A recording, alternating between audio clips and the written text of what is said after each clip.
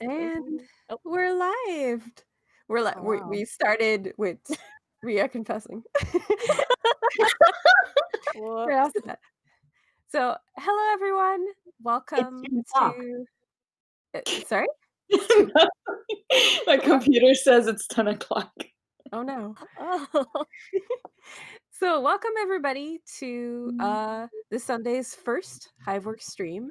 As you know, we're doing streams the entire weekend for Be Home, with the theme of this weekend being etc. So it's pretty gay in here, gotta say. So this is the fourth stream in the lineup. There's going to be a total of 6, so there's 2 more after this. One that's going to be at 3 o'clock and one at 5, I believe. Yeah. So one at 3 o'clock and one at 5. The one at 3 o'clock being a draw stream, and the one at 5 o'clock being an interview with the team that does Novae. So this one, the 1 o'clock one, is about queer as a genre. Huge literature question. We're just gonna resolve that in an hour forever. It's gonna be great. Uh, so I'm gonna let everybody in the chat introduce themselves, and then I'm gonna talk a little bit about the theme, and then we're gonna sort of enter a discussion. And so I'm gonna let people introduce themselves, and everybody here has a bit of a comic that's got a "Hey There Demons" vibe, so that's gonna be like a fun time. So, Casual Hex team, why don't you start with introductions? All right, I guess I'll go first because Ria's going to grumble. Hi, everybody. I'm Taneka Stotts. I am in fantasy and post-apocalyptic edition.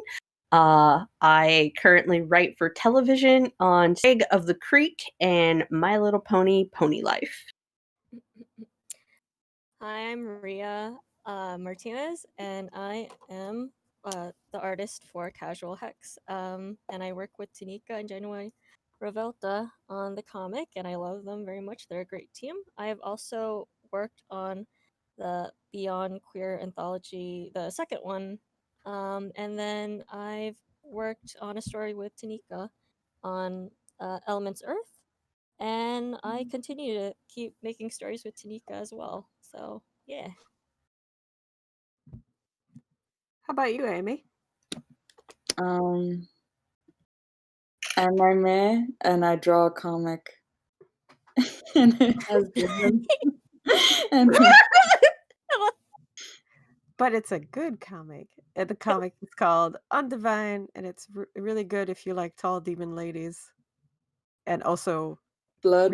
really scary things.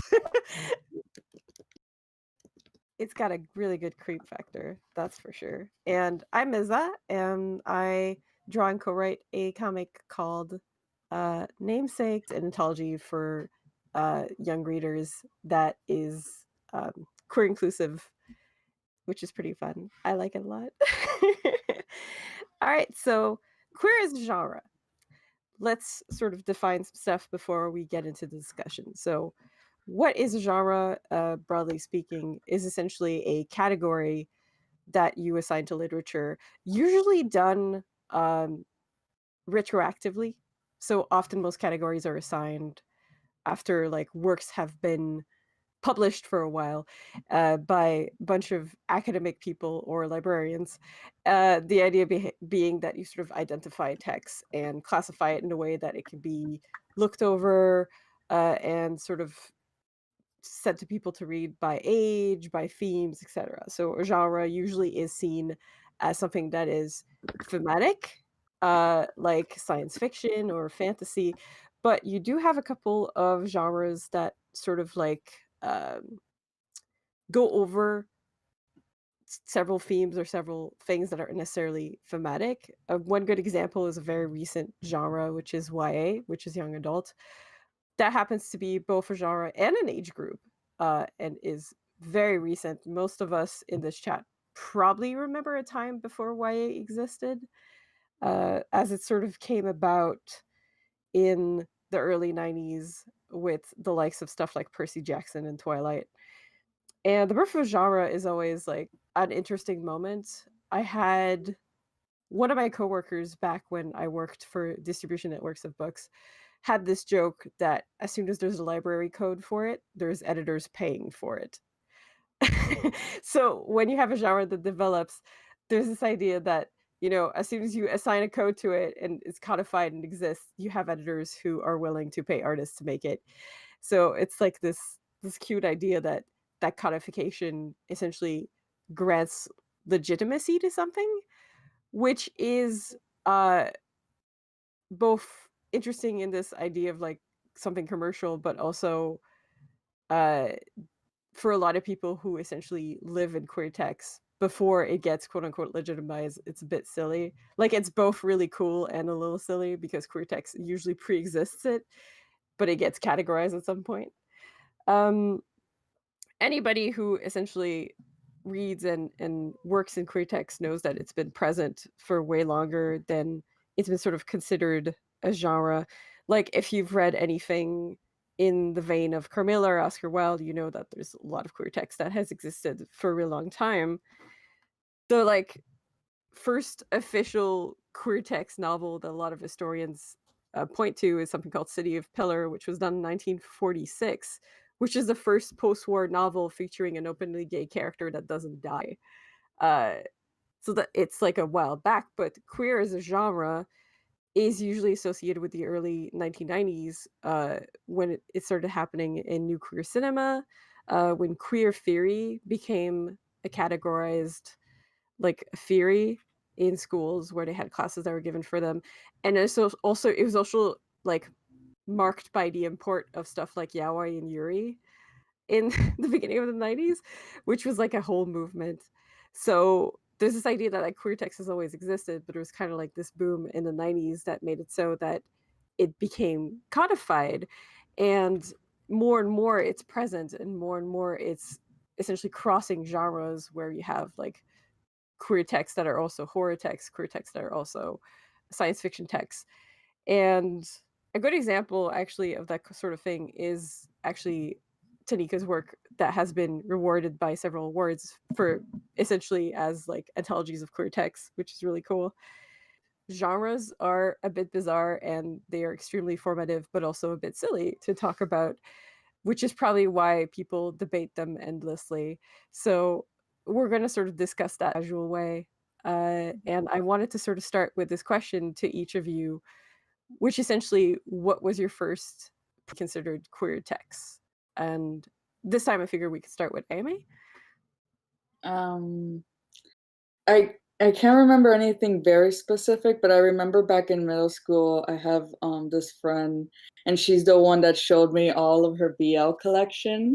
Oh my god. So she also was the one that showed me Silent Hill and all the other horror stuff. And so it kind of went hand in hand with the whole gay horror. She's a mortician now, so it kind of worked. What? Amazing. And from there, I kind of, because Hispanic culture is very heteronormative, so it was a new thing for me to explore. And then, the internet. Mm-hmm. I actually had a friend who also had a box of BL, and when she moved recently, she just had this giant box, and she was like, "What do I do with these?" Because she couldn't donate them, because most donation places around here are like public libraries and Catholic centers. So we were like, So your first exposure was like the BL box, the traditional. No, she didn't hide. No, actually, she did have it under the bed, but it's because she had so many. It was on a shelf, and I don't I raised La Esperanza, which was, man, it was the softest. It is like the introduction to BL because maybe there was one kiss. So much pining. It was just pining. Yeah, not like they do it these days. These days they really go hard. There's still a couple of pining ones, they're pretty cute. How about you, Ria? What was your first exposure to? The minute Ayme just said middle school, I just had like war flashbacks.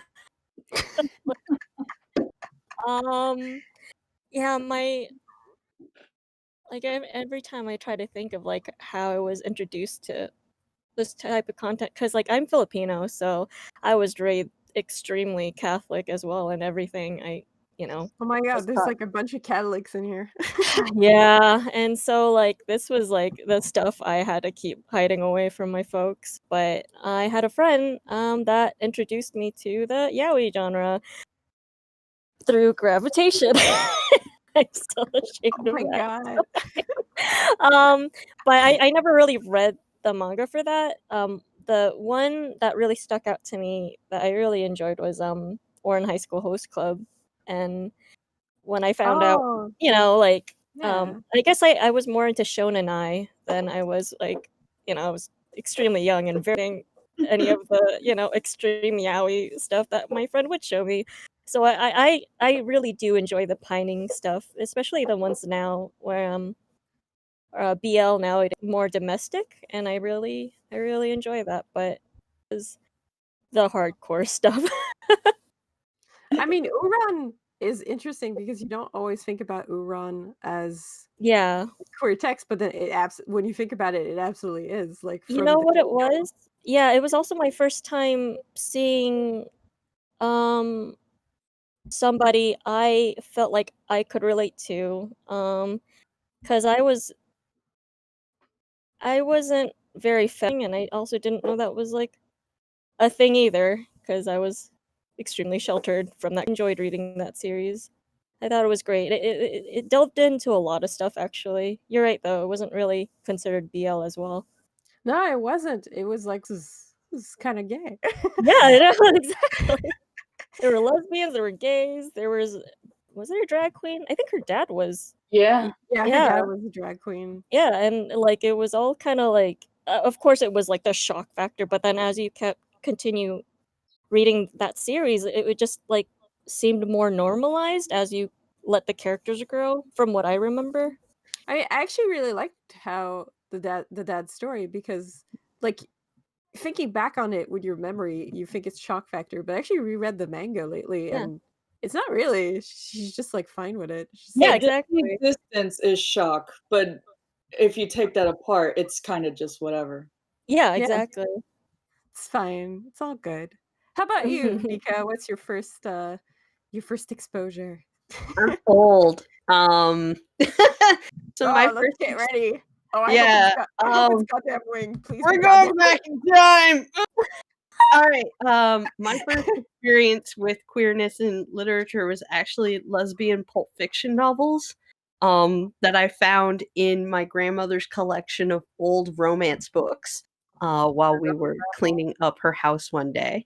Uh, and I mean old. Like these books are from the 1930s to 1950s. As far as queer authors that were writing them at the time, so they're seriously high in the pulp and Wow. definitely in the fiction where the girls get to live happily ever after in the end and sometimes as cousins. Um Mhm. it's kind of like the preamble for a lot of the other literature that I stumbled into later, which would have become Ranma One Half and various other comic books that I found in my local comic shops. So for me, it was kind of like the two worlds merging. I had written fiction, which was literature, and then I had graphic fiction, which I absolutely clamored to and kind of made my entire being at that time. Wow. Do Are those books still, like, present? Like, could you Which books? Because I have the all of original pulp ones, like, yeah, actually, a oh my lot of them god. have been republished. Lesbian What? pulp fiction as well as gay pulp fiction. Mind you, a lot of it was very white coded, but I found one or two that were actually POC coded, usually within the sense of bigger taboos that would have been around at that time, such as interracial relationships. Those are usually like the backgrounds of the books and not the foregrounds, but most of them were detective fiction mixed with Western fiction. Sometimes the women weren't the detectives, they were the detective's secretary that then stumbled into the case and then became the detective of the case. For you. Yeah, the guy gets the girl at the end, and I was like, I feel lied to. But lesbian pulp fiction as well as like gay pulp fiction, most of those have been reprinted throughout the ages. I think one of the ones I remember the most, gosh, I'm trying to remember the name. Spring Fire, I think.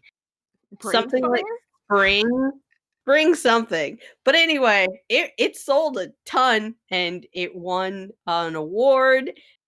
But like that was like a literal just a book you could pick up in the library, a book that was a little nondescript and maybe you wouldn't know what you were getting until you got it.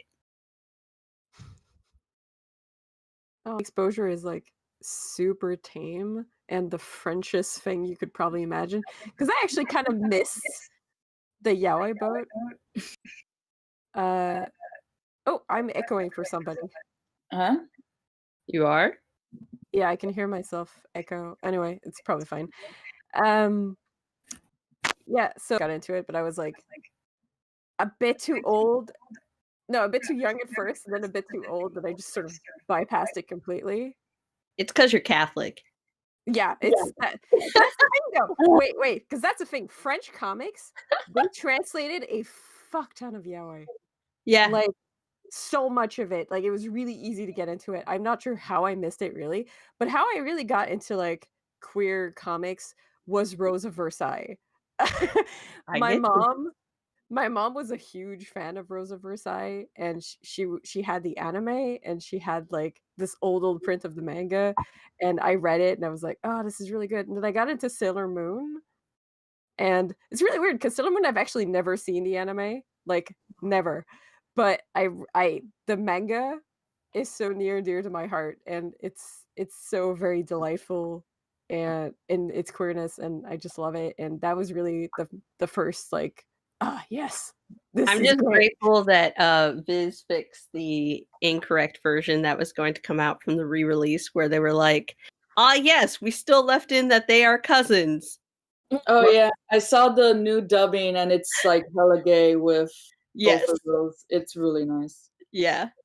Yeah, see, the French version, they just kept them girlfriends. See, I would I imagine. don't understand, like watching the show, even calling them cousins, it's like cousins don't act like that. I mean, I guess they do. They can. Don't hate. These are really close cousins. Well, that was really weird too, because I remember I had friends who were English and I was reading Sailor Moon. They were reading Sailor Moon.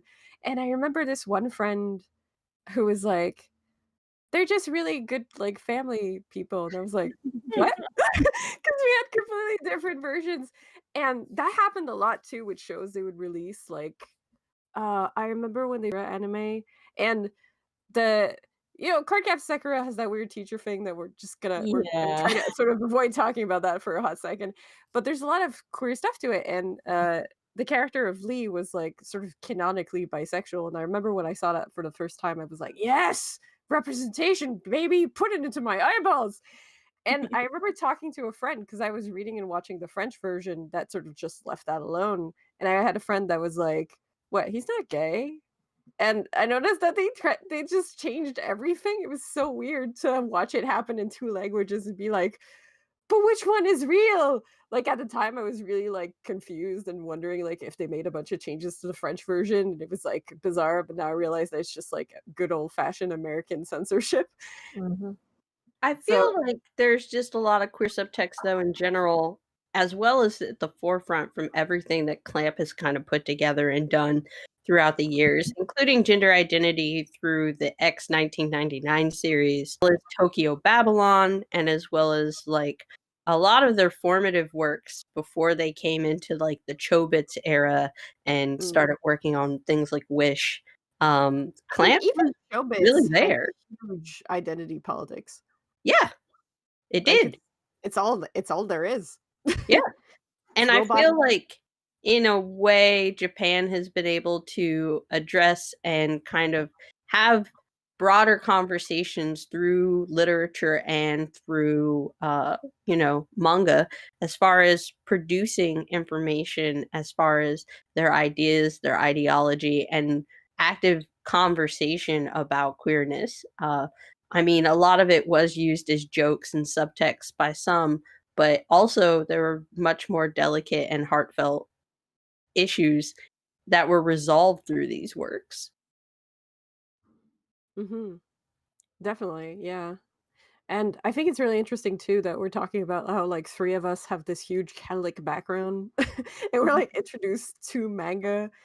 Uh like it's just the whole like there's this openness that was present that I think was really attractive to us as like teenagers that's like, oh wait, we don't have to repress everything and be miserable. That's new. Oh, actually, because I was raised secular, because Cubans generally aren't very religious. Mm. My friend, her mom is Nicaraguan, and she was hella Catholic. So Oh my she showed me the gay stuff, and I was just like, ah.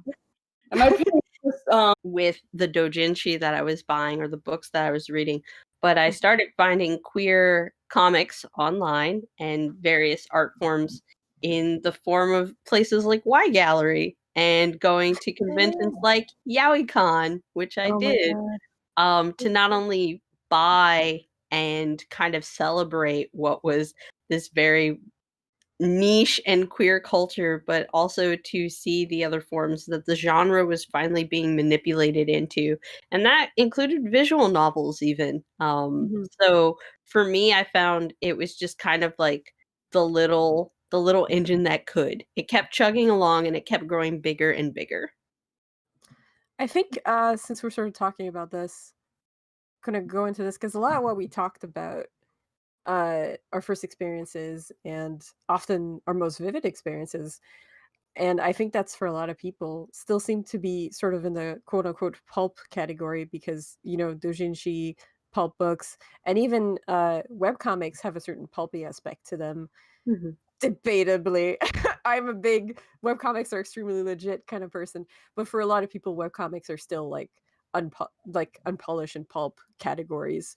So, you know, what's your first sort of like foray into like noticing that this isn't just like this little campy area where us the gays get to assemble, but like sort of transitioning into something legitimate and public.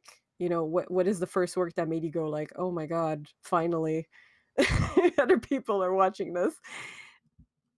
I mean, that's subjective to like each person. I can't say that there's one work behind it. I'm just gonna bring up the fact that anybody who would say or deride it as pulp isn't paying attention to the market, Oh, for isn't paying sure. attention to the current place or the current pulse, especially when you have, and I'm just gonna shout out Ngozie's Check Please here as not my formulative or like my break-in, but as something that's just kind of broken the industry model as far as what their understanding of webcomics to comics is and how people are so fixated on the idea that it has to be published as a book format to be real, to make sense, when it is certainly not the point. So I just want to point that out because, yeah, I'm team webcomics as well. I Oh, rather absolutely. like having the control of my narrative in my own hands.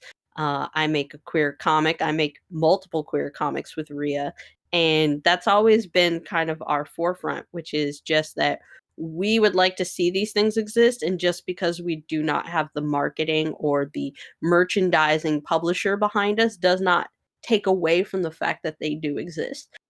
We just put in the harder work of making the space and kind of plowing forward and then watching kind of the mass market media stumble behind us and try to take credit for the work that has already been laid down in the process by those who have worked from the Stonewall Awards, the Lambda Literary Awards, to various other organizations and foundations that actually catalog the works of queerness through zines and through original prints that were not made readily available, especially to the US public. So I think it's very important to throw that out, just because it's good to know your history, and that the history is very deep and entrenched completely within the society, but it's not something that's given a spotlight to, because it doesn't make for pretty clickbait or hotter advertisements when you get to use the word first associated with a work or an author. I feel like since this is about genre, and genre is often like the quote unquote officialized version, I think there's definitely this idea that like whenever something turns into like an quote unquote official genre, there's always been so much work, like you said, that's been done by people before to like create and quantify and essentially create a history for that. So like, yeah, it's important to really acknowledge that when something becomes quote unquote marketable, it has been marketable for ages. It's just that now it's like extremely low risk, so people feel like they're ready to commit to it. Yeah. It's why we're bombarded with queer affiliation from corporations throughout the month of June. Exclusively. However, I didn't realize that I like unzipped my queer suit that like on July 1st and just like step out of my skin, and I'm like, well, I guess I'm waiting till June again. What about you? About you guys? What do you think about like what's the first work that sort of made you realize, I guess, that there was a bit like there was the official zone and the like webcomic zone, I guess, or rather that the official zone was growing. Like, Not really a book, but so growing up in Miami, it's very much a bubble. If you look at Florida, it like just the tip of Florida is considered part of Latin America. Point out, Wow. no, it is another world. And after high school, and I went to art school in Georgia, and gay as they can be, and me and my husband finally leaving Miami, we were able to leave the heteronormative and just be whatever we want, like what we were, and not worry about it. And that to me is how we were able to like grow into being bi and all that stuff, versus in Miami where it's I remember growing up and all my friends are girls, and I'd be like, oh, I only make friends with cute girls, or like straight kissing girls, and I'm like, I'm just playing a joke on them. Yeah, gals being pals. Yeah, but that's the kind of culture I grew up in. So leaving it was the way I grew into it. Pretty cool. I think there's also like, since we're sort of talking a bit about like, because genre is a very like vague thing. I think that's been established by this chat and just by literature in general. So I think it could be interesting to sort of get into like the cross genre, because queerness and horror has always mixed. But there's also this question that I think could be fun to talk about, because that it's like something that I sort of bump into a lot with young creators that I talk to. This is a question that I actually imposed on myself for a while too.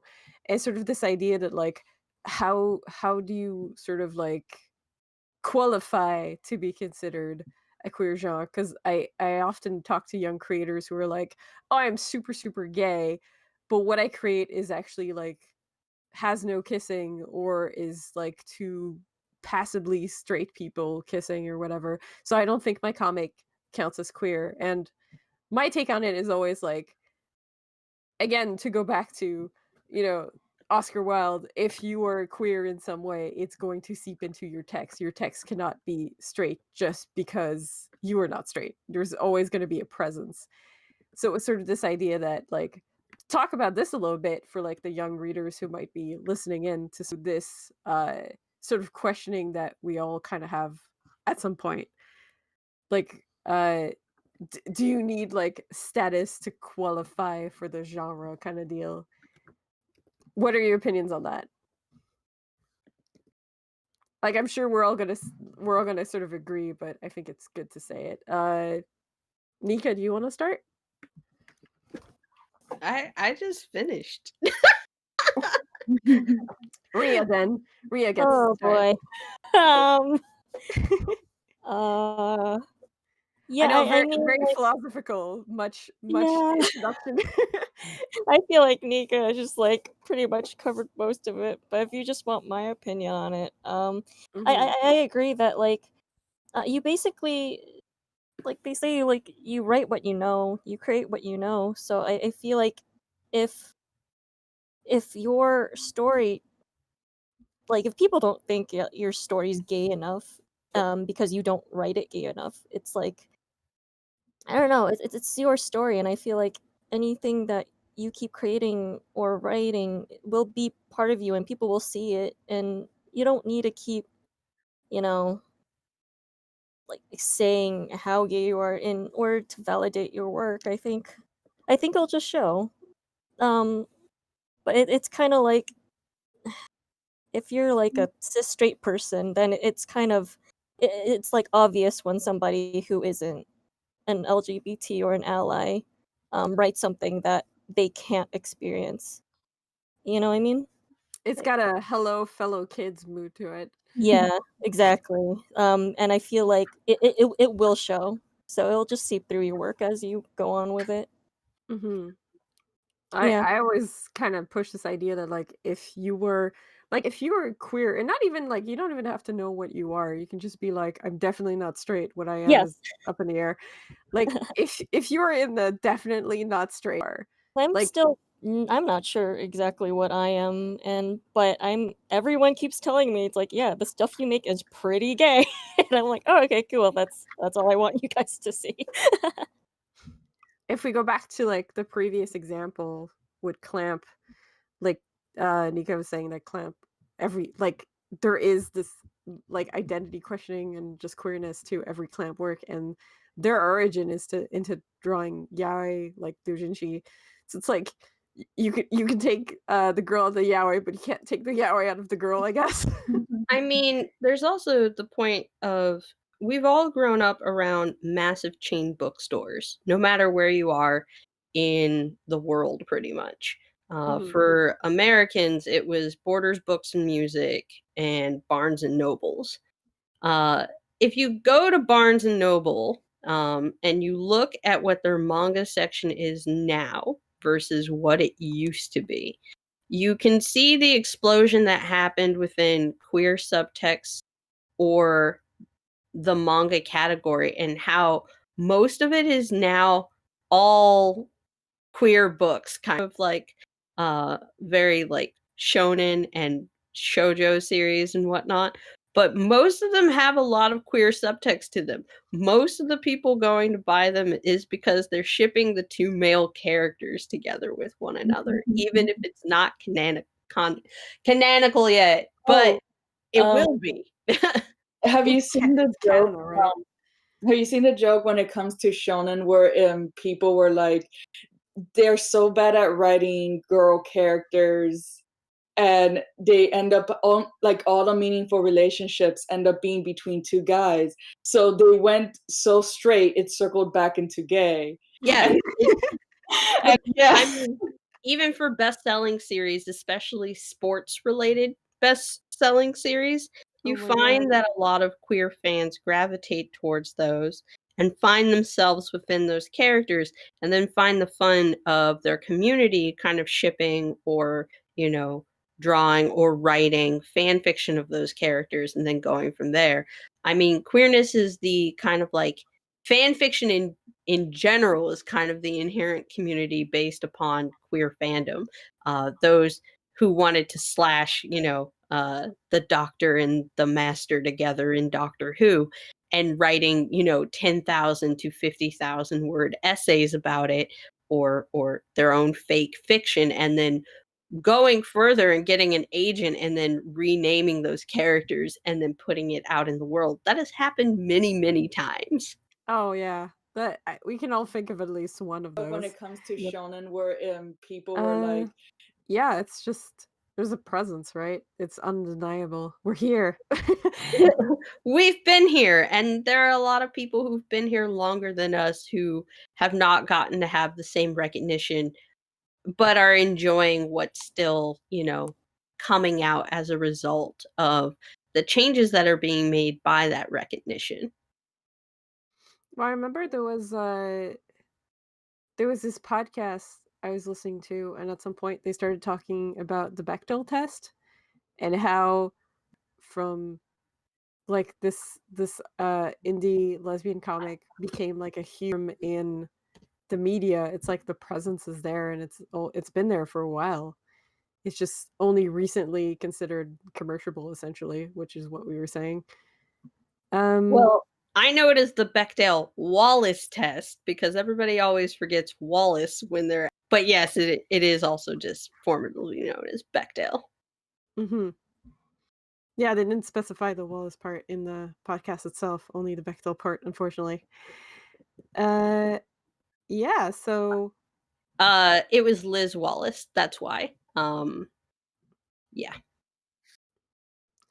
So there's this whole thing, if we're gonna get like we're gonna get even more vague and philosophical now, because everybody here in this chat is kind of doing stuff that is a mix of horror and like mix of horror and a mix of a bit of like in a way like Christian myth, because if you have ghosts and stuff like that sort of taps into it, and like also demons.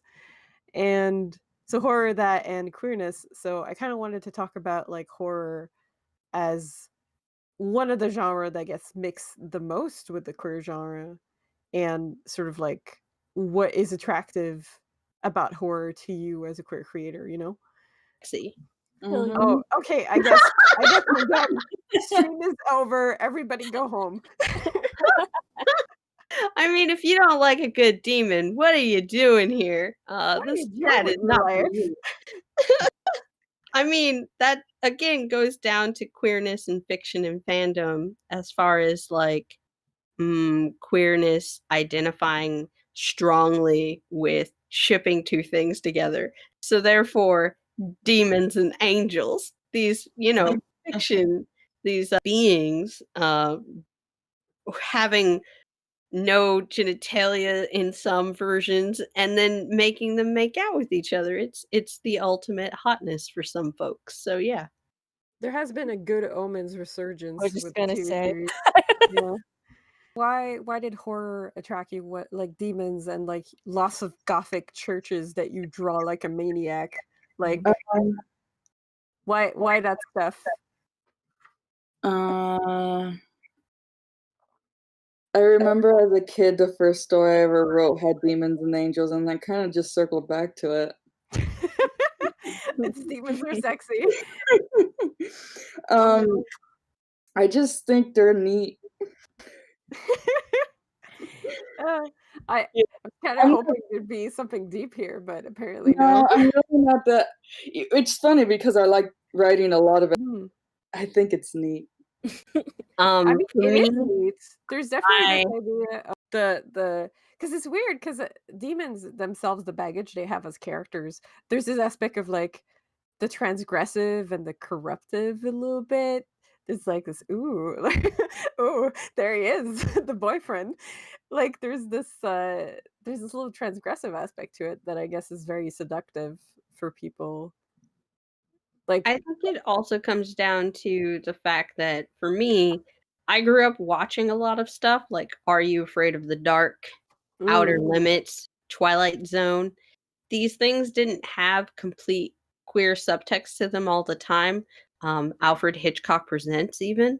But horror was always a genre that held no boundaries or limits because it was on the borderline of science fiction in certain regards.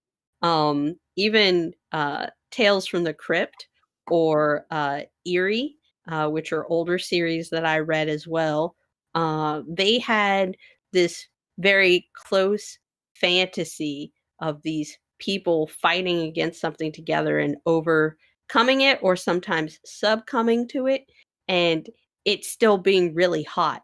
So mm, having all of those works available to me but not include me kind of pushed me forward with me wanting to make it for myself and with my own control so that I could have them and still enjoy them and not like adverse to them because only certain prolific authors at the time were allowed to write those works.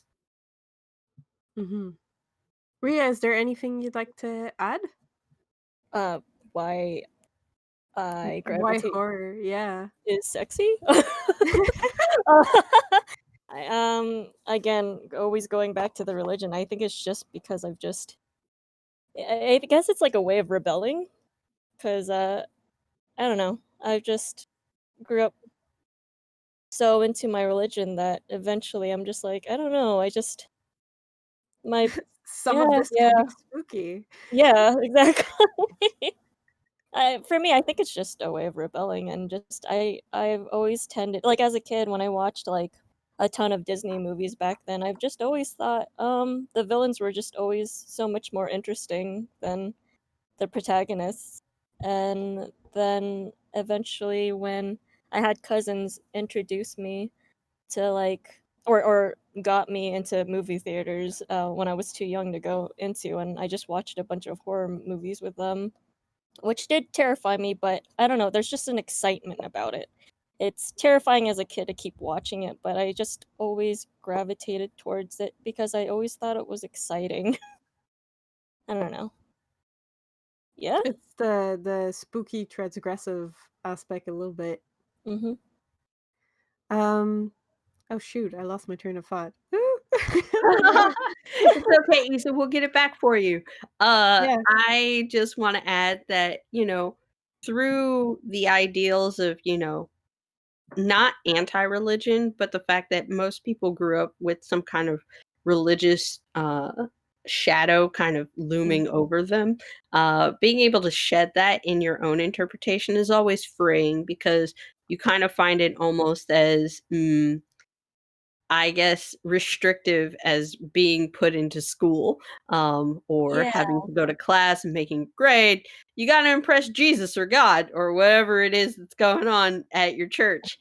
And that can feel like its own restraint in its own way. And therefore, Yep. it's freeing to be able to put your queerness, which is told at a younger age and depending on the church was really bad and was considered a sin, and therefore we're reveling in our sin, we're enjoying where we are now without having to call it sin anymore because that's not how it's coded, that's not the language behind it, nor is that how we view it because we love who we love, we are who we are, and we don't feel we have to adhere to anyone's restrictions or boundaries to exist.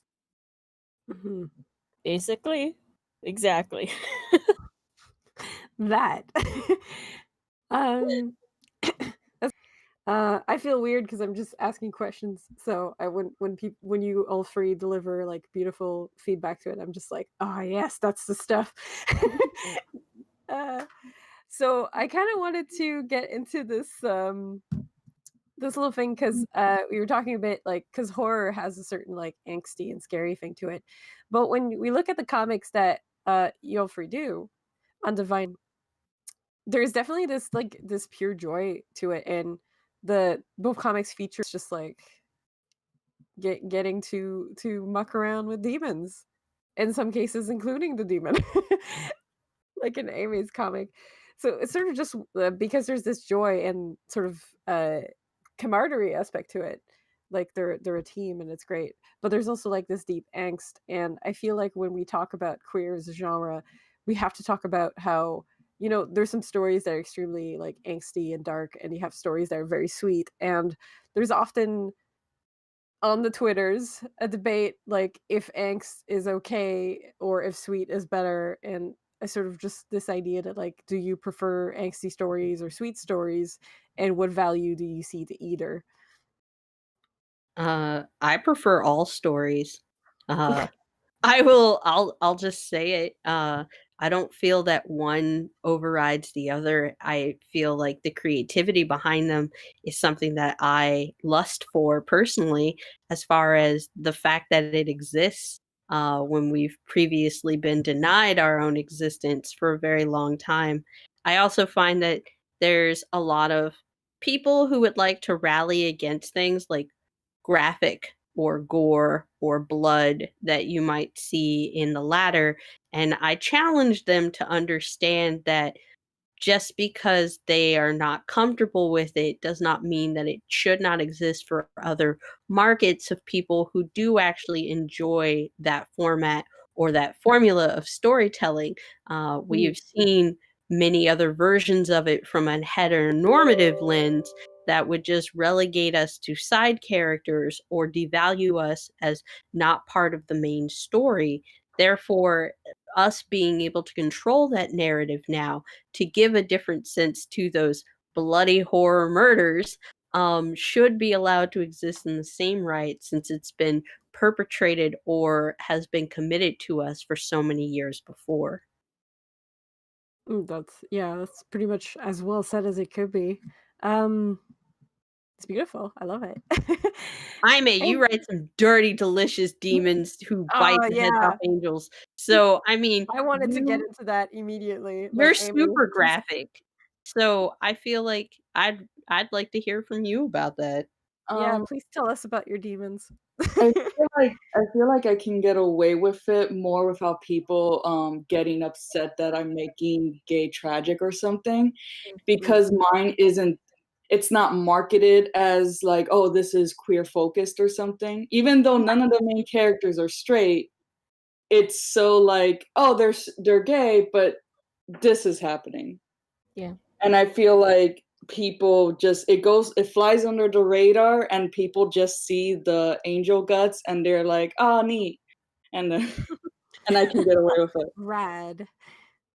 Does it bother you sometimes that people like if people interpret it like the sorry, if people read the comic as like straight, does it bother you sometimes? I mean, yeah, but it's funny, it bothers them more than it does me. And I remember this especially early on, since Daniel's asexual based on my experiences. And I remember when it started, people were expecting UD to be some sort of dragon maid webcomic.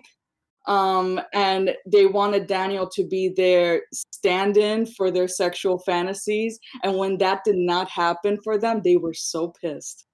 Wow. Yeah. Oh my god, can you imagine reading this comic and just like assuming you're gonna get dragon maid? Man. Oh yeah, and then and then the shit hits the fan and it's great. Oh It's really wow. that happened, yeah. Oh, to be a fly in the wall of the comment section. Yeah. But yeah, that's mostly the issue I had when it comes to like my comic being gay. Is just people expecting it to be their stand-in straight stuff, and it just did not happen for them. Mhm. Yeah, that's pretty And much the only thing. I mean, how the about name if of there my was comic is literally casual sex, but it's casual hex. I mean, how can you not understand this is queerness just from the title alone? I mean, we've even gone so far as to put the Philadelphia pride flag in the background of one of our characters because so many people were asking us, "Are they be gay?" Yes, yes, they are. I don't know how much more gay I can make this. Ah, yes, I know. I can go uber gay. And So also, that we're not at a point where they are showing any like romantic affections towards each other. But if people just looked at my Instagram and the amount of doodles I draw them kissing, like they'll understand that it will happen. They just gotta open wait. the floodgates? it's also not a point of will it happen or Yeah, will they see it on screen. It's also a point of a journey that you take yeah, with the story, just as far as like with characters. Because now I have two journeys with Rhea. With Casual Hex, it's a journey in progress. With Cross Stars, which is non-horror, it's very much so already put because they're literally Romeo and Juliet, and there's no poison or death except for like Petra's gossip. So it's like each story is different. That's the best part is there's so many stories that you can keep enjoying other things while other things yeah, continue to manifest and grow. Yeah, I Um, definitely think there's this whenever someone's complaining about a specific story, I feel like there's this idea a little bit. I've seen people talk about that on Twitter that like if you make a queer text that's very enjoyed, people expect it to like represent everything, and Mm-hmm. they're disappointed when it doesn't. Instead of having this idea that's like, hey, we have so much stuff now. If you don't like it, which is fine, like you're not obligated to like anything, you can just move on to the next one because we have all of these now. And and again, this is not to dismiss like discussions of representation that is uh not necessarily the most good. Like there are some people that write things that are harmful, and that's a completely separate discussion. But even then, they're still allowed to write that. Yes. But They're, you're they're still still allowed yeah. to have a journey just like anybody else.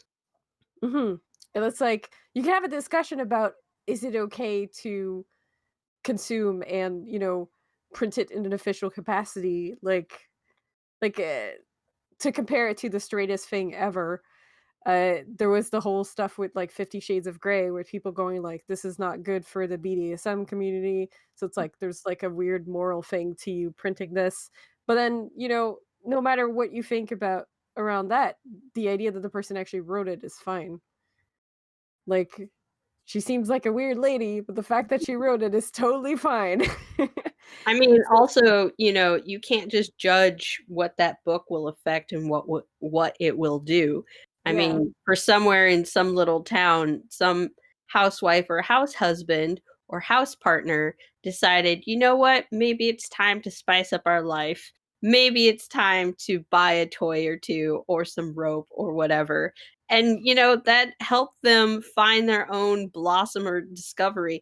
It's not subjective to us to gatekeep or decide what will and will not always hurt or affect a community unless it's something that's coming from a major publisher that's like flagrantly abusive, where it's just putting our queerness on the front cover or the inner pages to sell a book where nobody involved is either, and it's just to demonstrate atrocities against us, which is a horror within itself to view. Um, so therefore, that's worse than creating a horror work where it's made by creative eyes and creative minds that live within that universe because it is their universe, and therefore they're going to dictate and treat it with a certain hand versus uh outside purveyance lens that decides what is our cultures or our lived experiences for us. Mhm. I remember, they had this comic in French that got adapted into a movie called Blue is the Warmest Color, Mhm. and when that book came out, a lot of, French gays were like, "Yes, finally," because the amount of French queer comics is much lower than the amount of American queer comics, and, uh there's also not that many French webcomics. So a lot of us were like thirsty for it. But the thing with that book is that it's also very much the whole like I get a girlfriend after being repressed for years and then I die of cancer is the storyline essentially. So a lot of people were super happy about it, but then immediately the debate happened of was this even a valid story to have? Mhm. Because it was such a, like, pain story. So but at the same time, we had, like, nothing. So a lot of us were just happy to have something that was published into an official capacity and even adapted into a movie. And the movie is a whole other thing too, since it was done by, like, a male director Yes. and he had very specific ideas. So, like, I'm not What gonna lesbianism is? Yeah. yeah, That guy's a piece of work. like, the movie is a whole other thing I'm not even gonna touch, but the comic itself is done by a gay creator. And Mhm. was based on her life. Like, she didn't die of cancer, obviously, because she wrote the book, but, um, like, it was based on her life, and it was a comic that she had to fight to actually get published. Yes. Yes, it is. And it was She had to so kill the character to get the comic published. Wow. yeah, she had Literally to. what she had to do to make it. It was literally a life or death choice for this character by the publisher's request. Mhm. So she was like she worked so hard to make this book that was so important to her and that was so unique because we barely had any in French, and it was smack in the middle of a debate of like but is this a legit queer story? And I was just like, come the fuck on. Like, Yes, please. it is a legit queer story, regardless of how many people want to be pedantic and decide that they can decide what is and isn't. That's not how society works, but we'll let them pretend. And there's like an added little story too, because Yeah. right after they made blue is the warmest color, this other French publisher made actually a comic for kids that is about a little girl who's like 10 and she discovers she's gay and she gets a girlfriend temporarily, gives her a smooch, and then dies. And I was just like, what? It's so hilarious to me that that's coming out of France when France has just been titty popping comics.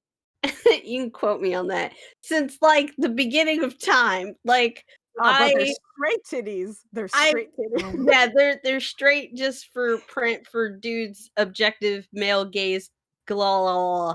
It's so strange that, you know, where the body is not subjected to as much puritanical views as they are here in America, that it's just so long of a journey for France to finally get there.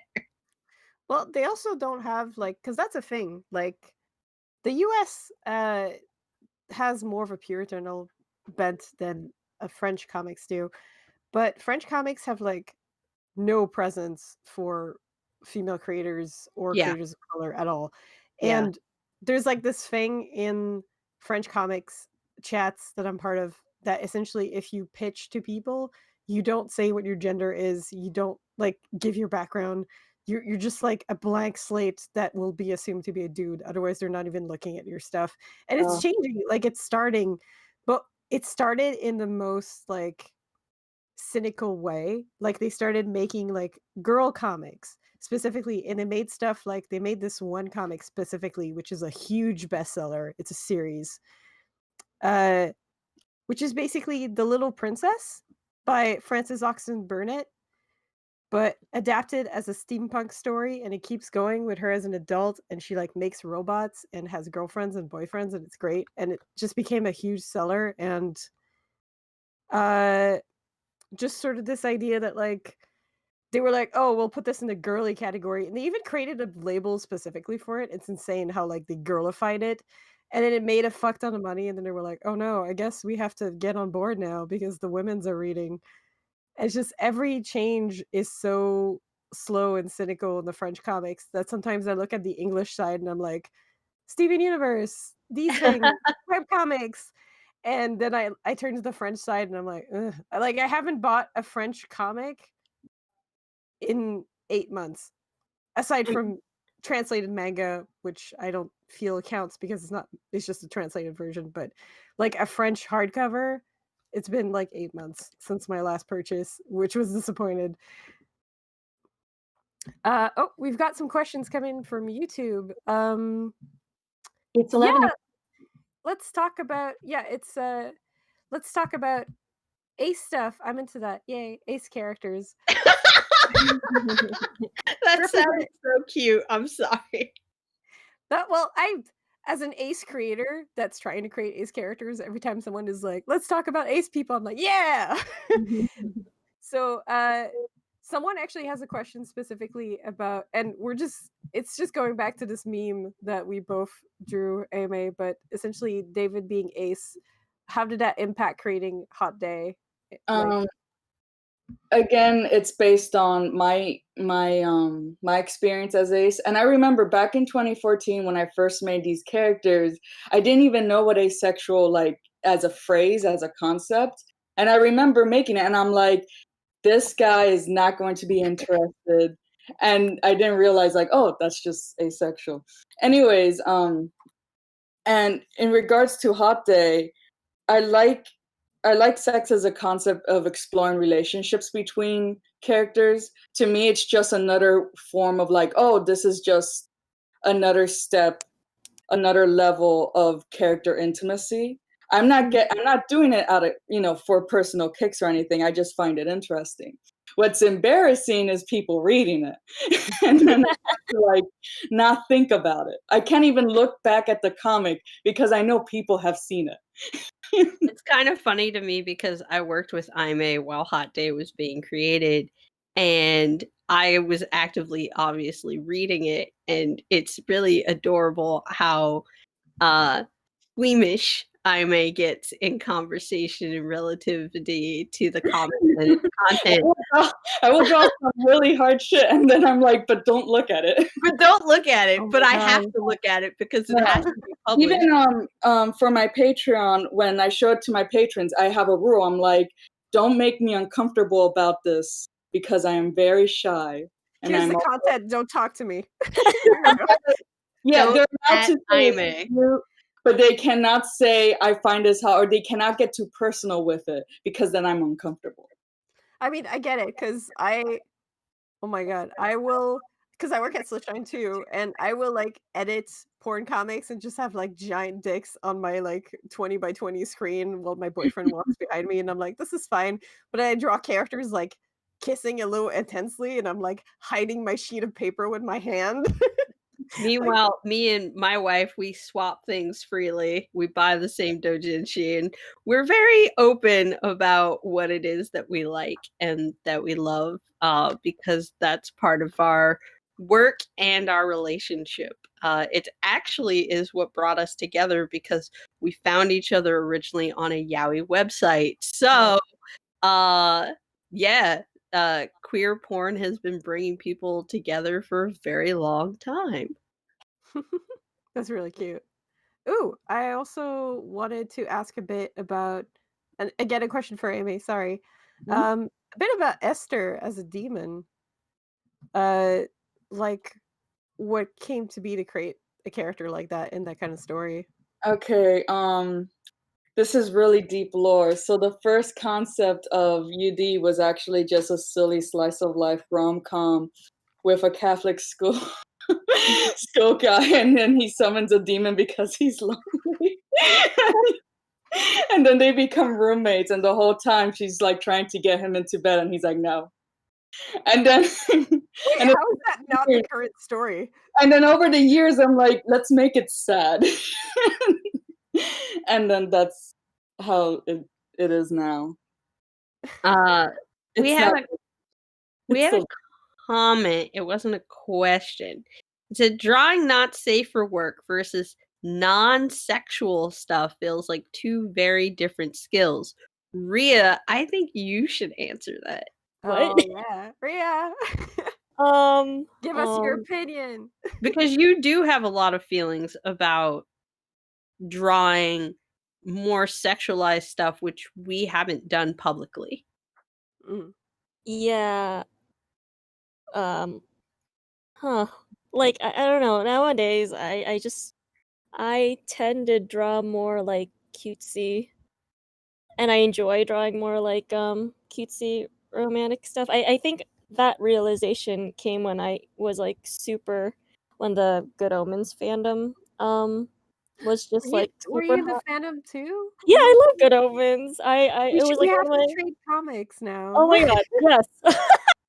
Anyway, Rhea has continue. literal zines. I have a zine, like an entire zine of Good Omens, like last summer. I think that's when it was like super hot.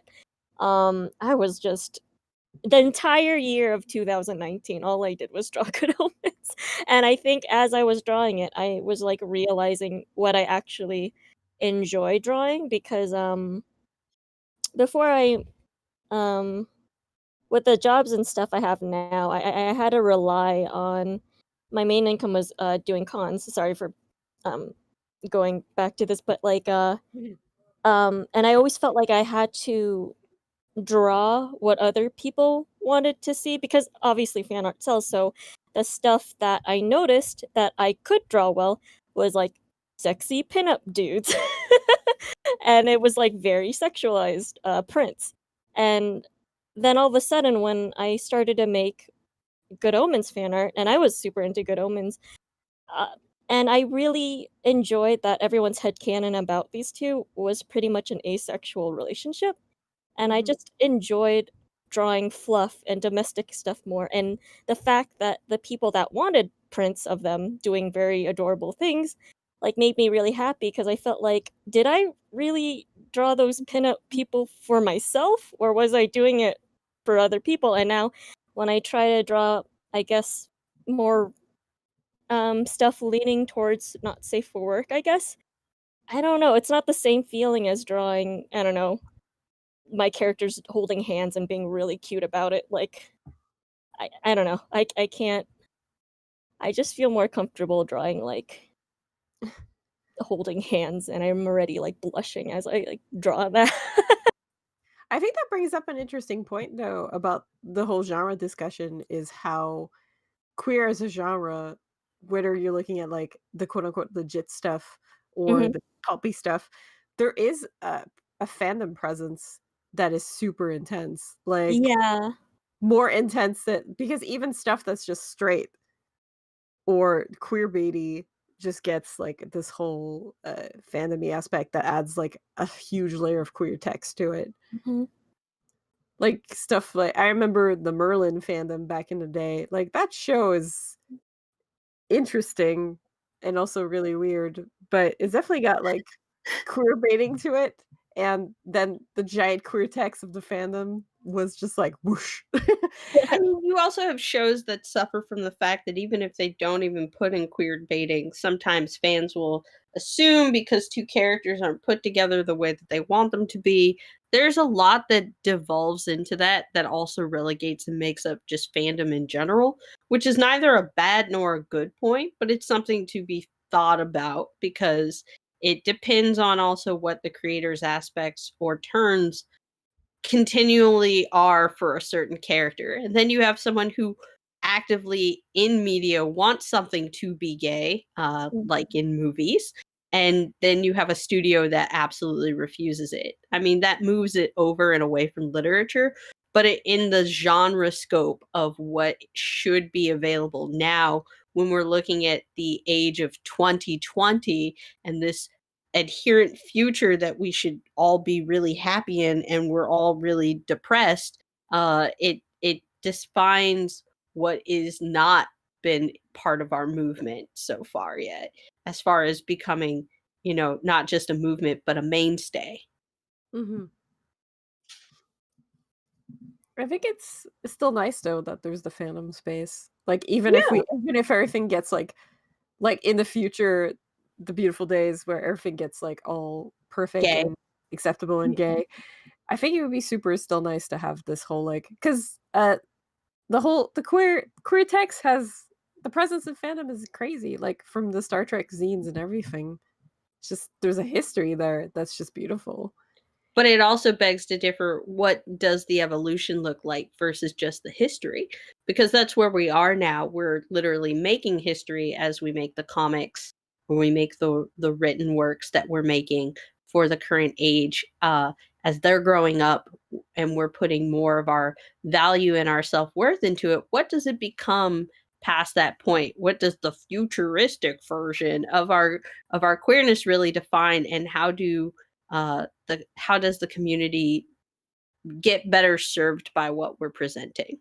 I'm actually really, really excited to see comics that are gonna come out when I'm, like, 60 Mhm, because it's gonna be a group of kids that grew up on the comics that, like, we made as a generation as mhm. webcomic creators. So I'm like, I wanna live until I'm 80 so I can read these comics and see how they evolved and how, like, the queer text has evolved by having this, sort of widespread source to, uh, essentially be inspired by, and I think that's gonna be really fun. Um, oh, there's a cute message that came in from YouTube. Oh, the Thank I'm you. not I'm not Ace, but in my experience talking with Ace friends, it seems very common to have complicated relationship with adult content. Yeah, that's true. That's definitely true.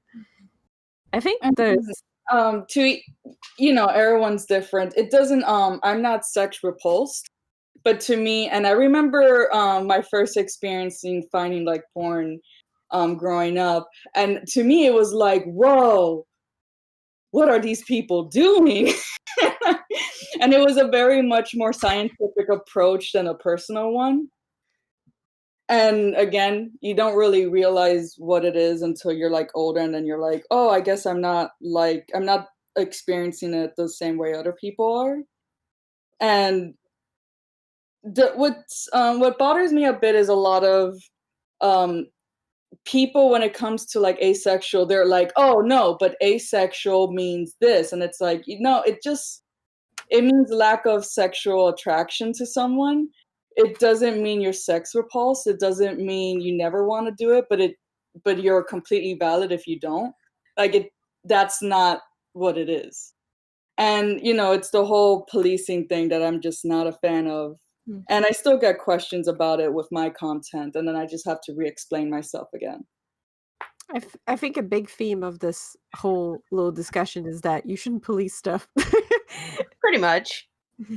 Even if it makes you feel uncomfortable, you should be able to take it within your mind of understanding that it's not specifically written for you or to be presented to you. It's being presented, and therefore it should exist. Again, unless it's really egregious, there's just certain things that you can just turn your head away from and keep on going, because there's many things that are for you.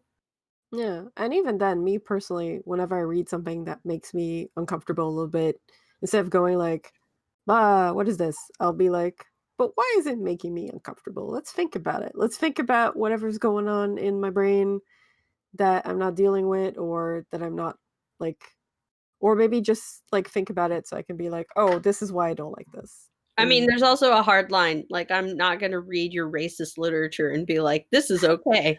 That is not okay. I know why that's not okay.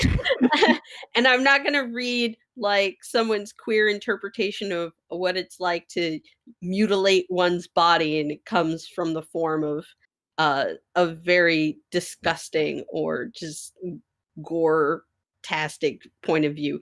There needs to be a point and a purpose to a lot of things, and it's not just what your fantasy of our relationships is. Yeah, I mean, despite all the gore and blood and violence I like to draw, it's not glorified in my comic in a way that's what's the word? Blaxploitation, but instead it's like violence exploitation. Mm-hmm. You see what? Yeah, or gore sport. It's not Saw. Yeah. It's not a slaughterhouse. Which that's fine too. I mean, I've read Slaughterhouse queer comics, and I don't have a problem with them because they have a point, a character journey. That's the case. It's not. No, I don't like it when it's just let's just see people get cut up. But there's a means and a purpose for everything, and they just happen to, like, if this is the message, this is the way it's going to be portrayed. Queer people are allowed to be goth. They're allowed to be dark. They're allowed to enjoy dark forms of humor. It's the same as like there's, black people who are goth and they enjoy dark senses of humor and dark works. So it's something that moves within what interests to people, and therefore what they then output or can output in the form of, comics or literature or what have you, as far as being part of the queer genre. But like queer horror and science fiction, it's still like a really huge medium that's been going on.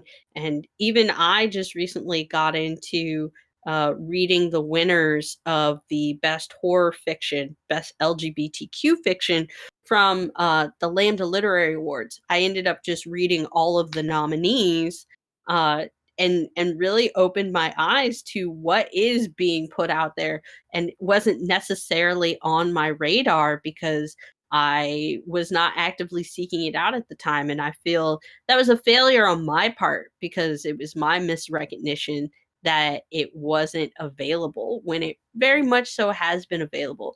And it's really awesome. I think there's definitely, like, when you talk about stuff like this, it's definitely a line between like what is monstrous and transformation and what is just violence. Yeah. And a lot of people get that confused.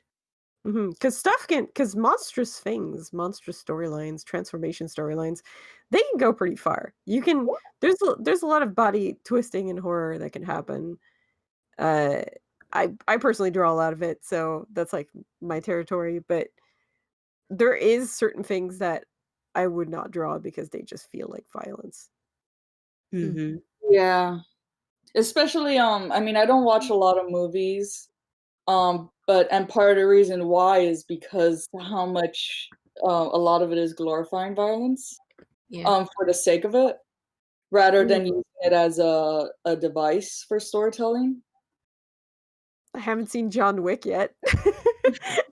I haven't seen any movie. Oh, speaking of movies, I haven't seen a superhero movie since like the first Guardians of the Galaxy. But then me and my husband watched Venom recently, and the whole time we're like, "This is the best rom-com we've seen in a long time."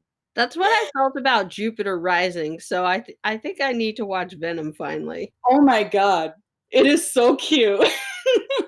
I mean, you know, and my husband doesn't like gore, but he's like, "Oh, it's actually not gore. They don't actually show you any of the guts when, people's heads get bitten off." But Mm. like, it's a nice slow burn. They become really good pals. It's adorable. Yeah, OT3 that's very fun. possibilities right at the end. I'm just saying, very cute. I liked it. I think that movie really blew, like, people's minds when it came out because it was not what anybody expected. No, I kind of wish I saw it sooner, honestly. It's really fun. I don't know, but see, that's a good example of, like, what is monstrous and what is violence. Because Venom is obviously monstrous and he's, like, eating people's heads, but Oh my god, he's it so cool. never feels like it never feels like they're just wailing into someone, you know? No, no. And I don't know, I guess it's kinda hard if you're not, like, in the juice to be like, "Where's the line?" Because a lot of it comes from experience. Uh, like, I feel like when you first write your first, like, horror gay comic as a teenager, you always go too hard because you're new at this and kind of edgy. So, it's And you like have free reign, so you yeah, kind of do And everything. don't forget your characters' names are usually like Atticus Finch for your really bad writing, and that's great that it exists because you'll get older and then you'll name them Superbiously Finch.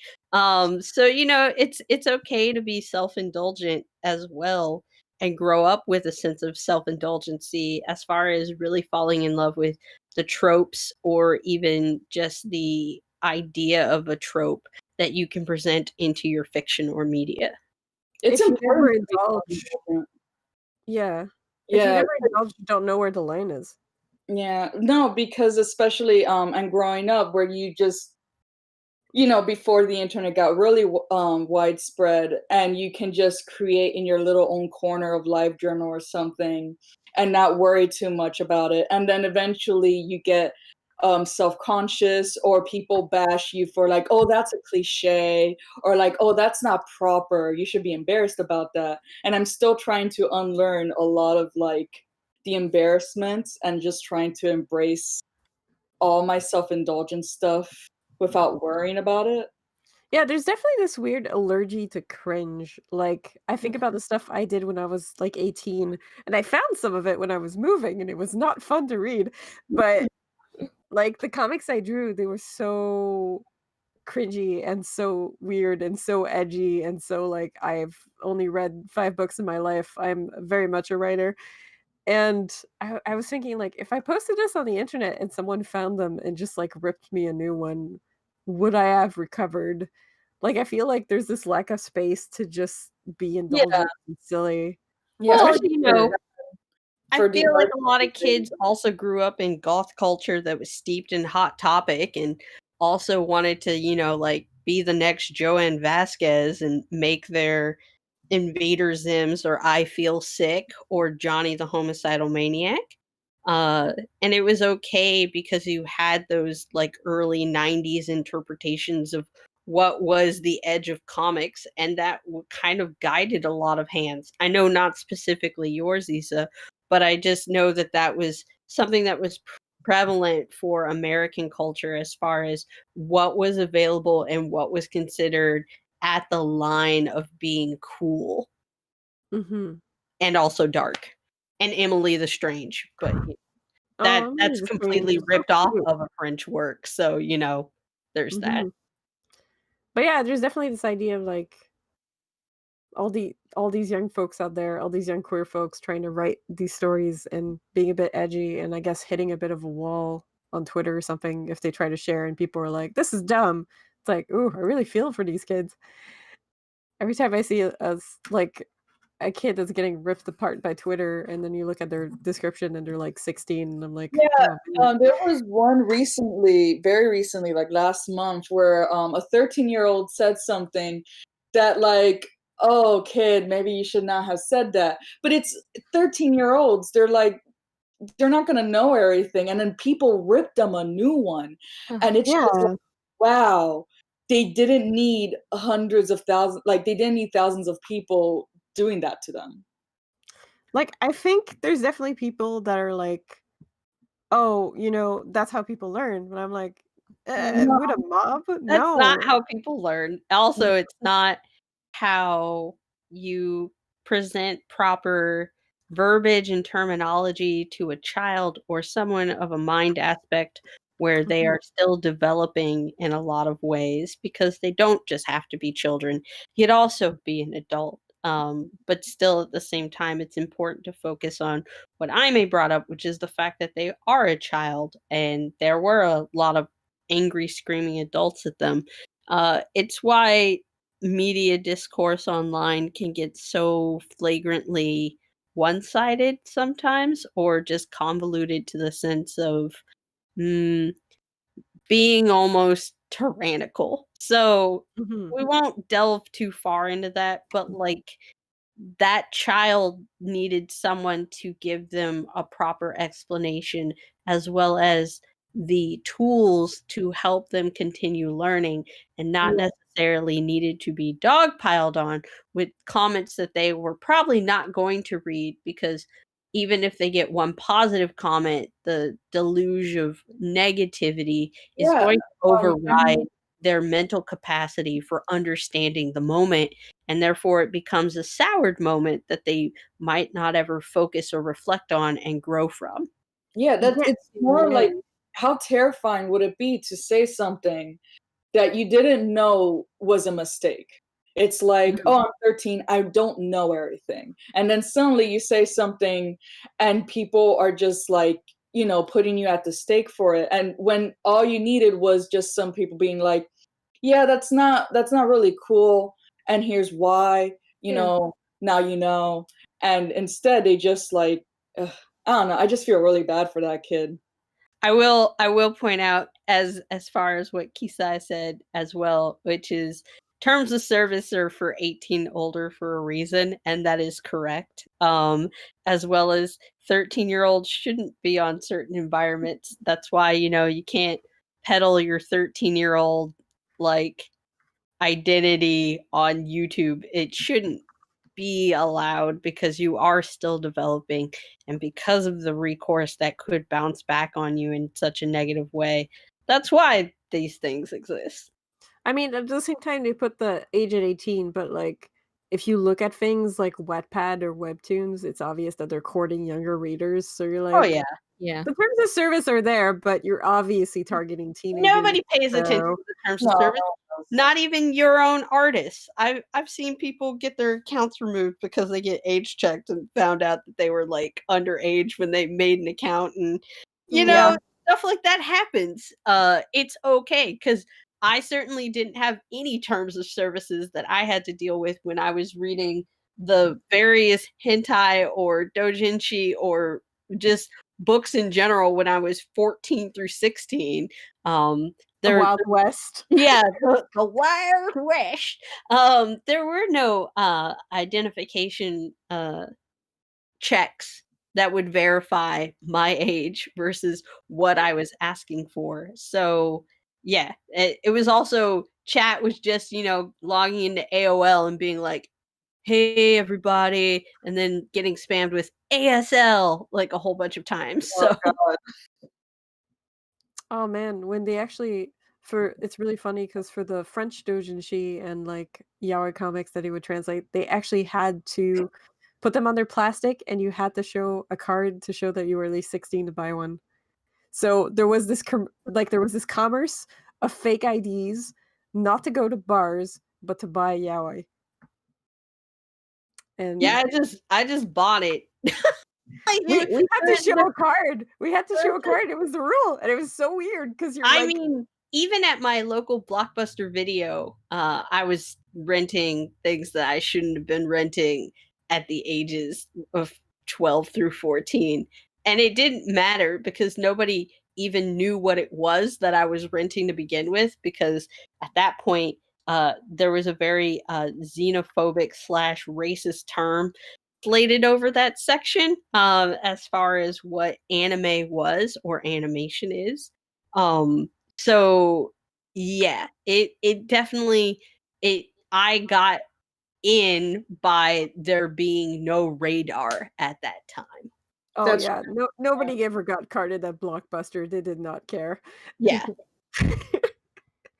I think since it's 2:30, we've probably hit about as long as the stream is going. So we should probably do a little bit of a closing statement. So I was thinking we could sort of go one by one to talk a bit about our respective comics and then say goodbye to everybody, if that's cool with everybody here. Yeah. All right, so let's first do a little presentation for Undivine. So Undivine is by Ayme. Undivine is very, very good. One of my favorites because I like trash demons. It's essentially like Ayme explained about a young boy called Daniel who is a bit bored and summons a demon and ends up in some angel demon shenanigans. Currently, there's how many chapters? There's 5 now. I already started drawing the 6th one on Patreon. Wow, awesome.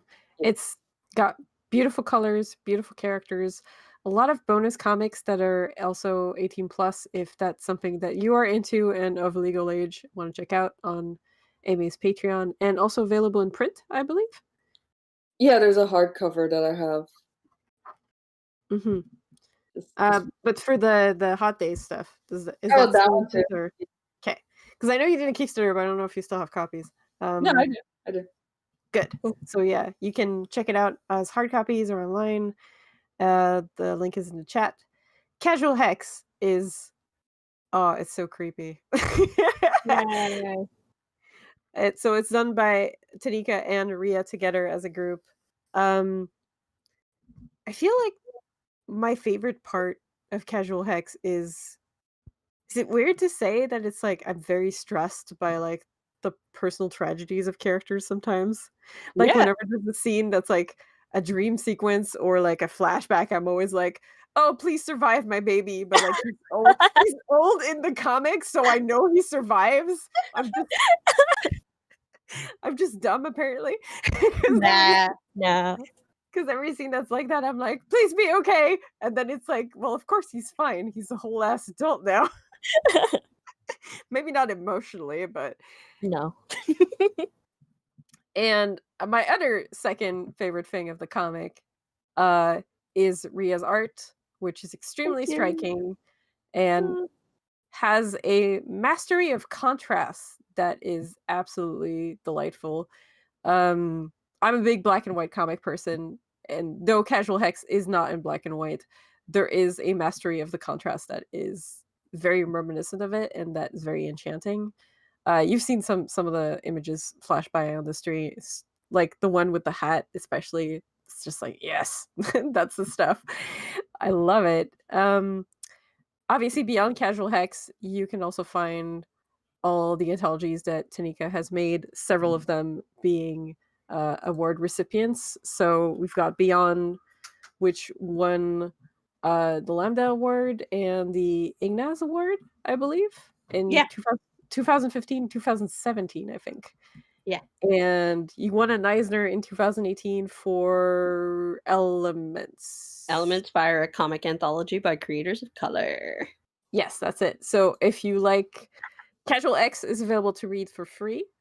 And the anthology books are available for purchase as ebooks and print books, so you should definitely check them out. And it's got that beautiful queer stuff. And when it comes to queer genre, we literally have an author here who has been like acknowledged and rewarded for it. So there's definitely some good stuff to check out if you want to get into it. Well, I guess it's a good place to start if you've never really read queer texts, but if you're just a fan of queer texts as a whole, it's a good thing to add to your library. It's just good old fun. So yeah, do you guys have anything you'd like to add before we close out? Keep making comics queer. Yeah. Yeah. Yeah. Good. Absolutely. Yeah, that is probably the best thing. You should also watch Venom. Yes, please watch Venom. It's a good rom-com. It's a good rom-com. Also, read Around High School. Oh, it's a good comic. Also enjoy Wandering Sun. Oh, Wandering Sun is... Oh, man. It gives me emotions.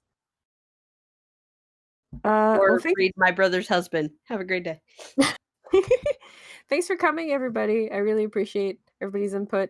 I know it was a very, it's a bit of a vague and a bit philosophical, dense theme, but I really appreciate all the input that was done. And I think, it's ideas that are a bit, generally accepted by everybody who sort of works in queer text, but it's good to sit down and sort of say them out loud once in a while, too.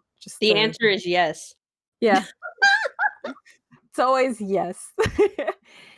And here's the future comics that are going to come out influenced by what's being produced right now. It's going to be pretty great. And just as a little last thing to add, I'm so glad that Taneka is working on ponies because I'm obsessed with My Little Pony. That's just a me thing. I love ponies. I'm calling myself out, so I'm really actually happy. rewatching the whole show. Oh my god, I am too. Season 8, I'm almost done. Look, friendship is magic, okay? That's just It how it is. certainly is. Well, thanks for tuning in, everybody. As always, recording of this is going to be on YouTube, and please stay tuned in for the upcoming streams. Have a great day. Bye. Guys, bye. Bye.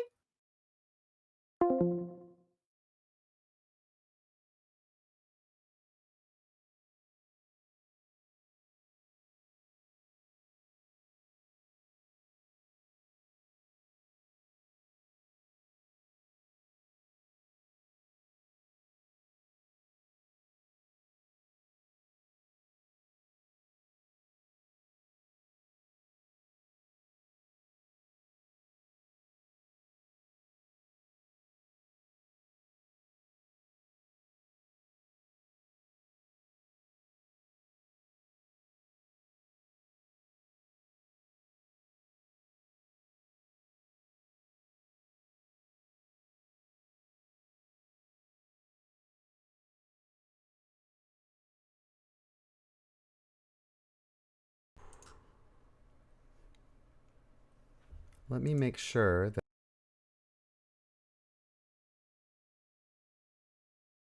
for my stream to catch up to make sure everyone's able to hear me. How'd y'all like the panel?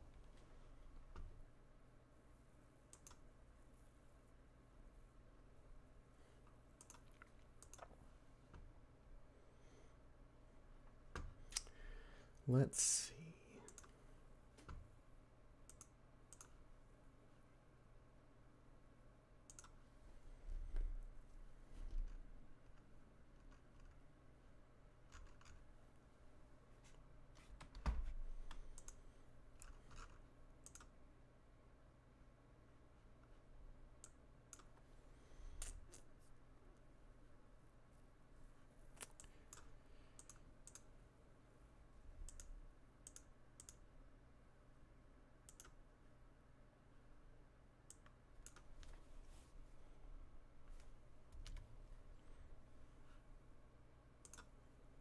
There's a bit of a lag on my end, so apologies for the silence.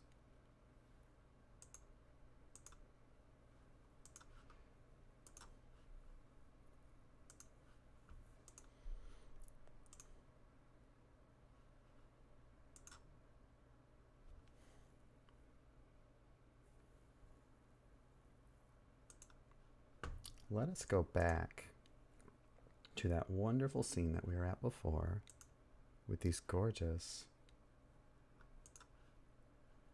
pictures from this beautiful comic. And let's make sure that everything's working properly.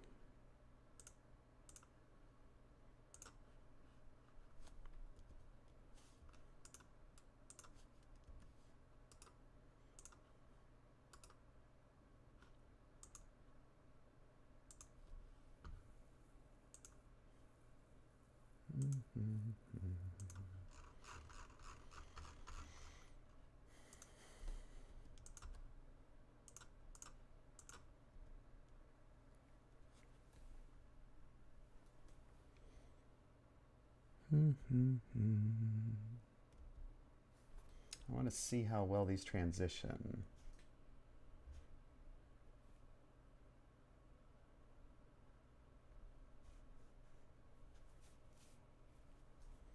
I think these transition rather well. Yep. I think that fixed it, everyone.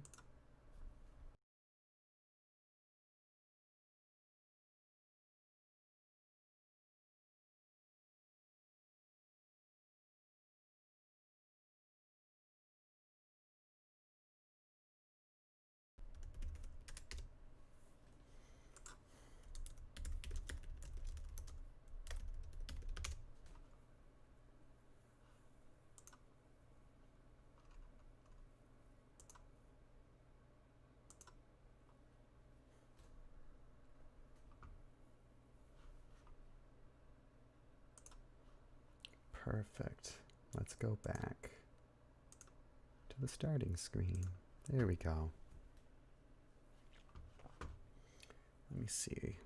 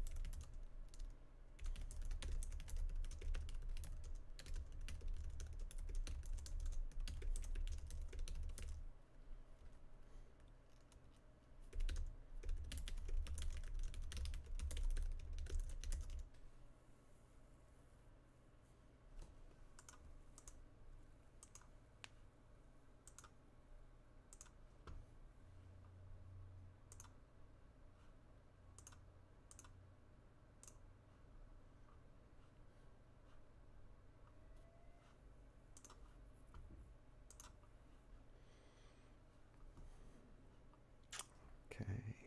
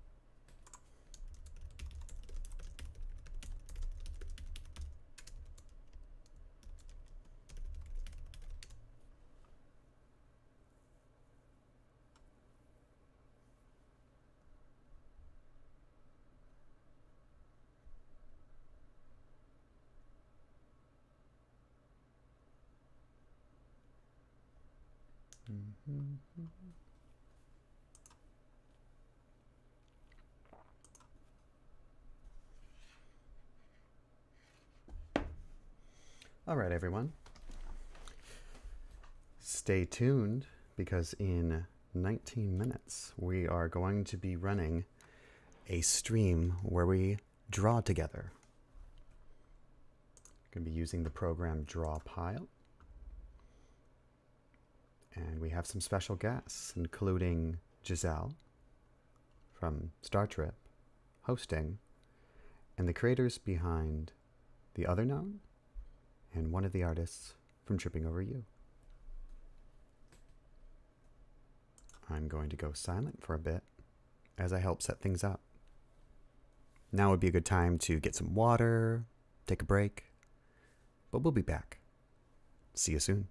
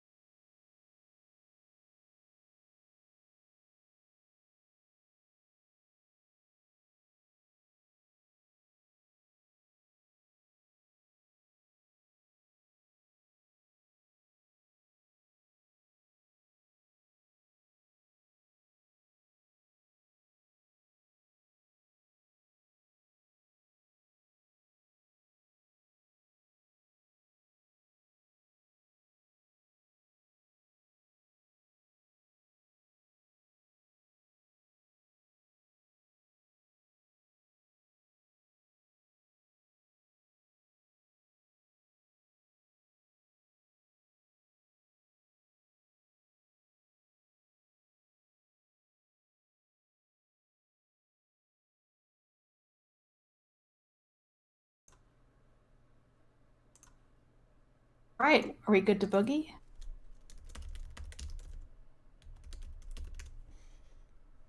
Okay, excellent. Hello, everyone. This is the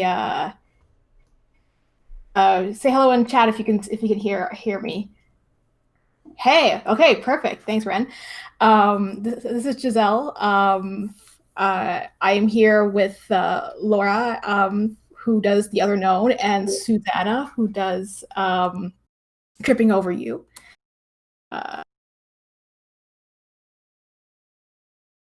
Hello.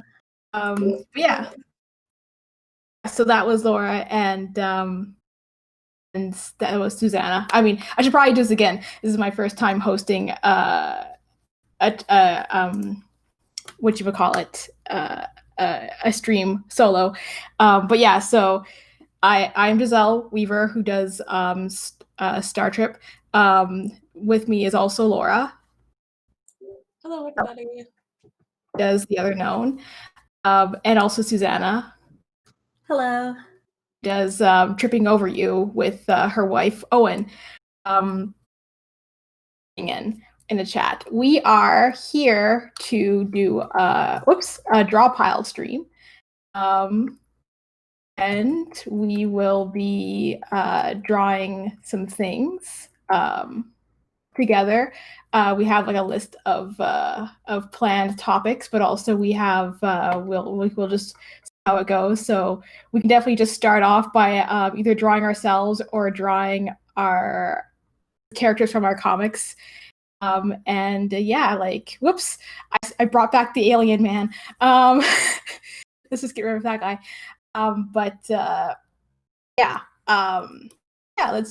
Let's just get to it. Let's take it easy breezy. This is gonna be a chill, easy breezy stream. He's gone now. Rest in pieces. The alien has been vanished. The fake alien, he was pretending. Also, with drawing our characters, you'll know which of us who's drawing what in the stream as well.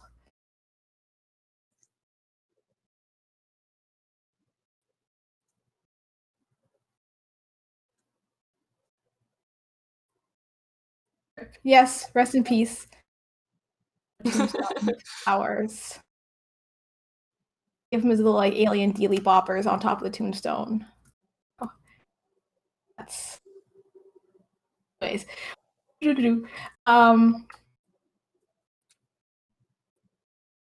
Yeah, like if you want to follow my lead, I'm just sketching in some character for my comic. If anybody who's a fan of Star Trek is here, you may make some noise. If it makes a noise, just type. But you'll know this creature. Thank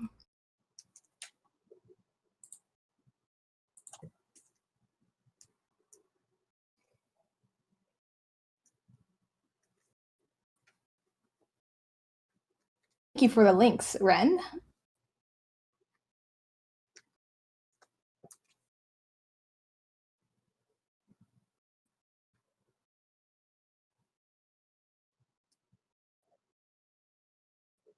Yes, this is also a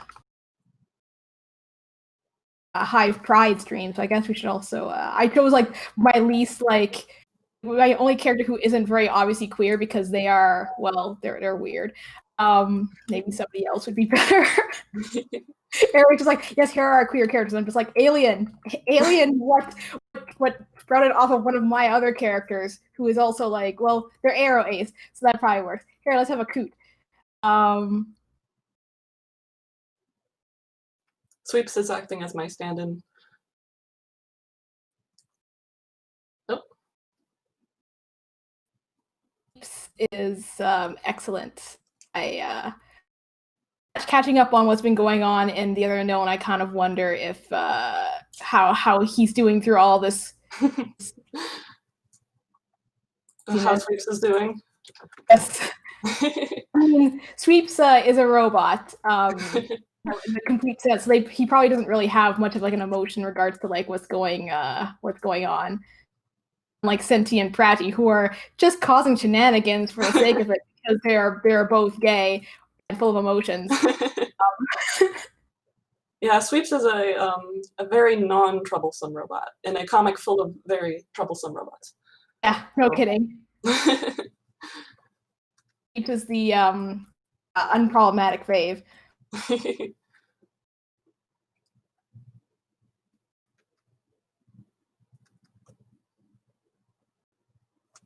I don't draw.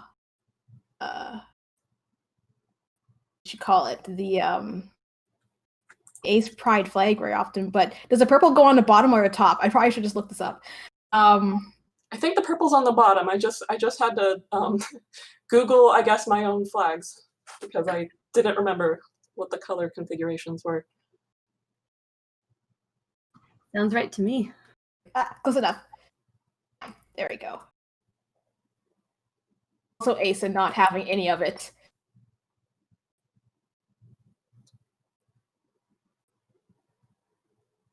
So, let me check. I have listed. Oh, my sounds like my audio is cutting out. Sorry about that. I don't know how to fix that. Let me just mute real quick and then.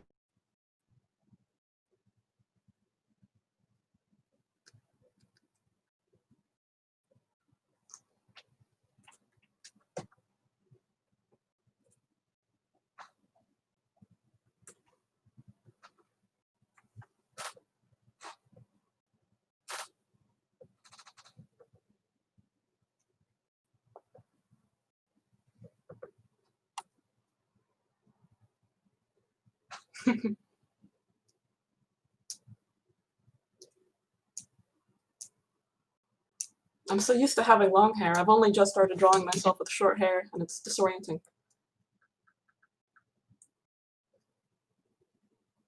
I probably shouldn't recommend going from long hair to short hair when you're cutting your own hair, but seems to have worked out.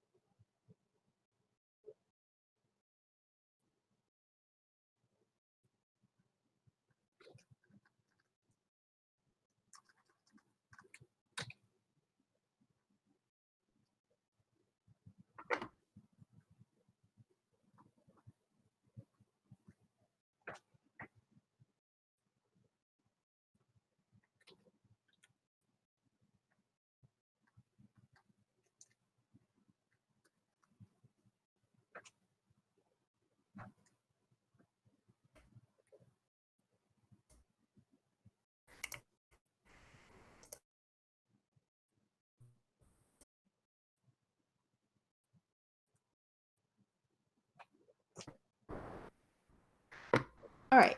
Well, hopefully my sound isn't too awful right now. Trying to do these quick fixes while also in the stream. Oops. Okay, excellent. So yeah, let me just pull up all the things we had planned to like draw and stuff. How's everybody doing, by the way? Or I should ask that first. How are y'all? I'm doing great. Doing great, having fun. Yes, we seem to be all in the zone of just like, let's just draw. Just draw pride flags on our characters. Going into the hard focus of just draw. Yes. It's what we know best. There you go. No thoughts, only draw. I'm sorry, like when I start drawing, grackles just happen.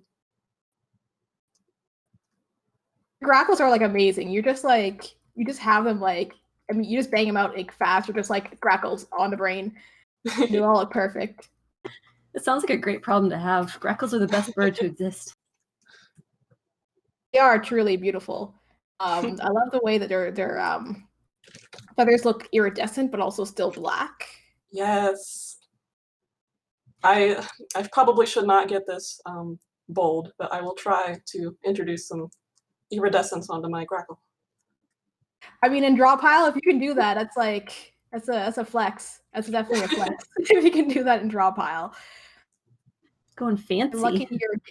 Sorry, go ahead. Going fancy with that one. Yes. I'm seeing in chat that all birds are gay and also birds aren't real. So I'm content with stuff. The not real part, the gay part, I do agree with 100%. Uh-oh. Oh, I see. Right.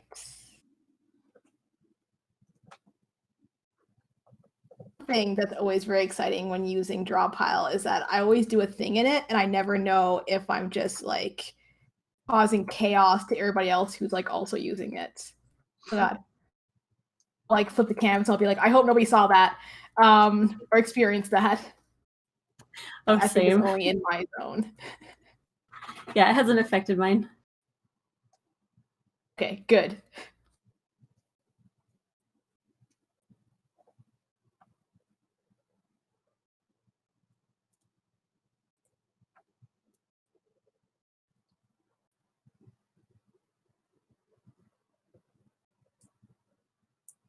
Just make a nice pride flag over here.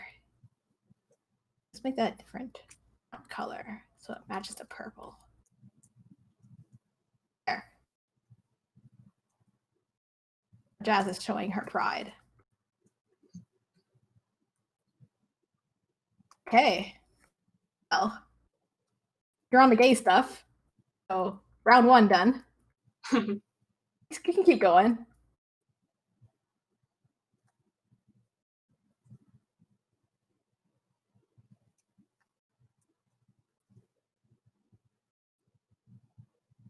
So, like, I don't know if there's any like topics we want to talk about while we're sketching. I know everything is like nightmarish right now. It's you know, developments in our comics, or anything. Oh my gosh, yes, thinking about the French fries. Let's talk about French fries. There we go. I'm sorry. I'm nervous, so I'm drawing grackles. No, I'm similarly nervous. I'm also doing my best over here because I'm in the same zone of like, oh yes, I also need to like mod or like host this stream. So a chickadee friend for your grackle, by the way. Let me just add. Oh, I love this little friend. They are also thinking about French fries with your grackle. They're like, I agree, my friend. Solidarity. Bird solidarity. We both love the French fries. I feel and respect that.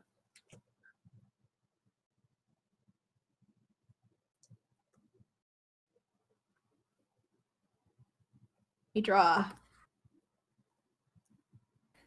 God.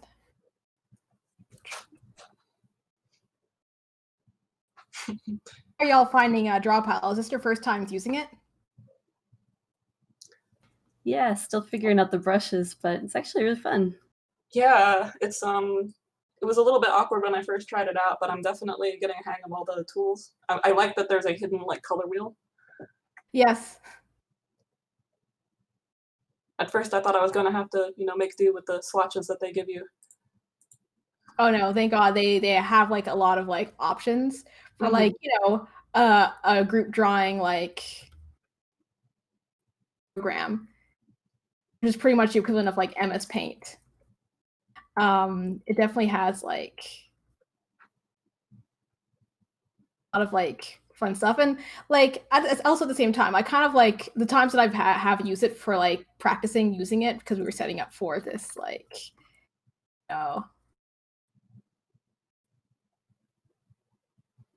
for this stream.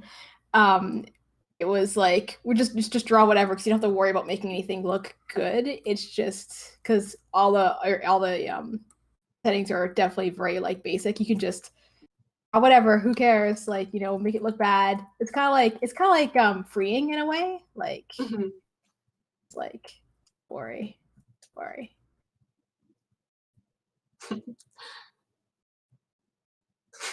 I've just seen a lesbian flag here. That's very relatable. There's so many, That's but one of the just harder being flags.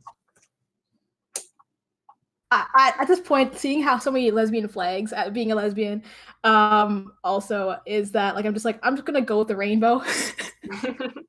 I'm just I same. can share with the gays. Gay men and lesbians can share. They're like our brothers. It's okay. We can share with them. Yeah, agreed.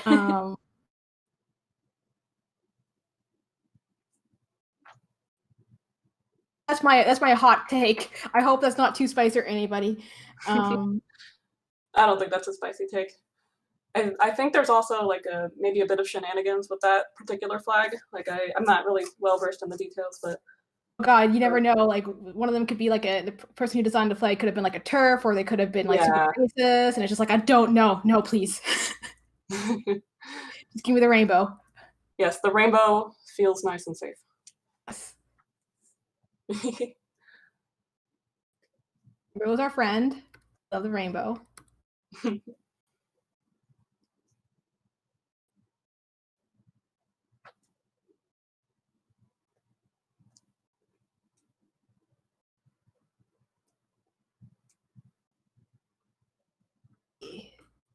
No, it's not letting me draw. All it's letting me do is just pan around the screen. I'm gonna while it's happening, I'm gonna check the chat. Look at everybody here.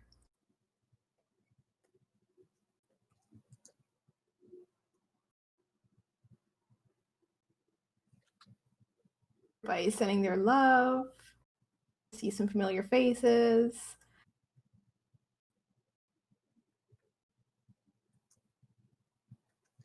I like how we've all like decided to like hang out in our own like separate like sections of the canvas to just be like we're drawing here now. Meanwhile, I'm wandering over trying to interact. Right? This is how draw group work, right?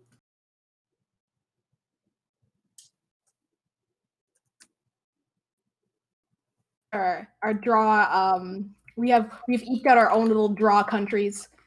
Maybe we'll have like someone will come visit, like my chickadee will come visit the grackle. The chickadee is a very welcome visitor. Oh, there is an eyedrop tool. Yes. Is there a shortcut for you, eyedrop tool? I wish if you find it, let me know, because I've just been manually going up to the tool and clicking on it like a caveman. So I think it's I. Oh, there we go. Okay, perfect. Thank you, Laura. It's a bit out of the way. I'm used to using Alt as my eyedropper tool shortcut. Spoiled Rotten by CSP. Or Photoshop, if that's what you're into. Yeah, I'm still in the Photoshop mines. Hey, that's good, because that means that like it'll be easier to print your book. I am a fool who has been using CSP, and it's like I love it. It's great to just draw comics super fast in it, but also I'm like, oh, I'm going to have to convert all of this into Photoshop when the time comes. I'm ready to die and be dead. Yeah, it's I'm already having a hard time, even though all the files are formatted in there, I guess, except for being in RGB, because I just can't seem to work right in CMYK right away. But I mean, all your colors are so like vibrant as well. Yeah, so, I just love fuchsia so much, but CMYK does not love fuchsia as much as I do, unfortunately. So CMYK fuchsia is just like, get the hell out of here. Yeah.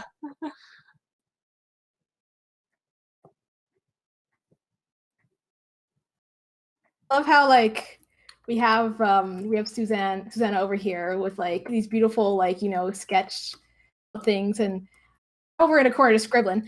Laura is like freehanding it like a champ. This is excellent. that Pratty is also thinking about French fries. Sorry, Muriel, you're not as important as you thought you were. I love all these doodles, to be honest. They're all excellent.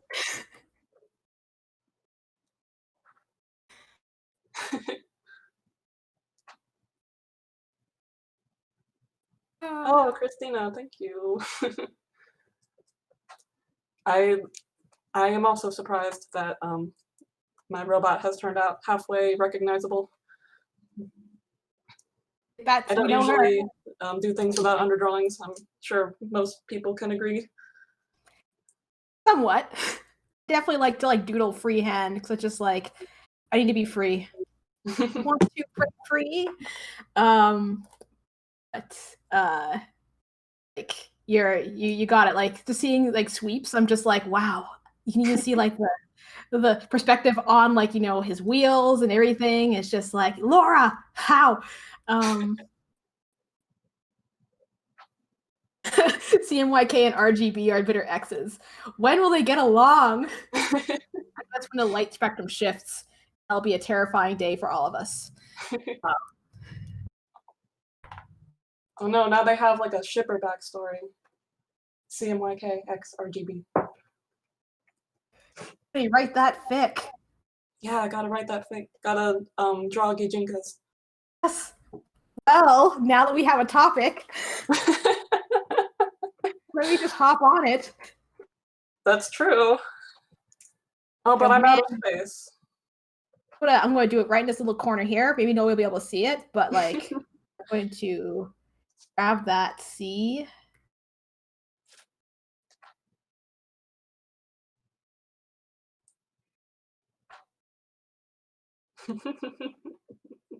That M, I don't know which one's the M, but I'm going to make their body an M. They are very tsundere. I'm going to say that actually, like, it comes down to it, CMYK is the one who's like a lot more cold-hearted. Oh, absolutely.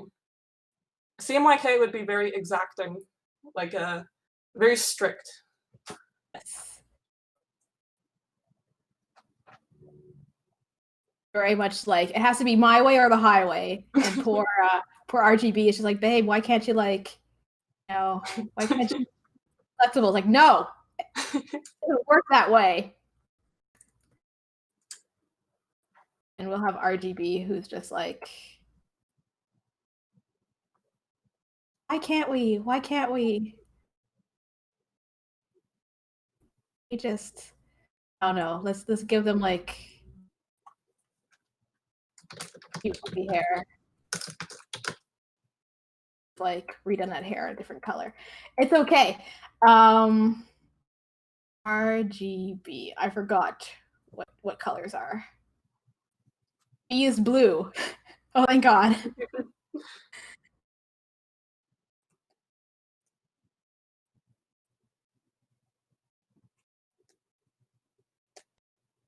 Please, why can't you understand?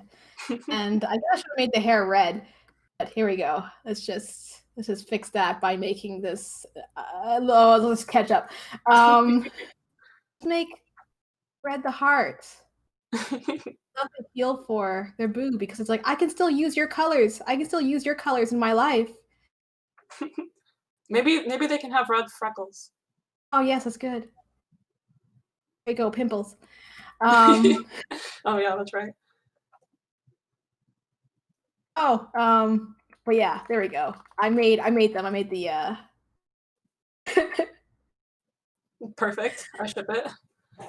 I ship it too. Too bad they can never be together. Wonder if I could let me see if I can embiggen them. No, come back. Please don't leave me. Leave me alone in this cold world. There we go. They're getting bigger. And enter? Yes. Oh. They are. I'm stretching right now, by the way. I'm doing good. Idea. Yes, stretch break. Stretch. Oh. Yes. Stretch. This is a very good reminder that I need a lot. Yes, good reminder for everybody. I also forgot how to spell stretch. Please, I hope nobody ever saw that, but unfortunately, as a way of streams, I saw nothing. didn't see me add an extra A to the stretch. Each. That's how we spell Just it in combining the Canada. Oh yeah, it's a Canadian spelling. Exactly. Of our use, and I can make anything up. Oh yeah, I know what I'm gonna do. That's a good idea. Make a stretch bot at some point. Yeah, I'm gonna draw sweep stretching. Extend those arms, sweeps. He can stretch really far. By the way, if you ever want to like, once we get like, we can always also like do it like whereas words. We need to take a break to stretch. I can also create a new canvas that we can all like, you know, draw on afterwards. You can save the old canvas if you want to save all those drawings, because I am going to save.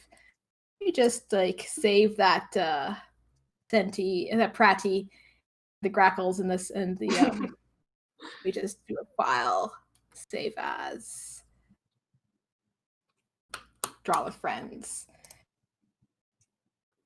Everybody loves fries. For me. I did kind of want fries now. Yeah, me too. But I did this to myself. You are the grackle in this situation. For all the grackle. Oh.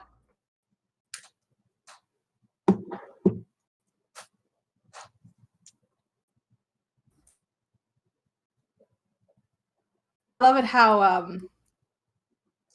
Sweeps looks like he's ready to like smack somebody from across the room. Stretch and flick. Oh yeah, he is in punching position right now.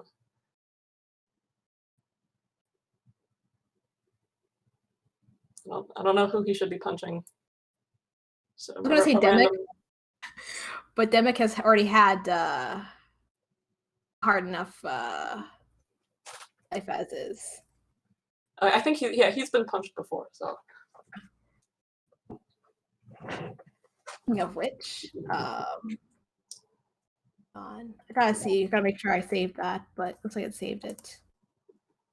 Weird.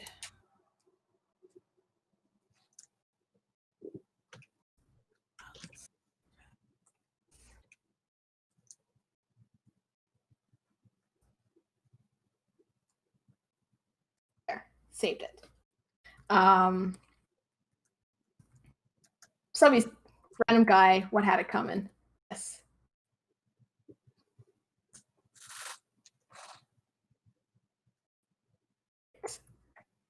Time to destroy my babies. Oh, that's too big. I don't want to destroy other people's babies. There we go. Bye, Kudran. Goodbye, Coot. And your pride. Bye, Jazz. And Zune. Honestly, let's say goodbye to the stretch break. And also goodbye to CMYK and RGB and their fraught relationship. Just go find some privacy. Right.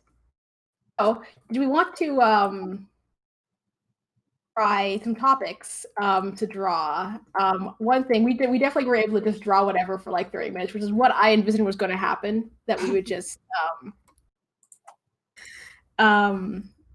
we were just going to like find a topic and draw, like, you know, everybody think about fries, that kind of thing. But one thing I thought would be a cute idea is if we all like try to draw each other's like characters from our comics. Oh. That's something we want to try.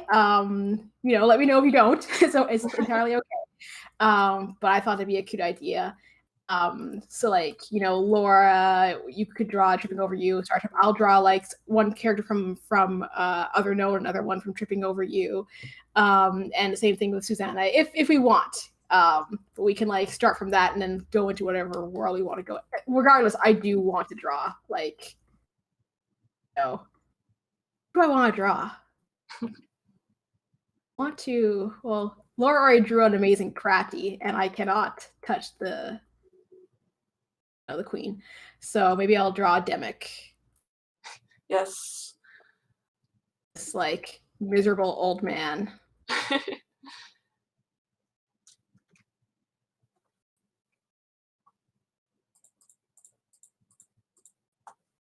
I got tripping over you, right? Okay, let me pull up some reference.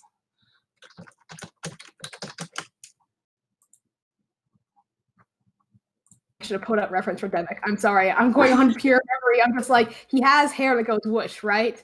Like a constant Oh, towel. that He's looks fine. like him. Okay, good. And a snake tattoo. It's perfect.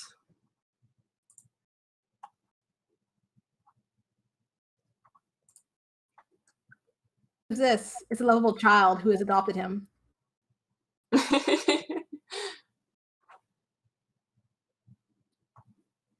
Is now his daughter because her aunt is awful. No, I do feel really bad about the tough decisions that Aja has had to make these last few pages. I still like her very much. Same here. Like I love a morally like messy character. Aja is definitely like, you know, she got torn out of her own time.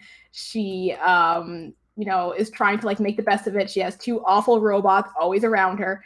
Has to look after her niece, and but there are aliens who are murderous, who are like just on the horizon. Oh my god, I should have just gotten reference for like. I'm okay with messing up Demic because he is like designed to be like, you know, dirty, but not Chandra.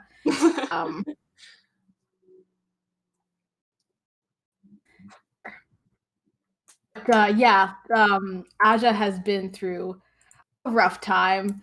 But also I love how awful she is, where she's when like it just took one robot going like, you can just get like a replacement, and she's like, you know what? Okay.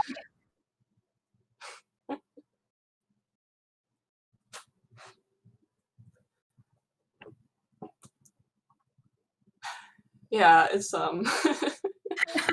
those were some emotionally punishing pages to draw. I love them. Thank you for your suffering. Oh, thank you. Every time I do a page like that, I'm, you know, mentally holding a little prayer circle that nobody hates me now. But everyone's pretty chill, so I guess I will continue inflicting suffering on myself and others. Just the webcomic artist way. That's true, yeah. Webcomic fuel. Suzanne, I couldn't hear you. Sorry. Oh, I said webcomic fuel. Cut out again. Oh dear. Oh, there it is. Inflicting suffering. That's the webcomic artist way. Webcomic fuel. Webcomic fuel. Okay. Thank God for the text at the bottom of the screen, because otherwise it'd been like I'll never know what Susanna said. Lost to the aeons.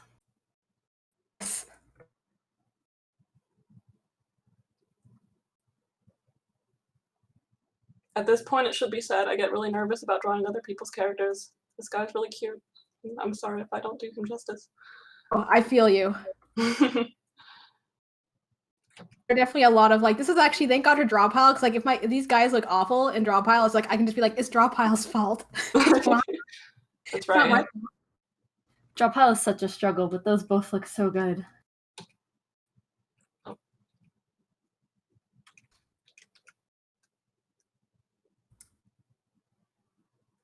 It's not how a snake tattoo looks. Okay. Actually taking it seriously now. It's like on. It's like on his neck. There you go, Demic. It's like here. You have a snake here, and you have a snake here. I don't know. You do your hair as well. Like this. There we go. It's beautiful. That's great.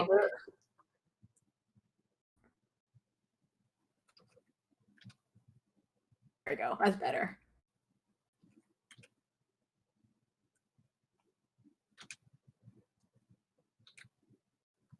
Okay, I want to draw one that's tripping over you, boys. Which one? I'll just draw the cat. No, I'm kidding. Do a Milo, because he has squishy enough hair that looks similar to Coots, and I can just do that.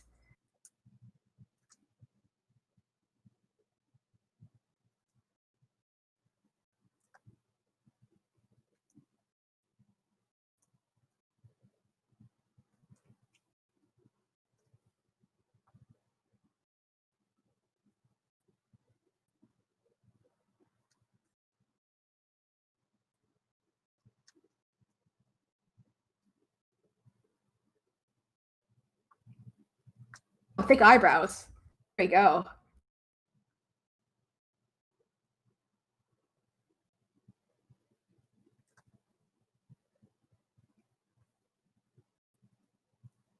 That coot is beautiful. I love it. I am definitely like, I'm floored. I will definitely have to save that for myself.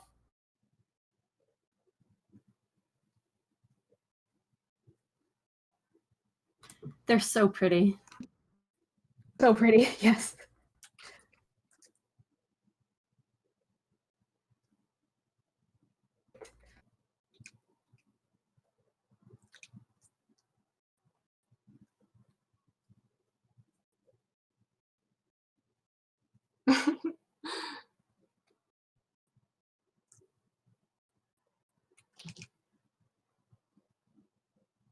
We've drawn them too far apart from each other. It's tragic. No, we're being very polite.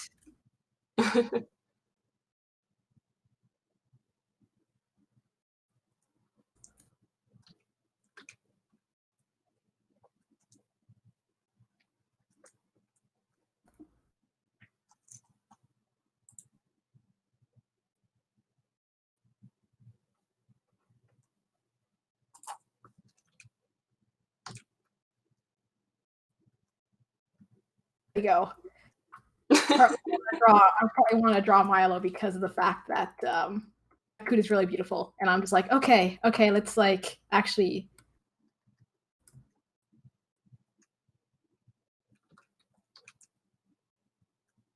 Actually, I'm going to keep running with it because I'm really enjoying drawing other people's like characters without having to worry about what other people think anymore because I'm not drawing in CSP and I can be like, DrawPile's fault. Let's draw a Hobgoblin. Hobgoblin.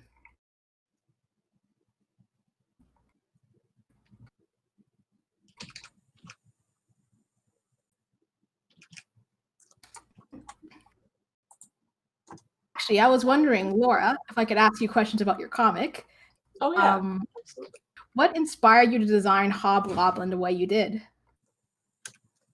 Little Hobgoblin. I was going for a design that just looked drastically different from the other robots that we'd seen in the comics so far. So something that would be, I guess, recognizable as like not human made. I'll draw a little Hobgoblin here so people know what I'm talking about. He's a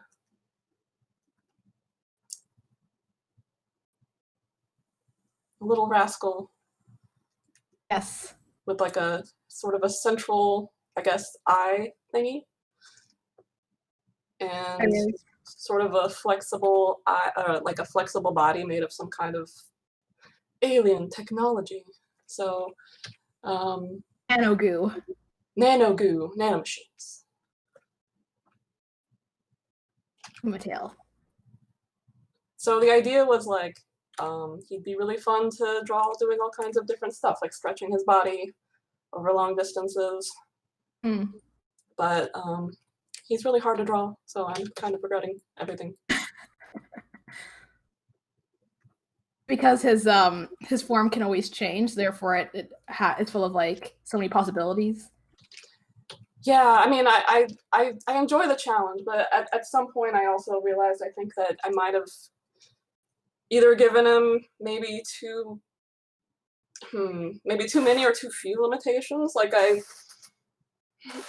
am kind of running up against a wall where parts of his design are not quite working all the time. And I kind of have to spend a while stretching it to make sure he still remains recognizable and doesn't look like a squiggle. Yes. Oh, the ads are so pretty. Thank you. Love how I could Susanna, spend all day drawing Liam's hair. It's so beautiful. Susanna grabbed the two most like fashionably attractive like characters in both our comics. I love there you go. pretties.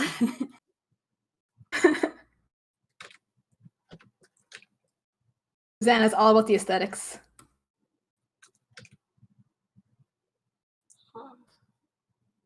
Hell yeah.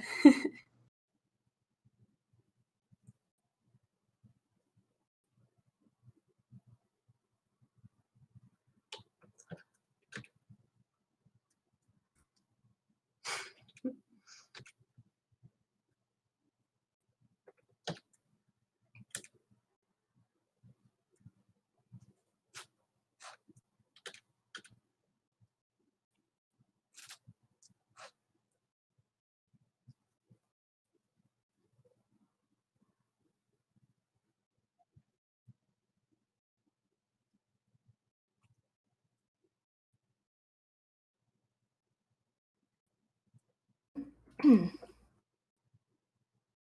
me check the chat to see how everybody's doing. The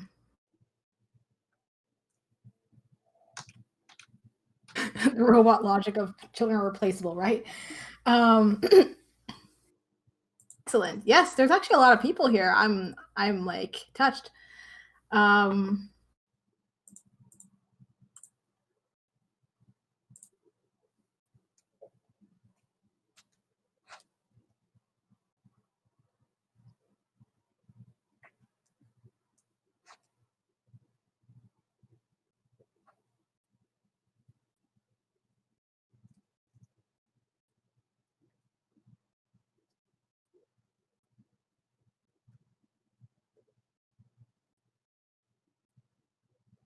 It's kind of funny because I have definitely like looking over in like the stream right now, and I do notice there's like a huge lag of about 1 minute between like us working and then like the stream happening. But that's okay.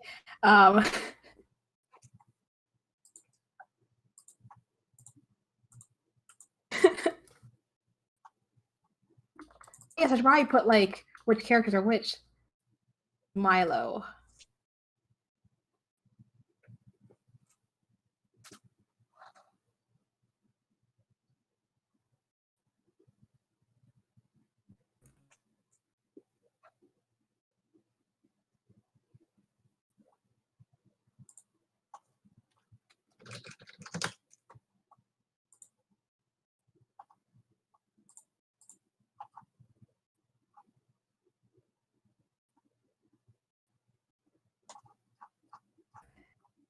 Do it small.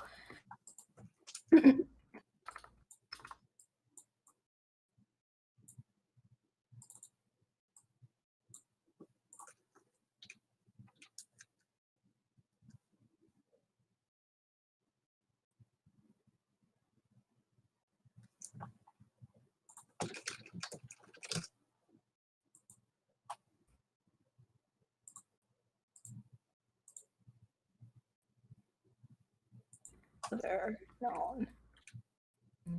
How do I spit that out? The other. No. I did not plan out my drawing at all. That's okay. This is DrawPile.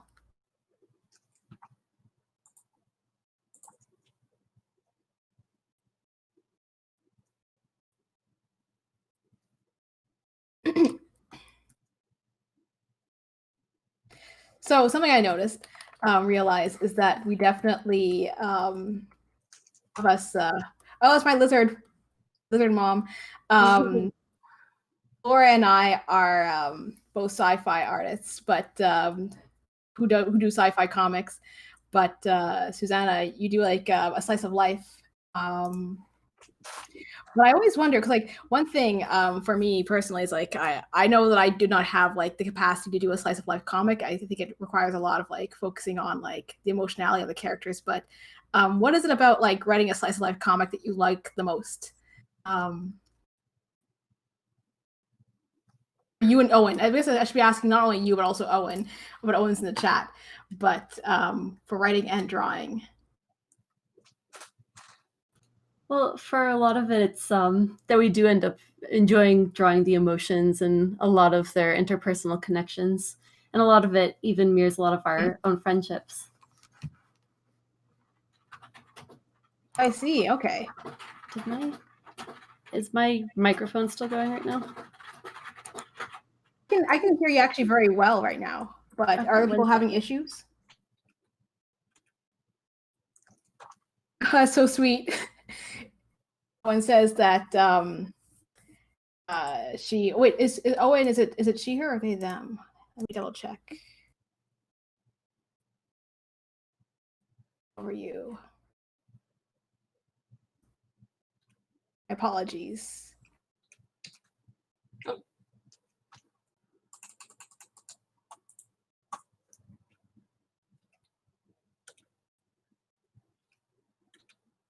But Owen says that because you get to make it together.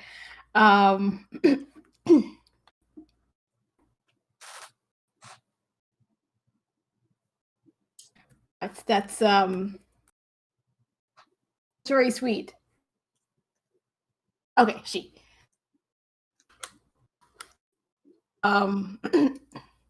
Excuse me. I should probably take a drink of water at this point. Getting close to the 1 hour mark.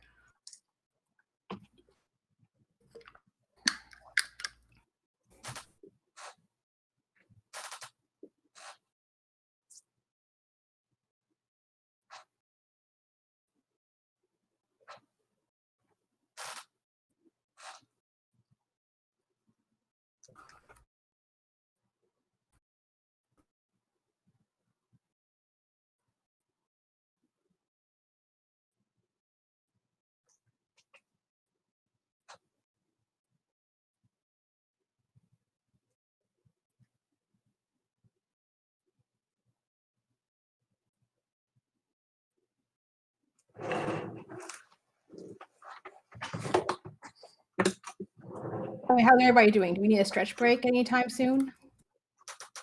I'm good. I'm good right now. Excellent.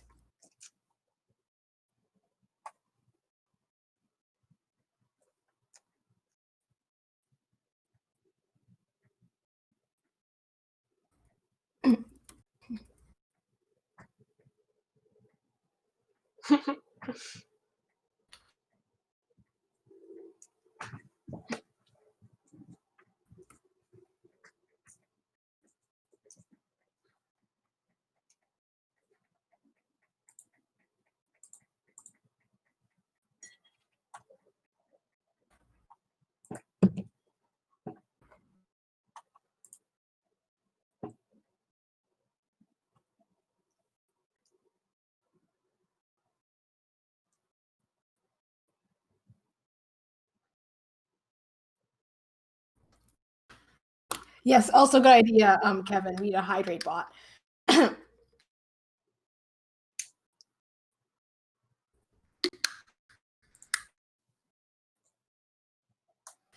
So we've already drawn all our characters. Do you want me to? I can also start us on a new layer. Oh yeah. Let me see if I can do that. Everyone, layers. Let me. How do I make more layers? What is this? This is technology you're giving me. Oops. Well, I'm the only one who has to see that mess as I mess around with the there. Didn't want that back in there.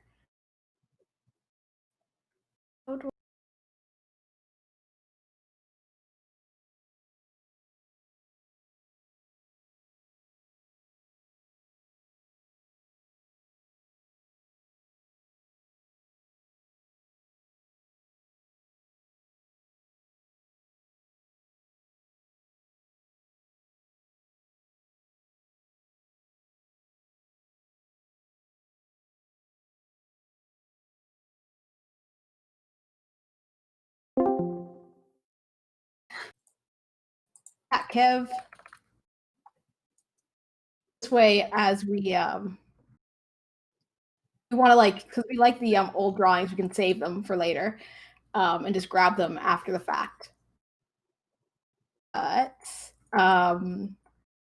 one thing I had planned is that if the viewers in the stream had any questions for us about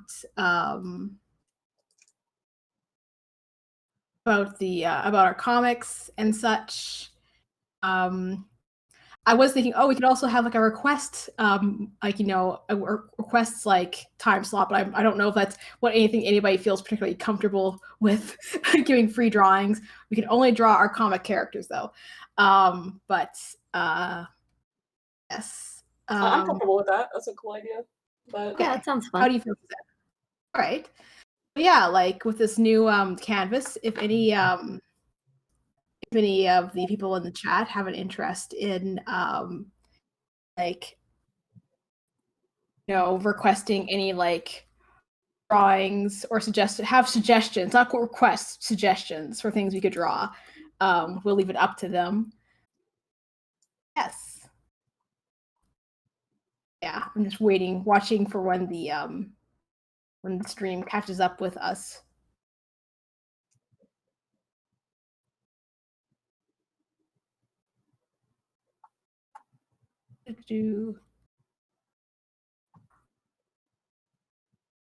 do we need to manually select the new layer?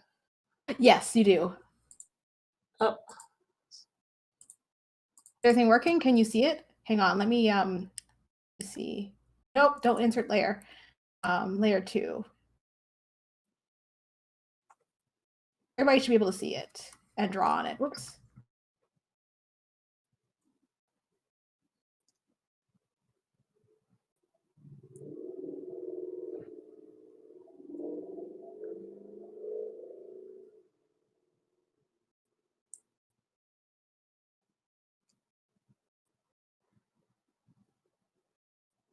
Maybe only I was able to make the new layer. Oh no. Wait, it should be seen by everybody. It looks like on the stream that it's showing both layers at the same time. Oh, it is. Oh dear. Kevin, feel free to like since you're in like the DrawPile with us, feel free to unselect layer 1. You select layer 1, like hide it, just click on it. And then you could like Kevin is our eyes for the stream. Disappear eventually.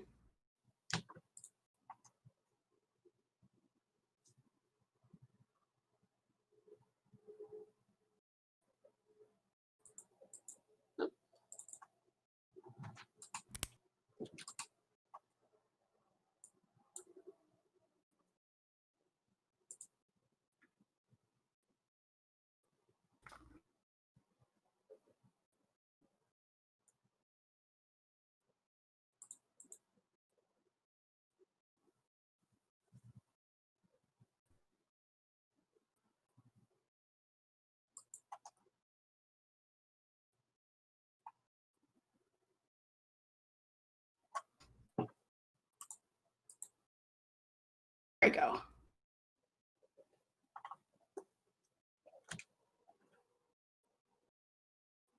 Oh, good. I probably should type that into the chat. Don't know if Kevin. There you go. Perfect.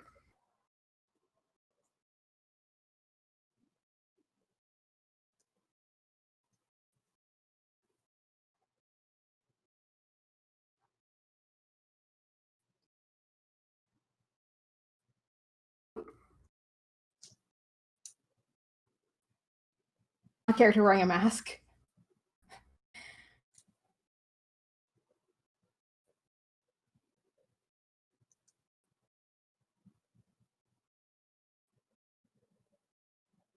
Oh god, this is gonna be weird. Here I go.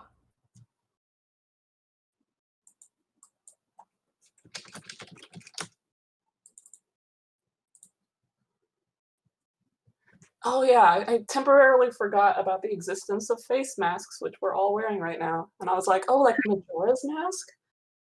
That's cool. Nope. The things we have to wear in this. Oh, I was terrifying. going to draw someone wearing Majora's mask.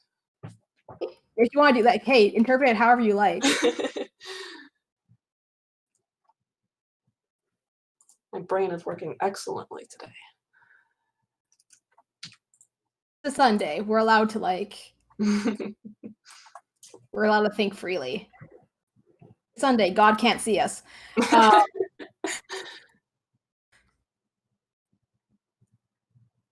you go, a totally normal mask.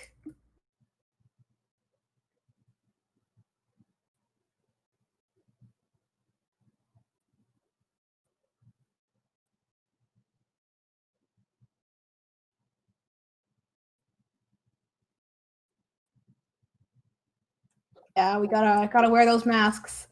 I'm wondering if we can get like the Hive Mill to have print on demand masks. We just make them with our characters on them or something. That would be really cool.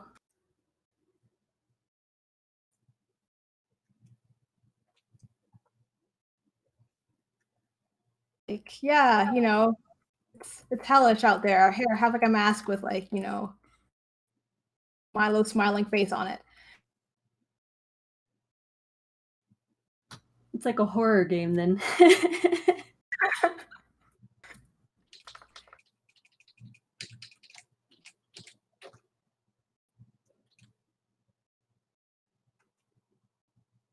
Yes, a namesake Cheshire cat mask would be really, really neat.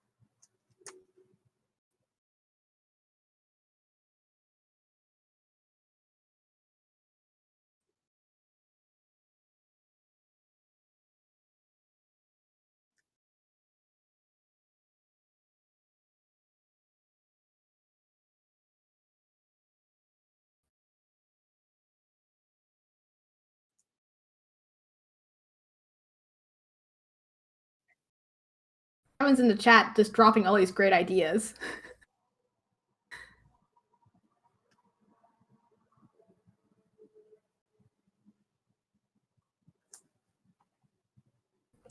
Tiger tattoo mask would be actually really, really, really cool.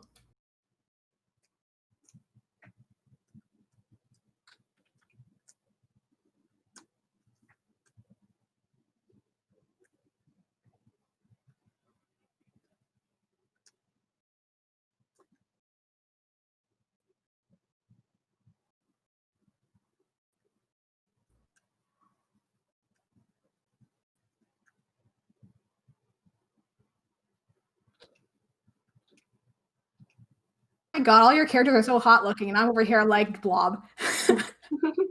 I appreciate it. I do love my blob characters. This isn't me getting down on myself. It's just that I'm over here cartoons, and then you're like, yeah, let's bring the smolder. I love this so much. Both are great, honestly. All of them have their values. Right now, I do want to bring the smolder to some degree. Do bring my main smolder character, her out.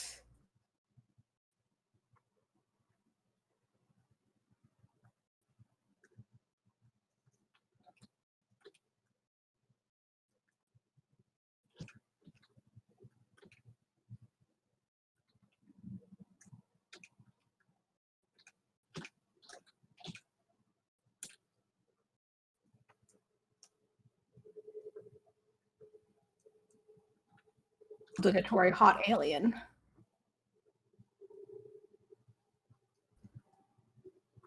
No.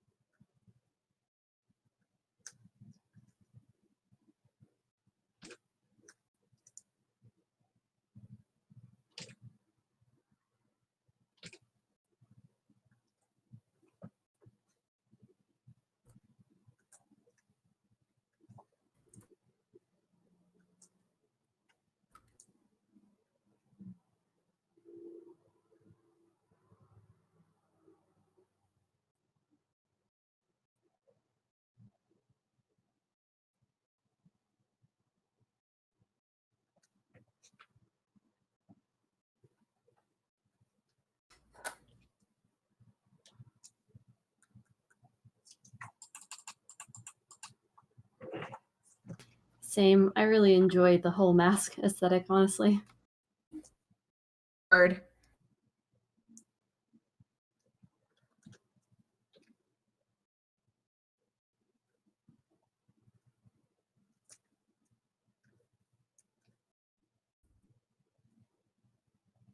Shrink these kids down. Shrink down the blobs.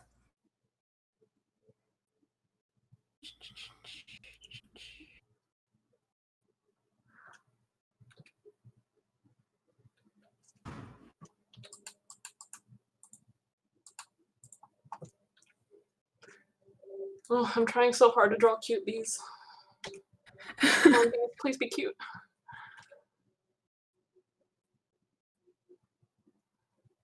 My God, Laura. Laura's gonna conquer DrawPile. Laura's all up in here like, I'm gonna draw iridescence on grackle wings, and I'm gonna draw honeycombs and bees. Ash's mask.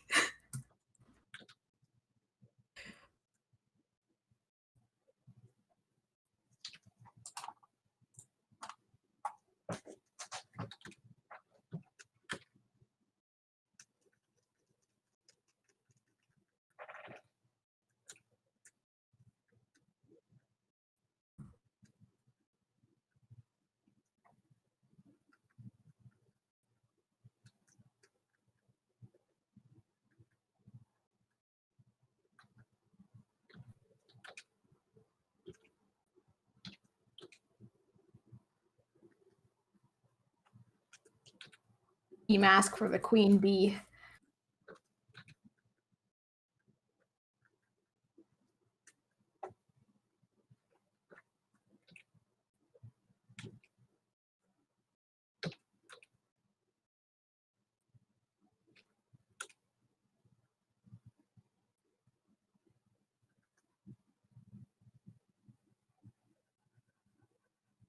Don't mind me, just putting myself in here.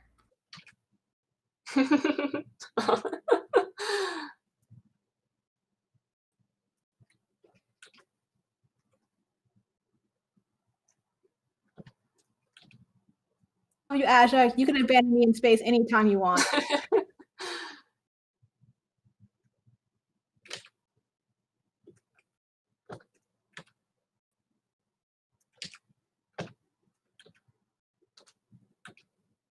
I'm so relieved that people are still willing to stand. I like how like the you call it the discourse around like awful female characters, like as in female characters who do awful things, is now a little bit more positive, where it's just like, yes, we love her, she's a bitch and we love her.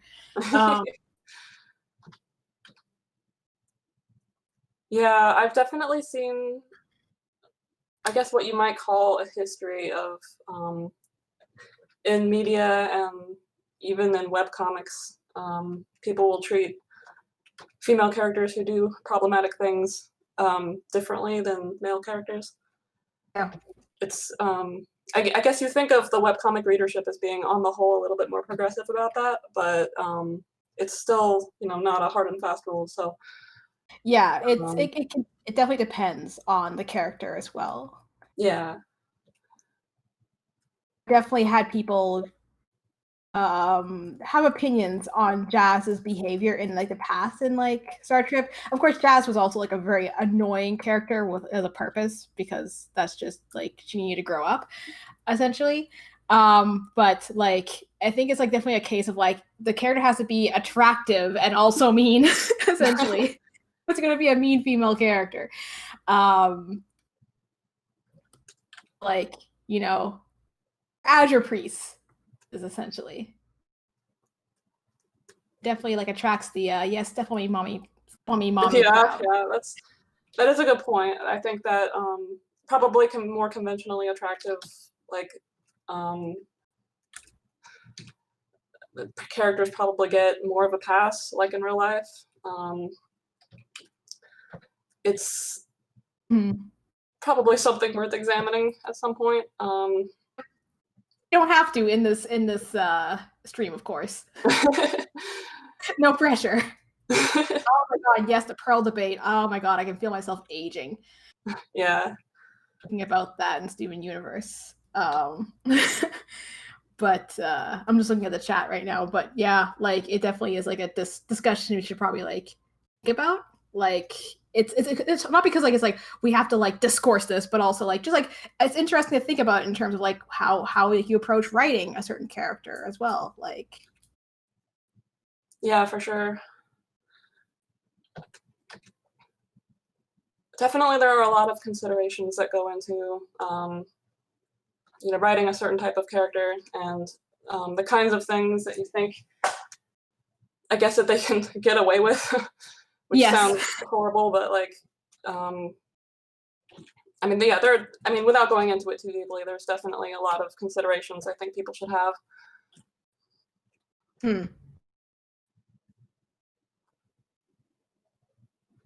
My brain is spaghetti right now, but it's okay. Again, it's Sunday. My brain is also spaghetti. It's really hot spaghetti, actually, because we just got hit by a heat wave here in Montreal. It's like in Celsius, 43 degrees Celsius with like the humidity. I don't know what that is in American. I think it's like in like the 120s, maybe 130s. What? Holy shit! Sorry, I don't. I don't know if you can swear. To swear. I think we're allowed to swear. I think cussing is probably okay. I did just say like, you know, bitch at one point. So, you know, wow, that's hotter than it is here in Texas. It says 43 is like 110 Fahrenheit. That's crazy. Okay. It's like it's really rough here, and I don't own an air conditioner. Oh no, that's not allowed. I'm kidding. Oh my god, how are you alive? Yeah, well, I mean, I have all my drapes closed essentially, and like you get clever in that you figure out certain ways on how to like control airflow. And one thing I learned is that you shouldn't open your windows wide if you want to cool off your apartment. You keep like a small portion, like a small window open, so that like the airflow comes in narrowly. And as like when air is compressed as it flows through a small space, it actually cools down a lot more.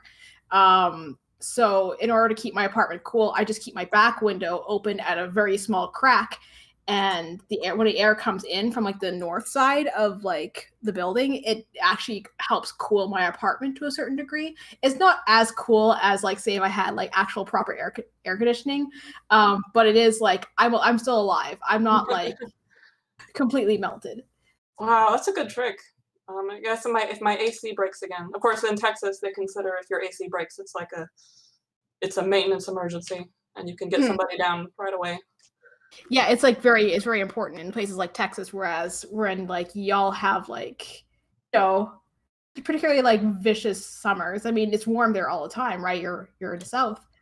Yeah, it's usually pretty warm. I mean, it gets I think respectably cold in the winter months. Like it can drop down to I don't know what it's Celsius, but around 20 Fahrenheit is pretty common. That's probably child's play for Canada, but yeah, that's like -6 Celsius, I guess. That's like a nice winter day in Canada. We get winters where it's like minus 40 Celsius. What is that? It's like minus like what 80 or something in Fahrenheit. I don't know how that works. Let me look it up. Yeah, I'm always like complaining about the cold to friends who live in like like Minnesota. And they're like, oh my god. Yeah, Minnesota and Canada, and they're like laughing at me. So minus 40 is the same in Fahrenheit as it is in Celsius. So I think is minus 40 the lowest you can get in Fahrenheit? I don't know. Good. Now I'm researching things. No, you can get lower.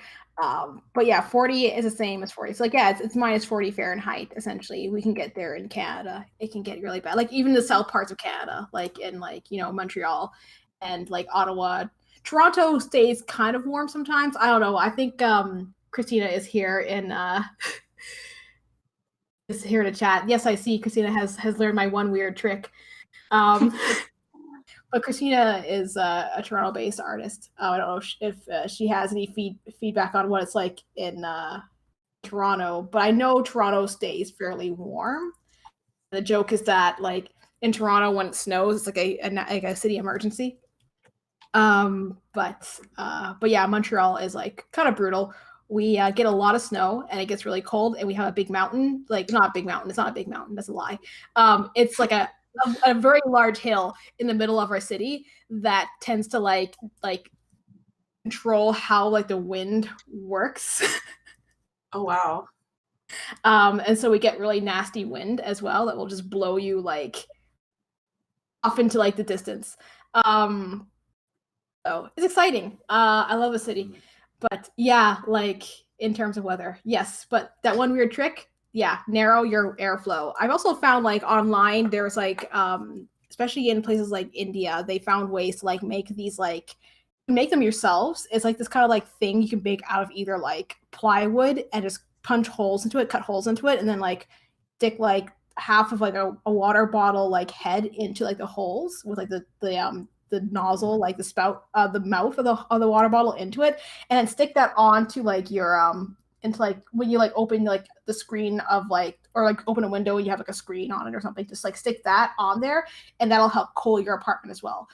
I know a lot of like desert cities also use this kind of like airflow control like method. I was just reading up about this one city in Yemen, which is called like the Manhattan of the Sahara or something.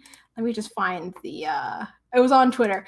But they also have like their buildings are built in a way that like they have like narrow openings in their in like each building that also controls airflow. So like, you know, if it's colder out, then you can like open the openings a little wider so that you can get more warmer air in. If it's hot out, you like narrow it, and then like, you know, it does that cooling thing. But yeah, I think I've heard of this. Yeah, it's really cool. I've also like I remember reading the ways that like other countries handle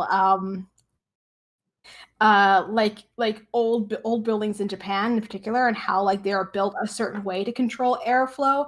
And also like you're seeing like animes where like you'll always see some like person, some old person, like, you know, with like a like ladle of water, just, you know, sprinkling it on the street or something, and you're just like, are they washing the street? But like, no, it's actually a way to like keep your home cool, because when you put water down in front of like the front door of your house, whenever air flows through over top of that over the top of that water, it actually like cools the air a bit, so that when air flows into your house, then it actually flows in colder, and it actually can bring down the temperature of that air by a couple degrees, which then leads to cooling your home if you have like the door open a bit or have like a screen door.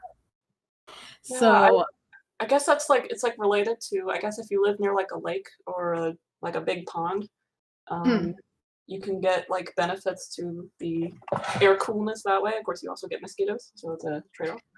Yeah, that's why you have a screen door. Or like, I guess Japan. That's I guess I never really questioned it before. I just saw people like labeling the water. I'm like, oh yeah, that makes sense. Yeah, same here. But when I heard about that, I'm just like, that's amazing. People like the ways that like before we had access to things like you know, what do you call it? Like air conditioning and stuff like that, electric fans. We had to find ways to like adjust our living to work with our environments. And I'm like, you know, part of me is kind of like, can we get back to that to a certain degree? Like, you know, it might be really cool.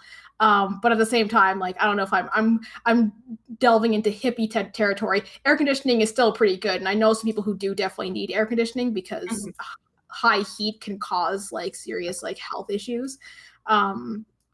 But you know, like just knowing these kind of things existed and like that we have been doing these kind of things for like, you know, centuries. Very like evaporative cooling. Yeah, swamp cooler. Thank you, Kisai. But yeah, like yes. I love how we like we're just like, let's talk about the weather, and then we actually could talk about the weather for like, you know, a half hour. Thank God. Or at least I could talk about the weather for half an hour. Anybody else have any anything Actually, I'm actually just enjoying watching you both like draw your characters in masks. I love that Chandra, she is so adorable next to her like very fashionable aunt.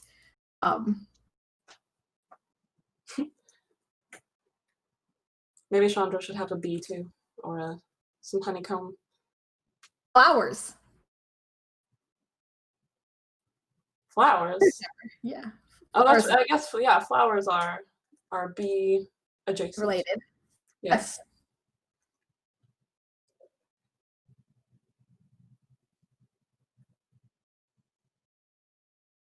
I'm not very good at drawing flowers.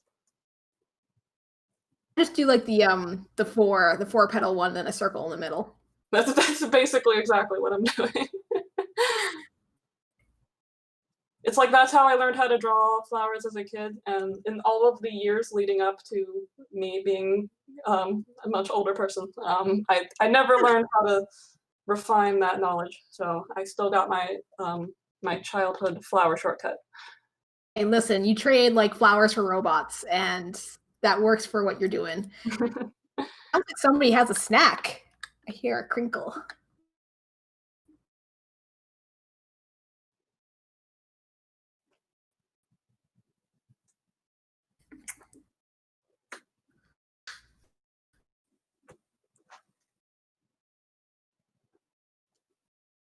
A wall air conditioner, that sounds like. I'm reading the chat right now, and second Lena, who is Isabelle, who does Namesake, says that she has like a wall air conditioner. It's very efficient, and just like, yes, that sounds very nice. My brother once used to live in, he shared an apartment with some friends, and they had central air, and it actually was so cold in there that he had to actually like completely cover himself in fleece blankets in the summer when he slept. Oh wow, in the summer? Yeah, it was like, what a problem to have. But central air is like no joke, apparently. Just be like constant winter. Yeah, you'll definitely come across people. I guess I don't really know what the rate is in the rest of the U.S. as far as air conditioning being in every building, but you'll enter a lot of places where people have the AC set to like 50 or 60 Fahrenheit all the time, like year round. I mean, I think definitely for some people, they probably require that, but I agree. We probably have like a over what's the word? Over dependence on central air. There's definitely like a deep need for like lots of comfort. I think for like again like buildings like in hospitals and stuff like that. Yes. Mm-hmm. Seniors homes. Yes. Like yeah.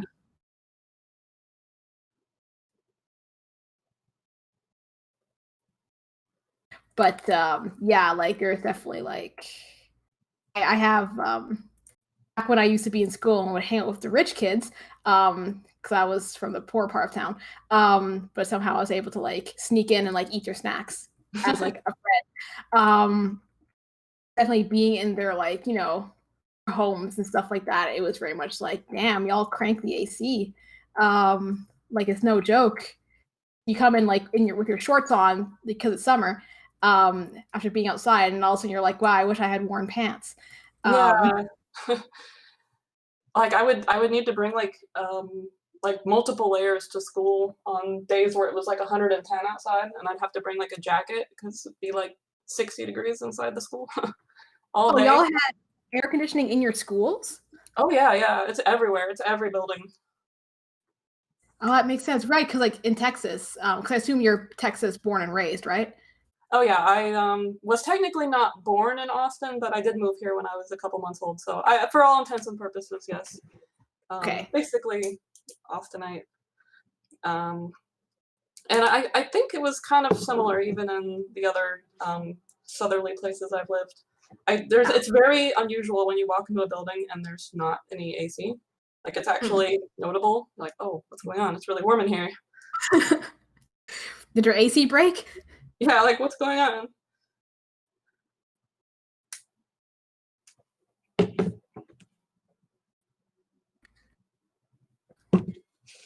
You wonder though, like in places like Texas, like, because do y'all get that, the humidity, the humid heat, or is it like the dry heat?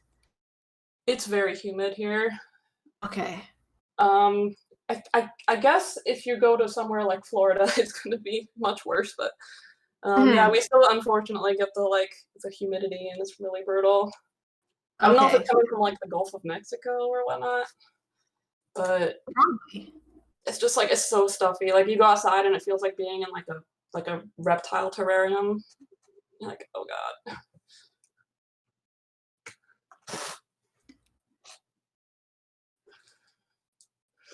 Go outside to walk the dog for like 15, 20 minutes at a time, and I come back in and I'm like, I am dying. I have to take like 20 minutes just to recover in the AC. So I'm absolutely 100% like dependent on the AC. So I have a problem. Blaster Worm says that like not all the rich kids' parents are like that. That's valid. I mean, there were some kids who definitely weren't like, like that. But some of the friends I had were just like, no, it's like, who cares? It's like, bust the bank. But that's from my own personal experience. So like, it's valid, Blaster.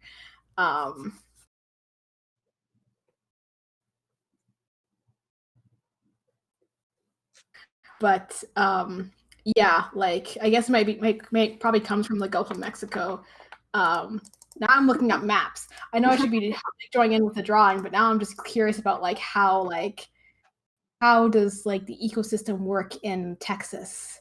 The rabbit hole. Yeah, I'm curious too. I've never really done a whole lot of research on it. So why we get so much humidity? I guess that like California would be like a drier heat. I don't know if maybe they get the ocean breezes or something.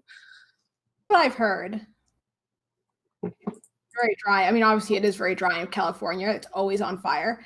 Oh yeah, there's that. And it's like close to like the Colorado Basin, which is where most of the deserts are. And I would love to go to like one day, probably never, all things considered. But like my one dream is to one day visit like the deserts of the United States. I want to go to the Mojave. I want to go to like, the Arizona desert, all that. The only problem is that it's like those areas are full of sundown towns, and I do not want to get murdered. Oh, yeah. But and also, with the coronavirus and everything, we can't really. We're not traveling anytime soon. Probably not for like several years. Yeah. Only have one desert in Canada, and it's the Okanagan. And depends where in California. Yeah, that's true, I guess. It's a big I was gonna say province. It's a big state. Yeah, I live in Texas, and I'm making generalizations about California of all places. Yeah, listen, I come from like Canada, and I'm just like, yeah, y'all are like this, right? I have no idea. I learned recently when chatting with an artist who is working on a very cute comic about bugs. That Virginia has a thing called what's it called? It's called a temperate rainforest, And I didn't know what temperate rainforests were really, or that they were in like the States, but like, yeah, like also the United States has things like rainforests. And oh yeah, Kisai, you're from BC, so you know the Okanagan is hot. I want to go there. I want to be in the hot. I want to sit on a hot rock. I want to lie right on top of a lizard. That is my dream. I'll get there one day. You want to live that lizard sunning itself on a rock life? Yes, I do. I want a nice dry rock, like lie on top of. But okay, Portland has a rainforest. Yeah, because Portland is also, I think it's connected to like the temperate rainforest that we have also in BC up in Canada, in that where all the redwoods are and stuff like that. Because like, yeah, BC has a temperate rainforest. All that lizard life, I will. By the way, did y'all want me to like start a new layer? Are we still good? Milo is melting. Oh no.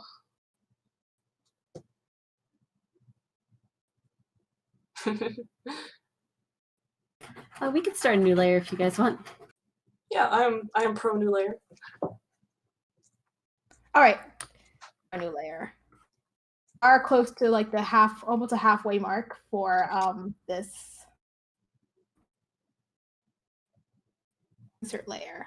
Insert layer. There's a new layer. Layer 3 is a new layer. So I'm gonna let Kevin know. Oh, okay. There you go.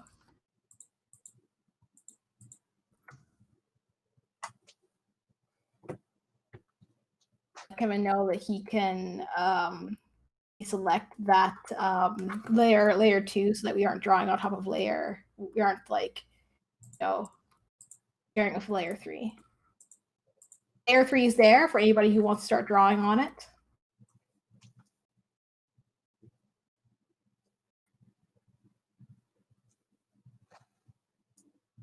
I'll commence with my lizard life, my best life.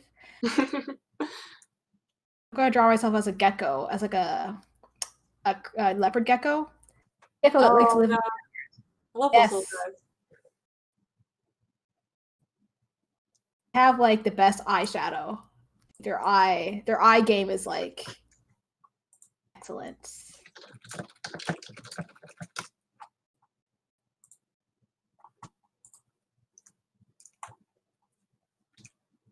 And they have fat tails. They're definitely like about that junk in the trunk.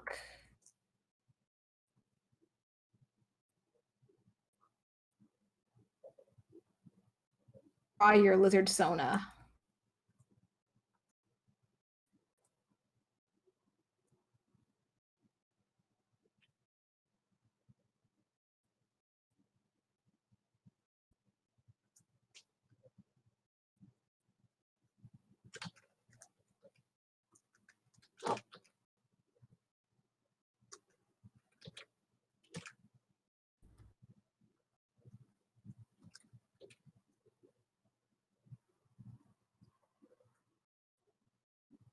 How does the lizard's mouth work? What am I looking at? Leopard, gecko.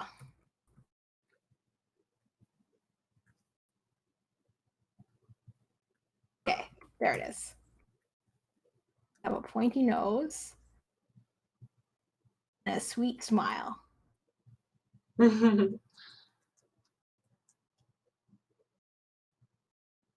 Goes all the way to your eyeball. Oh God. Redo this.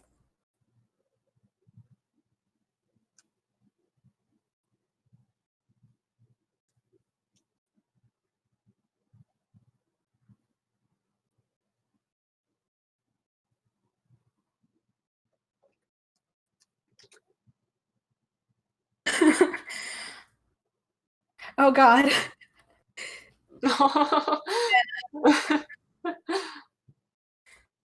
Oh no, everything's on fire.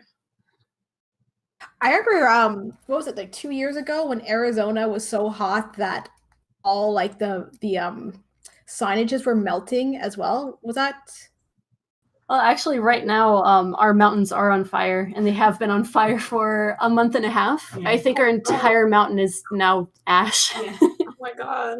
Oh geez. Have y'all seen that King of the Hill episode where I think they go to Phoenix? Oh, I have not. That's pretty accurate, especially for Phoenix, because Phoenix is a good 10 degrees Fahrenheit hotter than Tucson at all times. Oh my god.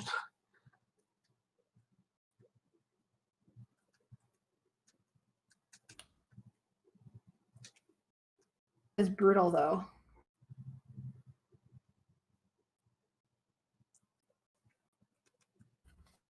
I moved into a new apartment somewhat recently, and there's definitely the best aspect of it is that there's this very lovely balcony that does not actually face the rising sun for once. But it is a great spot to go outside and bask in the heat, and I always pretend I'm a lizard. It's very nice. Oh, you're living your best life. Yeah. Like, I've never actually used like a little patio space before. Like, usually it's like a really small thing that's like facing like everyone else's apartments, and it's like I don't want to be witnessed by people. Let me bask in privacy. Yeah, but this one, like, amazingly, it faces like only trees, and it's like amazingly beautiful. Just go out there and like sun like a lizard. It's amazing. Nice. Oh, lovely. I wish I could do that in my on my balcony, but unfortunately, like next to like a fairly busy street, and also like people walk by and look inside. People like will put like stuff on my on my balcony. What? It's fun. I love Montreal. Everybody is like they don't care. But I've definitely had people, even like during like the whole pandemic thing, because Montreal's a hot spot. People have definitely like left like things that they were eating on my balcony because it's like ground level. Oh my god. I'm ready to go ape, like a wild chimp on them. But at the same time, I'm like, I don't want to go outside. But your balcony sounds nice. That's what I'm trying to get at. Oh god. Yeah, I'm like shocked by how nice it is. I wasn't able to tour it because of coronavirus. I actually moved to another unit in the same building, and the other unit we were in was quite nice, but it just had the typical like nothing special patio view, and we actually are right next to like a really major street. It's just that like somehow through the grace of the spaghetti monster or whoever else, there are just a whole bunch of trees between the balcony and the street, and you just amazingly can't, you can hear it. You can hear it really well. It's very noisy, but I kind of like a bit of white noise. Kind of like an ocean, like having like a river next to you or something. Yeah, it's if you close your eyes and just use your imagination a little bit, instead of car sounds, it's like a pleasant beach sound. I actually am not bothered by the noise of the street. It's kind of comforting, in the times of coronavirus. Like, oh yeah, there are people out there. They're still out there and alive. Yeah. I don't feel completely isolated. Actually, it's kind of funny. Okay, so I'm going to I'm going to say something kind of embarrassing. So when I was living with my mom was, I don't know if she still is, she was into feng shui. She would go to like these like workshops and stuff like that, and like learn about how to like organize your home in a way that like brings like maximum harmony for like the new year.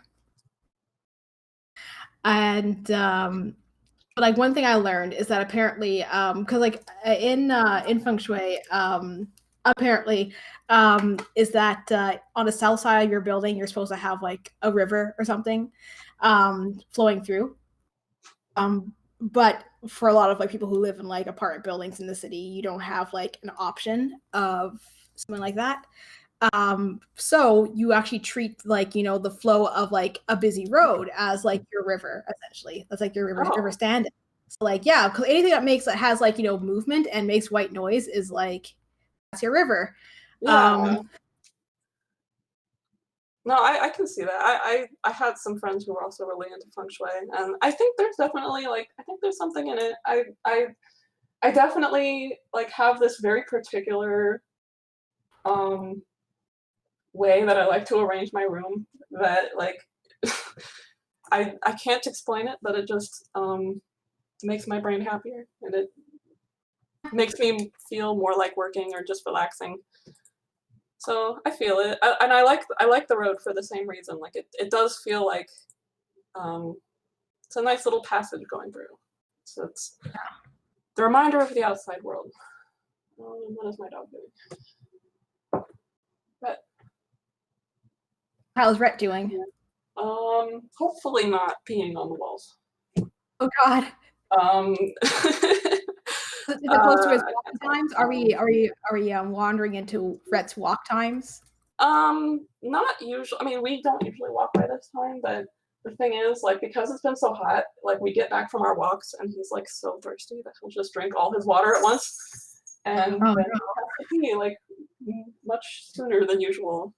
Okay, I think he's being good. Sorry. Horned lizard, very nice. I'm enjoying all these lizards. Lizard gang. I love lizards. Lizard gang.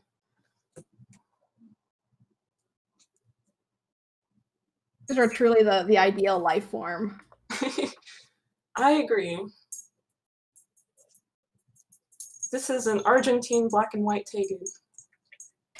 Oh, I love those. They do look so much like skinks. And I used to have a blue-tongued skink, and they were such sweet babies.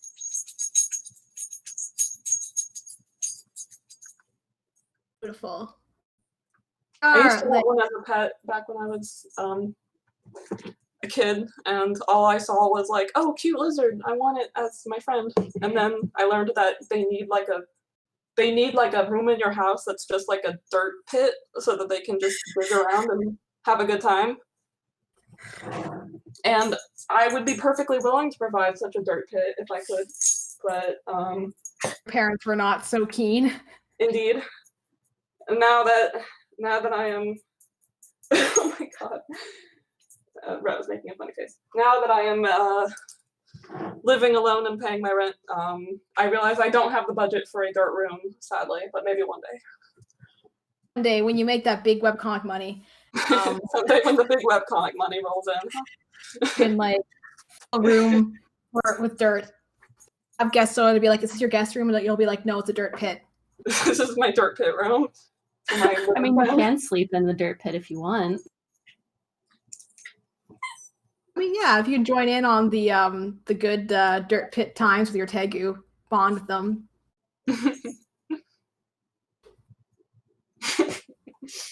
Hey, let's draw Rhett. Hang on, I'm gonna grab a reference. A Rhett friends. Oh yeah, I can draw what Rhett is doing right now. Oh wait, okay, that was the eraser.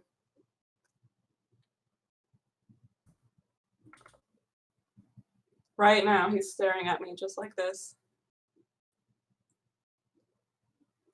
Oh no, oh, Rhett, he moved. He moved.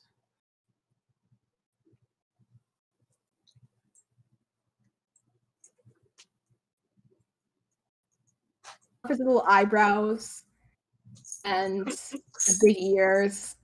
I want to meet this dog one day. Yeah, it's almost personality.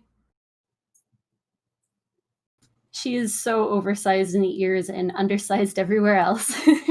Oh, the dog looks really little. Is that a little dog?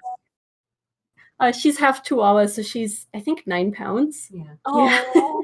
oh, that's a really small dog. Oh my god, I want to draw your dogs. Let's like, make that the last thing we can do for the stream is draw the Chihuahuas. The Chihuahua squad. That's Chihuahua squad. I do not have a dog, so I am like exempt from this, but I will draw your dogs because I want to. No, the little dog you are drawing is so cute. Is that Red?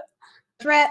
It looks just like him, and my heart is exploding into rainbows. Love your fry obsessed dog. I know, I somehow adopted a dog who was like the dog version of a grackle. Found him, your soulmate, your dog soulmate.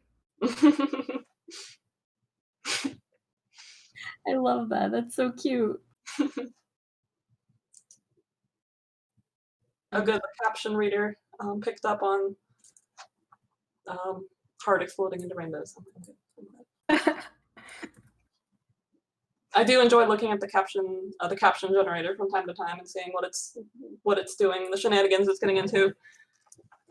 Doing its best. The robot's trying its best. This is a good robot. Best, yes.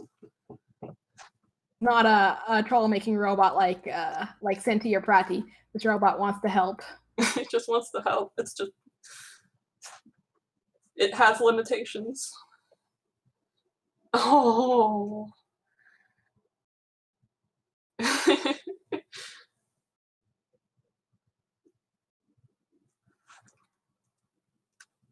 He can get his perfect little nose. There we go. Then I want to draw Susanna's Chihuahua.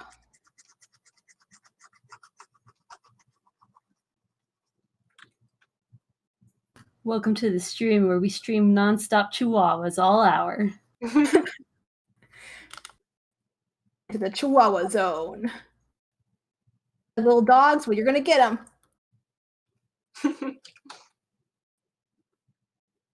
I just realized that Rhett's face makes him look like he has like a Batman mask.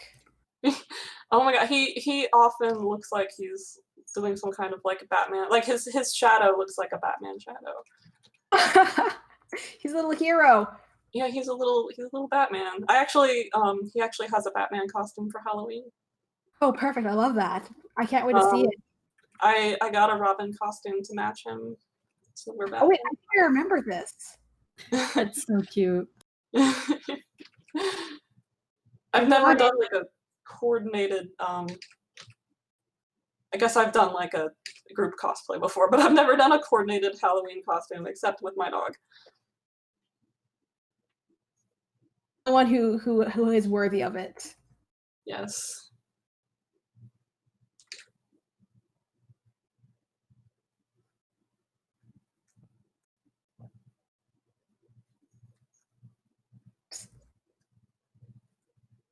Erase. Oh. Anyways, that's Rhett.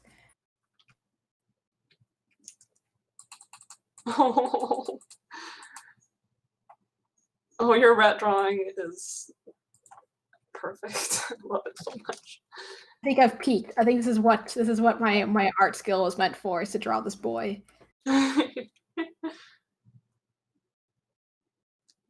Brown bat chihuahuas. Oh, she has eyeliner.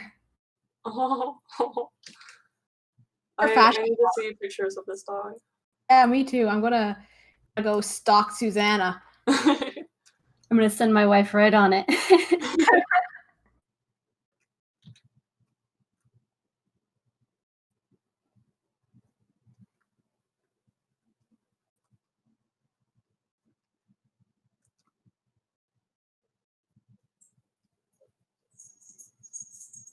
Uh-oh. Here comes the special boy. Oh.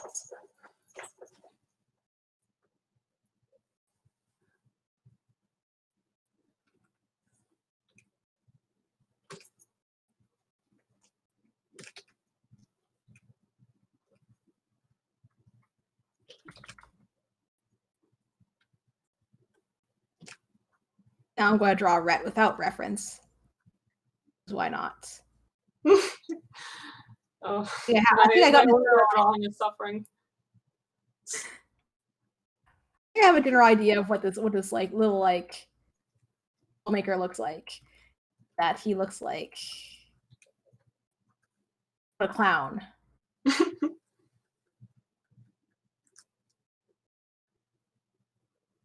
Just looks like a corgi. Let me just lasso. and move, and bam. Right. Your legs, my boy. Oh, not like that.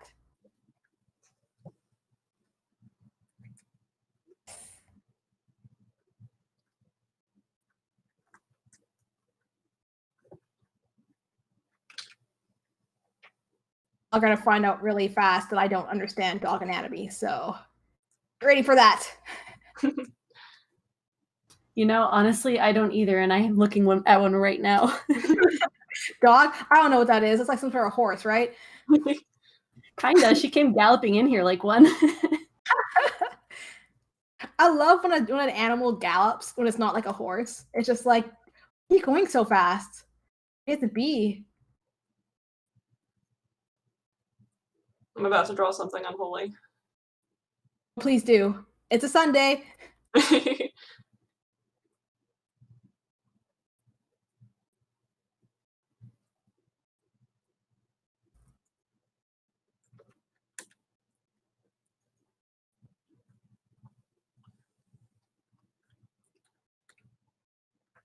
Oh God, no. Oh God. First animal.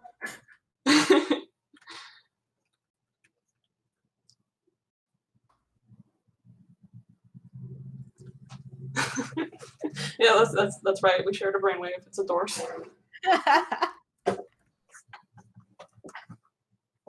Porg. You know, that looks like a really accurate dog to me, honestly. Golden Is retriever, that right? not just a dog? I think you nailed it. It's pretty much a greyhound. Yeah. Yep. I think I saw someone walking that at the park yesterday. That dog is sick.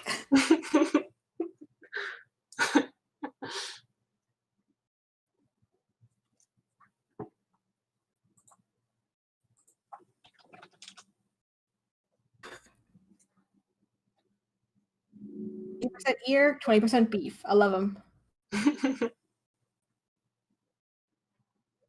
See, one of the problems with Chihuahuas is you'll go to draw the ears, but they're never large enough. They're always larger than you think they are.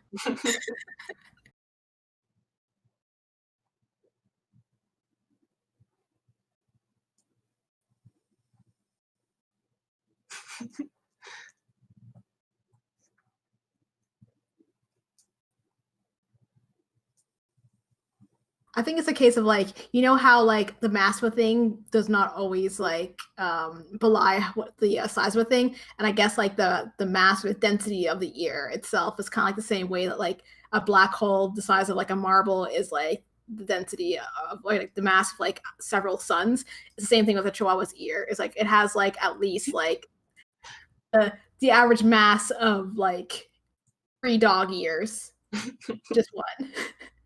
We have theoretical physics going on with Chihuahuas at all times. Once observed, it is actually going to grow exponentially. Precisely.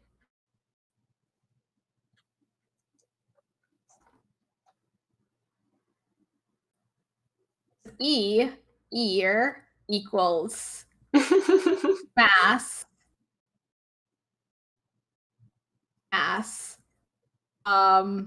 Ear equals mass. What does C stand for? Cuteness squared. I love it. I love dog science. Mass. Cute. Yes. That's dog science. Just Chihuahua science. Checks out. Yeah, I think so. This is how Einstein wanted this formula to be used, actually. Yeah, I think it got a little bit distorted along the way. Yep. Space? No, he was talking about dogs. Well, People truly did not understand his genius. he did not.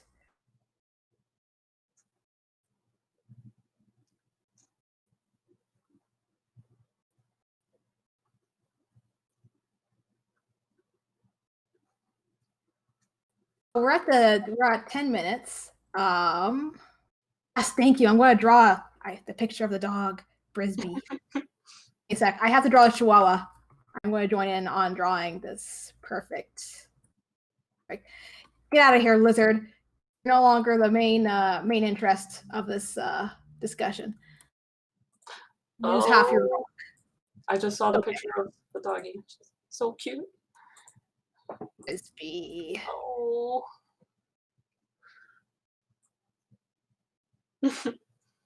I love how Brisby looks like I'm looking at the art, and like Brisby definitely has like a I just got woken up from my nap for this picture kind of like look. How She dare. like always has that face. It's always just like half asleep or wide-eyed, and usually that's because you just showed her that you have food in your hand.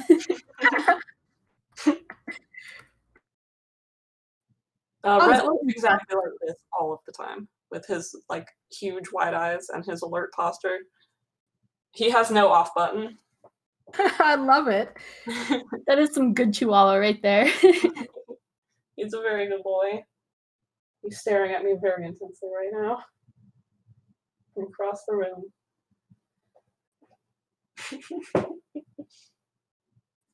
We're more on the dog schedule than any other schedule. Yeah, me too. I'm glad. I'm like, I feel like I have a schedule because of the dog. That's so true.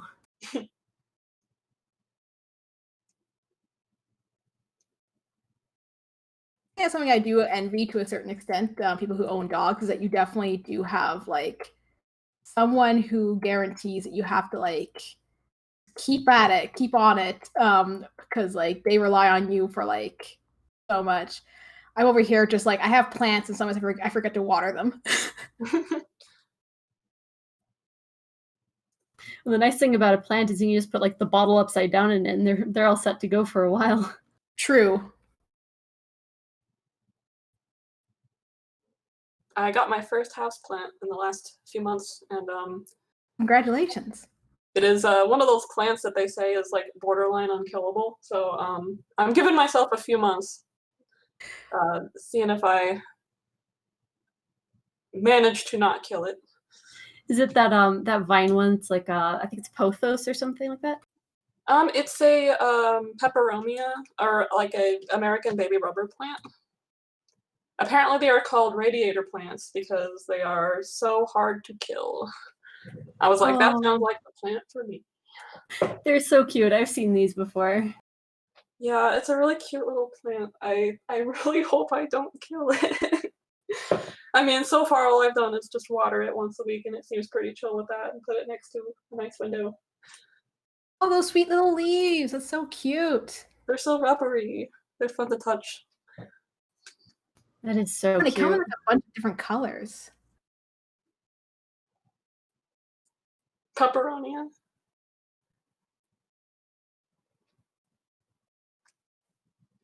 I ended up joining the succulent fandom, so I am definitely like replanting and replanting all the cuttings that have started off of just one plant. One plant has definitely made me like 5 different plants, and it is not stopping. That's so powerful. They just want to keep living.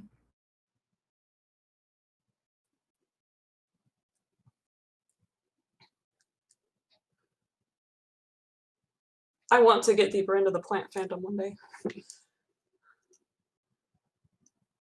So far, it's been well, I mean, I'm not deep enough plant fandom. I just grow a lot of plants, but definitely thinking about like how Dershing, Helmer, and how she has like all her plants, and she's part of like a cactus like group. Yeah. Just like that sounds like yes, plant fandom. Yeah, she has so many really cool plants. Oh my god, peperonia. Oh my god, peperonia. Oh my god, it's real. Yes, yes, mashups.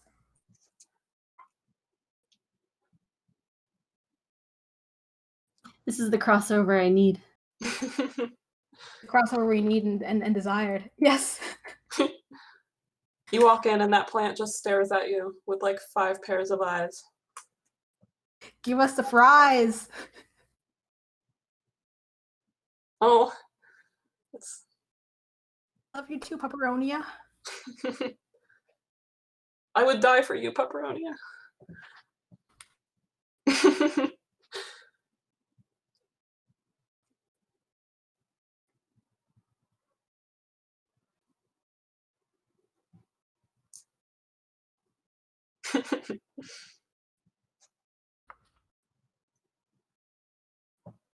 I think this was a good. This was definitely a good choice. Good way to end the stream. I think. I like Got ending everything dogs. with a dog. So very wholesome.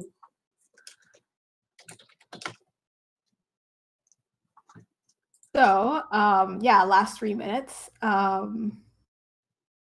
Everybody in the chat, please check out the various web comics that Ren Blushy Burb has pasted in there. Please read Other Known. Please read Tripping Over You, and if you want, you can read Star Trip. But Read Star Trip. those other two first. Definitely read. Yes, those are two first. But yeah, thanks for joining us in what is essentially people talking and drawing dogs and various other things. I like how we've actually returned back to the fries as like our bookend of this draw stream. But yeah, I don't know how else to end this off. I don't know if we have like a specific sign off here at Hive. Oh yeah, where can you find them at Twitter? If y'all want to like paste your Twitter handles in the chat as well, if you're looking at it right now, like go for it, please.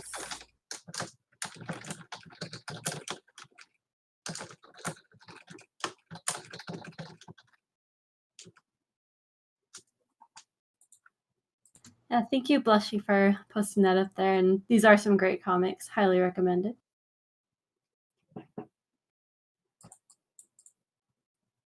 Yes, I wholeheartedly agree. Yes, Rhett, give us your dog pride.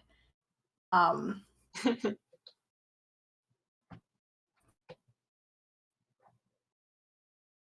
yeah, thanks for again being here for our streams. I think there's another one happening at 5. We double check.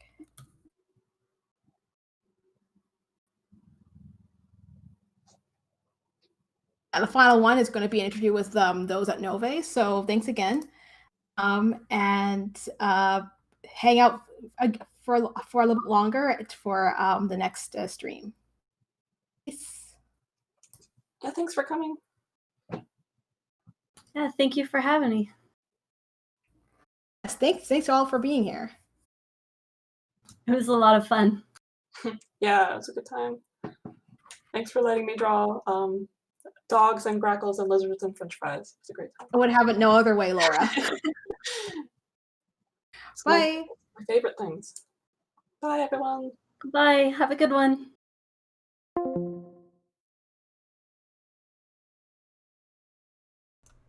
Hello, everybody.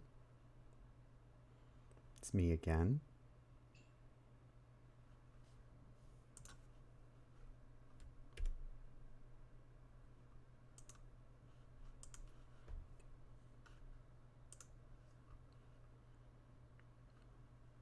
Kevin here.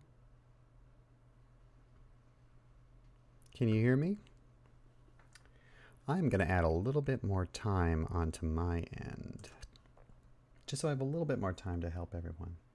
Yeah, thank you everyone for being in that draw stream. That was really fun. I really, really liked it. Let's add a little bit more time here. Hi. Yeah, let's do that. That's 10 minutes is good. Yeah, I'm just talking real soft. I didn't want to disrupt, I guess. This is Kevin. I'm the designer over at Hive.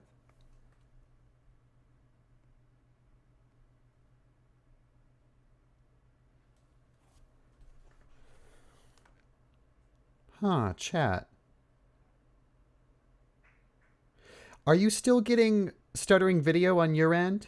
Because I did change the bitrate on my end.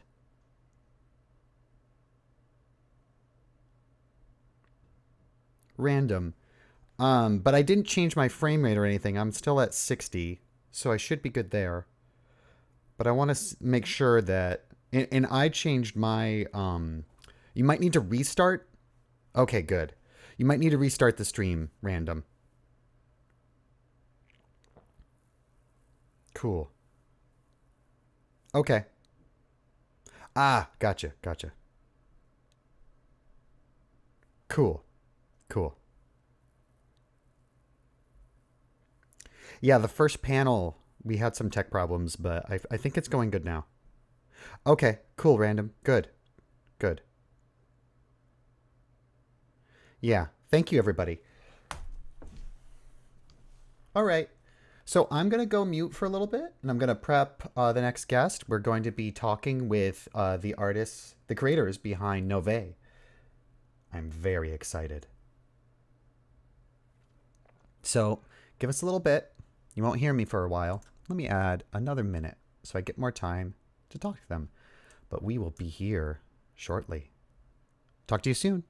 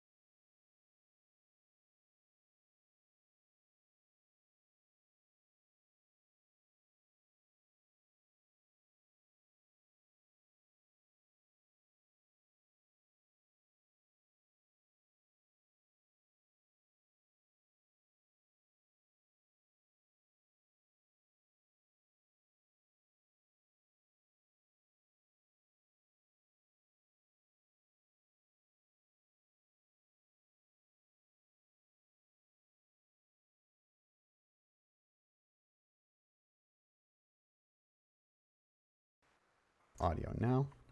Hello, everyone. Oh. How are you doing out there, chat? It takes a little bit for the chat to hear us. Okay.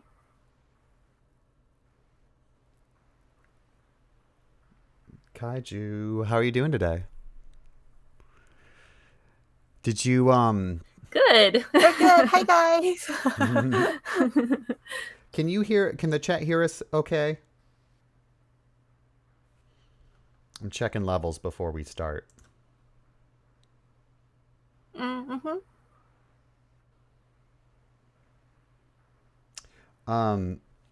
What'd you two have for breakfast today?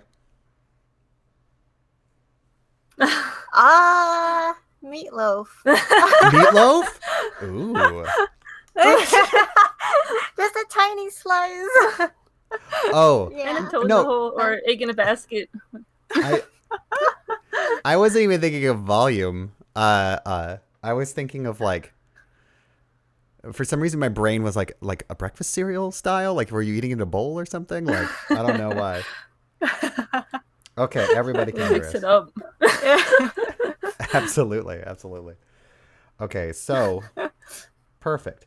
So I am going to, the three of us are going to get quiet for a second as we get set up and ready to go. Oh, wow, look at everyone in the chat. I know. Hello, everyone. Hey, guys. Hi, guys. Hi, everyone. There's so many people. Yeah. Absolutely. So I'm gonna start and clear the web captioner, start the record, and then we'll begin. Okay? Cool. Okay. Yeah. Sounds good. Awesome. All right. 3, 2, 1.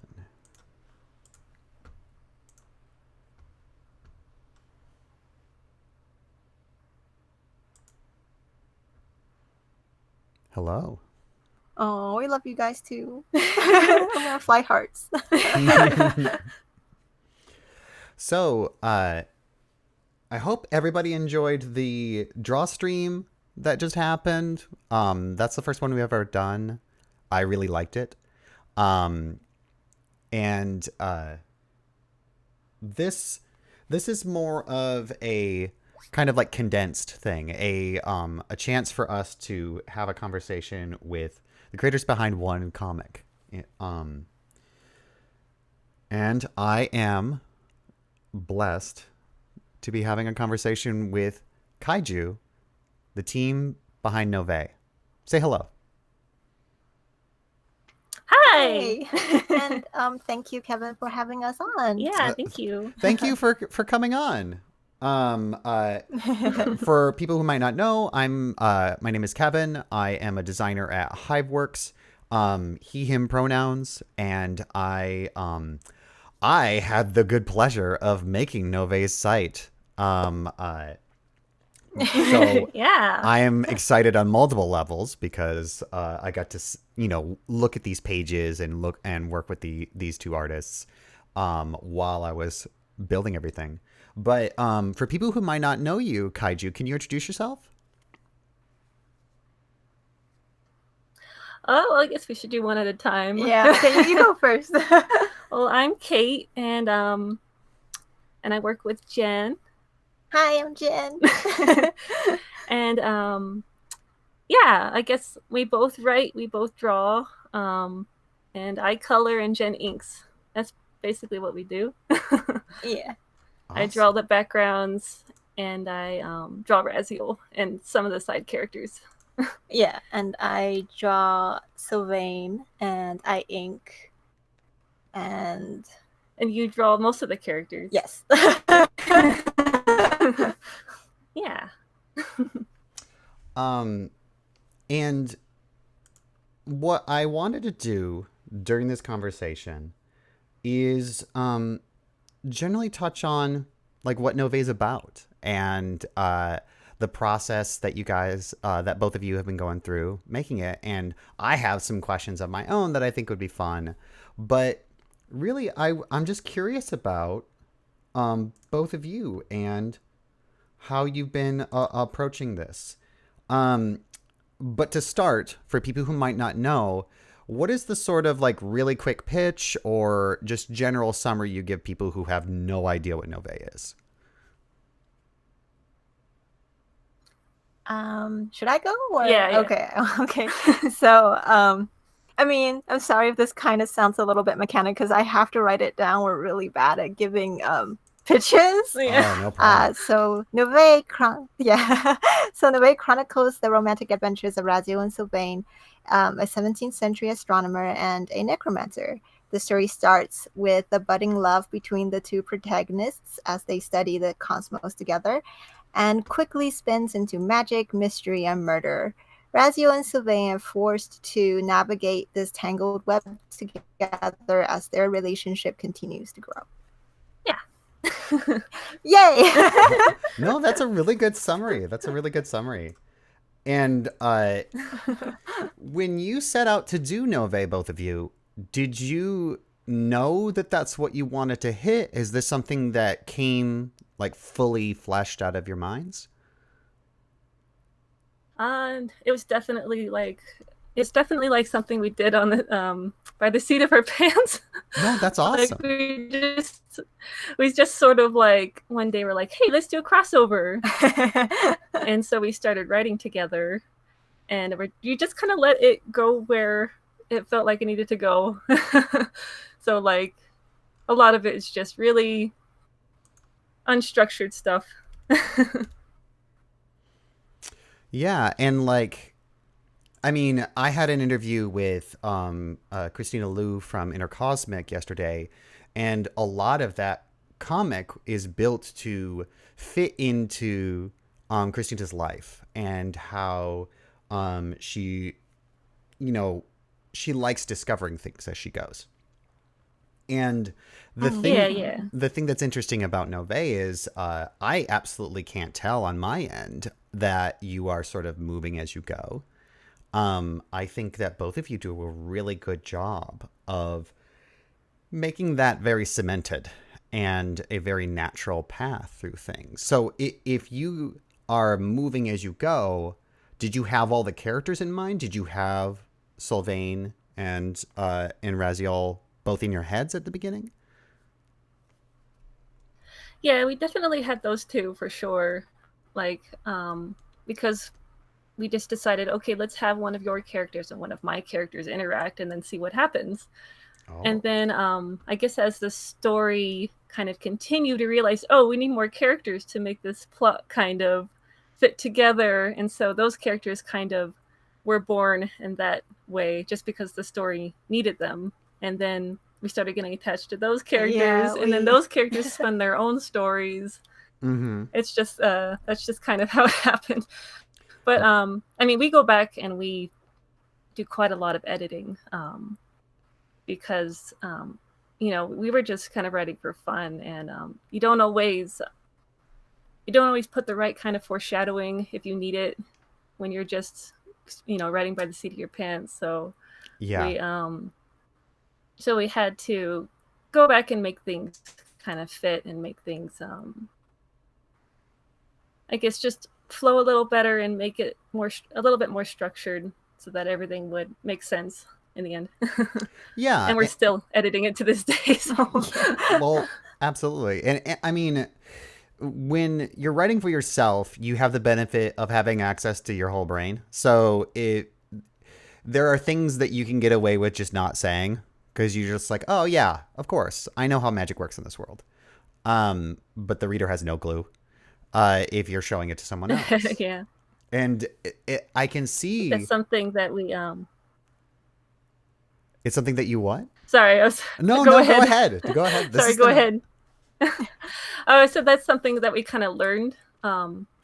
Because when we first started writing, we weren't really considering the audience very much, and I remember reading it was a review of, I think it was one of our older works. Oh yeah. Mm-hmm. And they're like, oh, I don't know a lot of what they're talking about. I'm like, oh yeah, because we didn't explain it at all. So that's something we learned how to do. later we're like, okay, we need to explain this more. We need to make this more understandable. And not everybody is, has all the plot points in their heads. Or lives in our brain. Yeah. So. Yeah. I think we're still learning that. Yeah, like it's interesting because like knowing what you need to get across, is kind of part of my job as a designer. Is sometimes I'll be working with someone and they think, for good reason, that you don't need to spell it out. And it's hard to know. I've often asked people the question of, do you need to explain the comic navigation on a comic? And for many readers, that totally makes sense. It's just like a slideshow. Like there's nothing, it's intuitive for a lot of them. But I don't know if like completely new readers understand that. And in the case of Novae, I think you've done a really good job is in conveying like important information through the comic as you read, because it's a very personal story between Sylvain and Raziel. And sorry, I have to check my note because in my brain I keep thinking of them as like Razzie or something. Like I've given them like a pet name for some reason. We give them pet names too.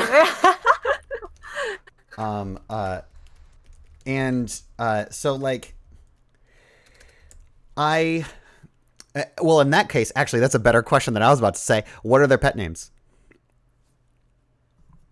We call Raziel Oli. Well, yeah, we just call him Oli now.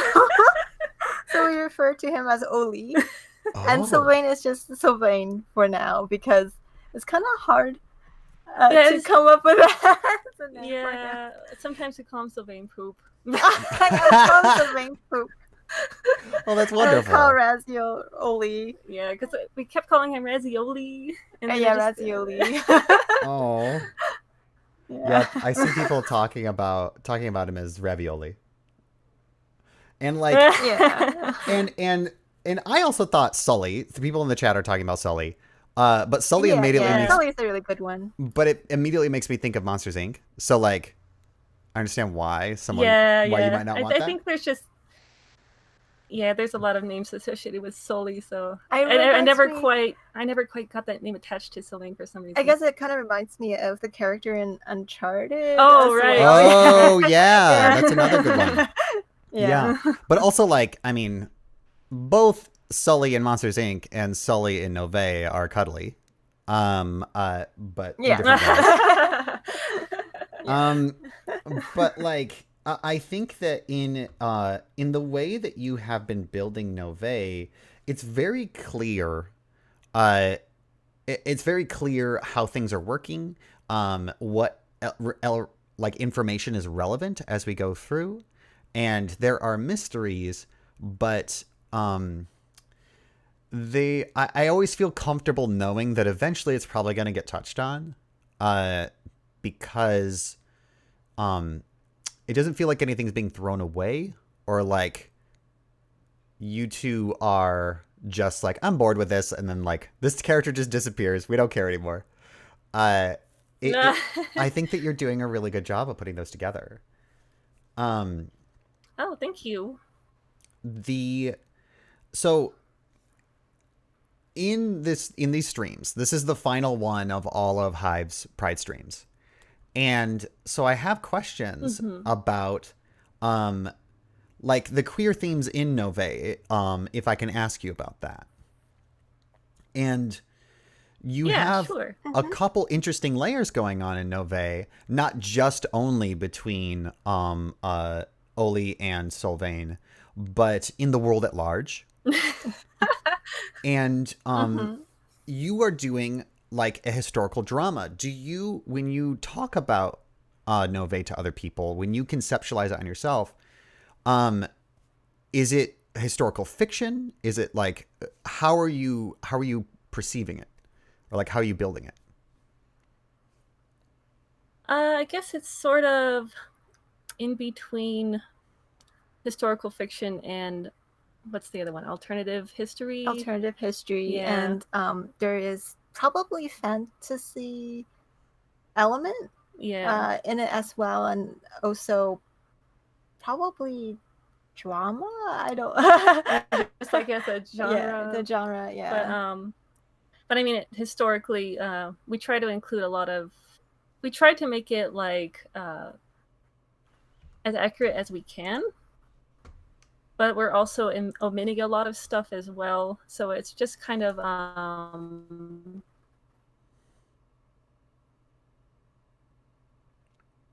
It's just kind of what? but it's not the. We have like enough history and like real historical events and real historical figures to make it feel grounded. But it's not really like the major focus. Like, Got you. You know, there are certain events that happen during that time, but we're not really going to touch on that because it's not really important to the main plot. To the narrative of Novae at this point. Yeah. So I guess it's sort of like I like having historical elements to make the world feel grounded, but at the same time, I don't want it to get in too much of the way of the narrative that we're planning. Absolutely. But it's nice to have them come together in a really nice way where like something coincides with a certain historical event. For example, so Novae takes place about 5 to 6 years before the Affair of the Poisons, in which it's like a historical event in France where many individuals were sentenced based on charges of witchcraft and poisoning that's kind of occurring at court. So the thing is, like, I like it when things kind of lines up in a strange way with what's happening in Novae without giving away too much spoilers. And that's really cool. Like, it's, I mean, in this field, is it seen to be better if you were closer to like absolute historical accuracy? I feel like it really depends, because I feel like recently a lot of the TV shows that I've been enjoying, it's kind of like a reimagining of what history was like. Like there's a lot of like personal and creative touches on what history was actually like. So I feel like that makes it feel more exciting for me personally. Absolutely. To see like a different take. Yeah. Yeah, and like I've seen dramas being advertised that are like in the 90s it was like this, and right from the jump I'm like, that's not real. But they're doing it for dramatic effect, and a lot of times it's super effective, and they're doing it for their own reasons. And when it comes to historical drama, I think that is an interesting tension of like, how accurate do you make it? And making sure that it doesn't get in the way of what you're trying to say seems really smart to me. And that's one of the reasons why I like Novae, is that it's definitely, from what I can tell, it's definitely influencing fashion, the way that like buildings, architecture, like there's a lot of inspirations there. But what you're adding and the story that you're focusing on is so interesting and may not be completely accurate, but it would get in the way, I believe, or it would detract from where you're going. Because myself personally, when a character shows up with spooky skeleton hands, like I am excited. And and that, pulls me in. Now, you two are at a distinct advantage over me because I do not know this period at all. I barely know any history in the past 10 years. So can you tell me, did they have like a different concept of queer back then? Does that influence the writing? Because I know you're also trying to make this accessible to people who are here right now. And that must be a very weird balance. Yeah. Mm-hmm. Can you talk on that for a second? I mean, Yes. yeah. Mhm. I mean, I think it is really interesting to think about it in historical context because they just didn't really have a lot of labels or terminology back then. So the way that they view them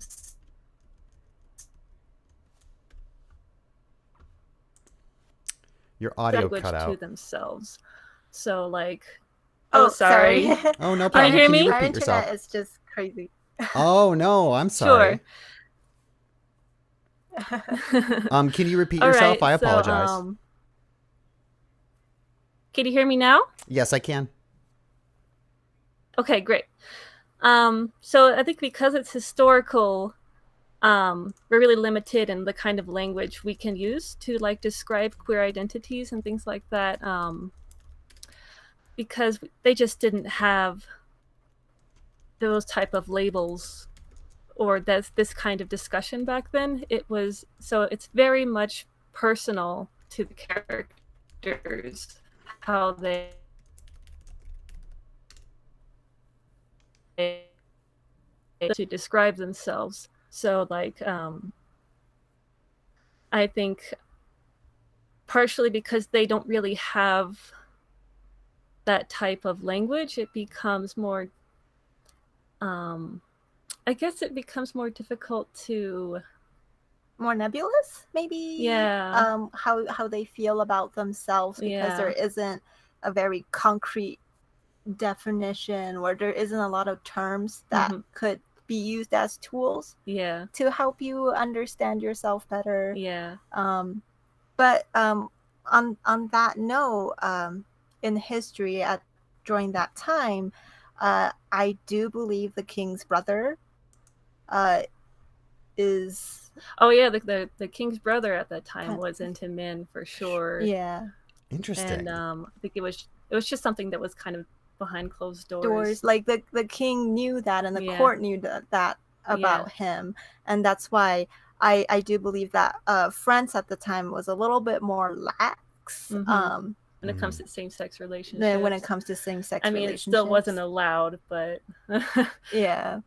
You know, depending on where your connections are in court, they probably will turn a blind eye. Yeah. So that's like a little bit piece of tiny history. Interesting. And like one thing, I mean, Sylvain, one of his character moments that you see really quickly is that that he can't speak. He lost the power to speak. And does that factor in as well of like the concept of disability back then?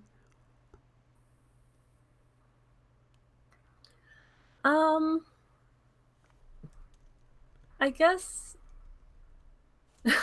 maybe you should talk about it. Oh, okay. Yeah. Oh no, not to put you on the spot. Sorry. Character. Yeah.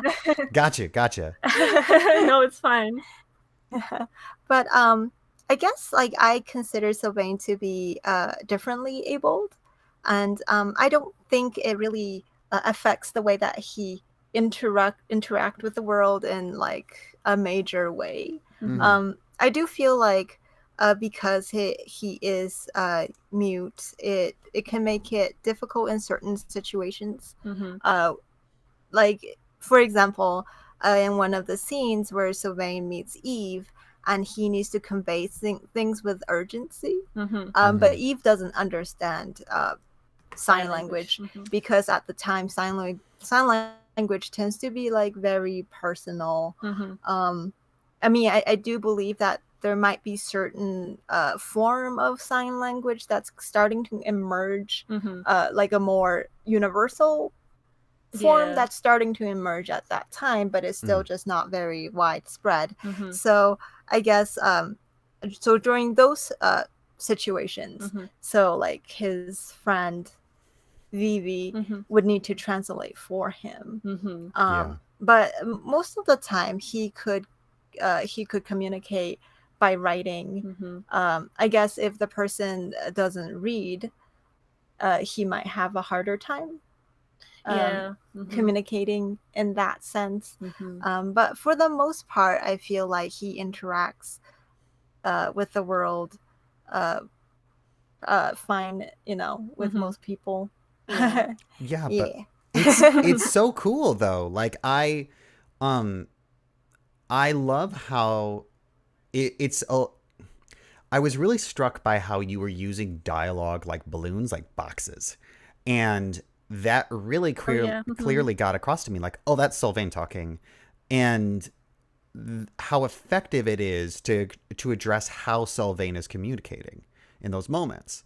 Because in certain sequences we can see, his internal monologue, and then, but for the most part, it's clear that he is writing, and then eventually you can just show those boxes, and I know, like, oh, he wrote it and showed it. Like, I don't need to see him holding it up. And that becomes this wonderful shorthand where now I know that if there's ever that box, that is Sylvain communicating in this way. And Yeah. that's so cool. That's really, really cool. It's one of the many things I like about the comic. Yay. Oh, I'm glad that comes across. No, it totally does. It totally does. And like if someone doesn't notice it, I think it enriches the experience regardless. And another thing that I've seen in this comic as I've been reading it is that it's not just, even though it's set in Paris, it's not just French culture. Like there are people from other cultures also appearing. And Sylvain's had experience outside of the country, at least from what I know so far. I don't know what country yet. I don't know if that's like explicitly said later, and I haven't caught up. Sorry. But that's fine. It's it is interesting to see not only this is what was happening in 17th century France, but also this area, like this radius that people would go back then. Was that on purpose? Like how far you wanted to go outside of Paris? I guess it just kind of relates to the characters. Like the characters have their own arcs. Sylvain had, at this point in the story, has already had a very extensive backstory. So he's been a lot of places. He's that's just part of his character. So it made sense to just include it, especially since he spends a lot of time in India and he has a really important story that takes place there.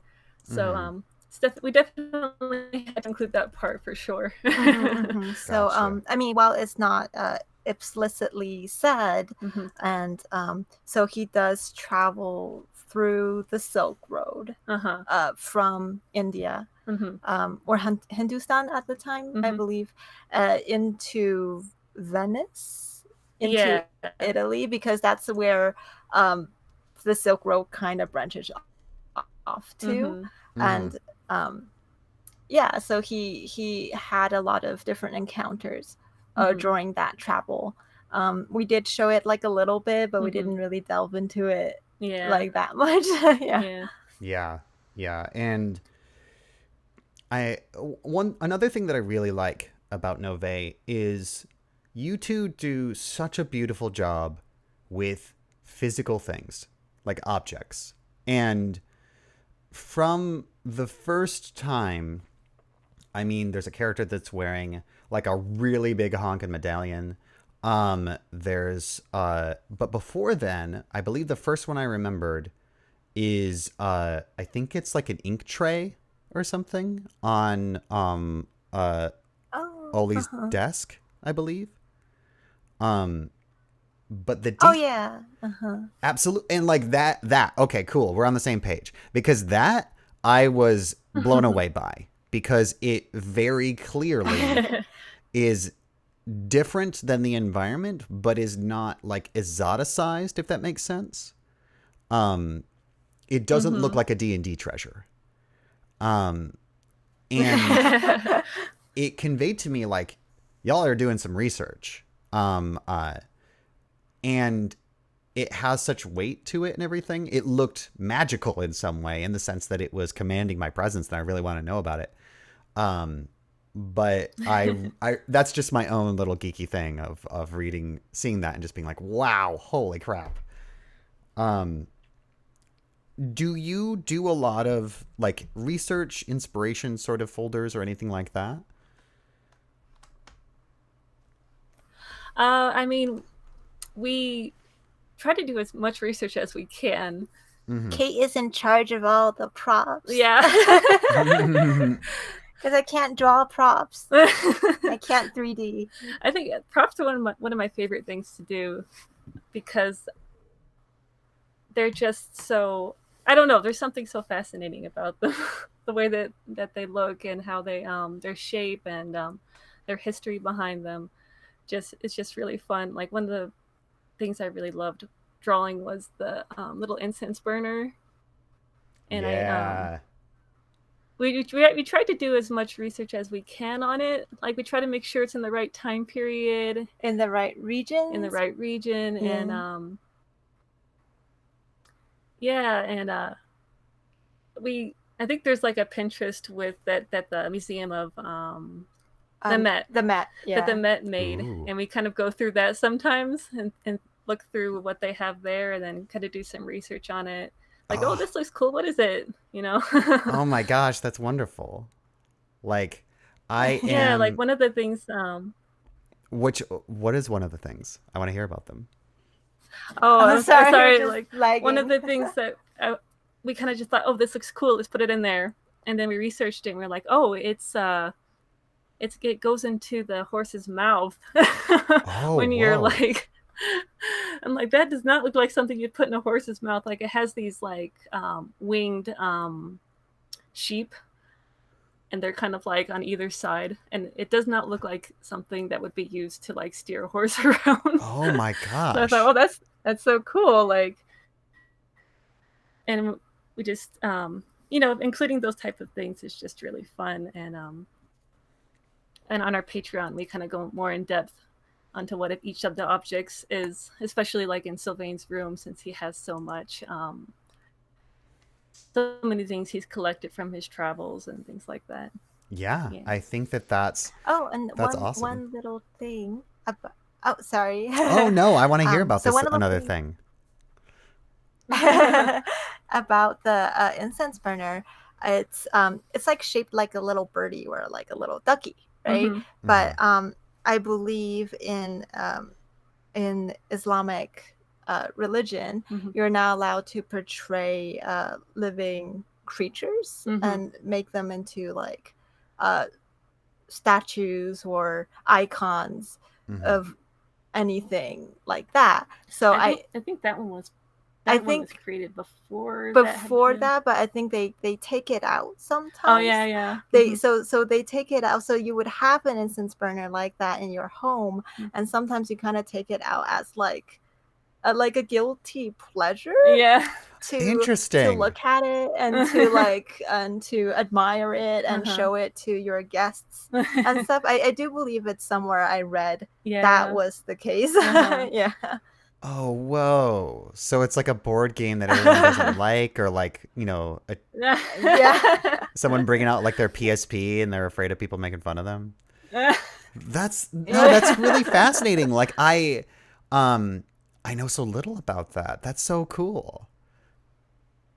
I mean, I didn't know anything about it until like we kind of read up on it. It's just like a piece of history. Yeah. Back then. Awesome. Around the little instant burner. Awesome. That's wonderful. I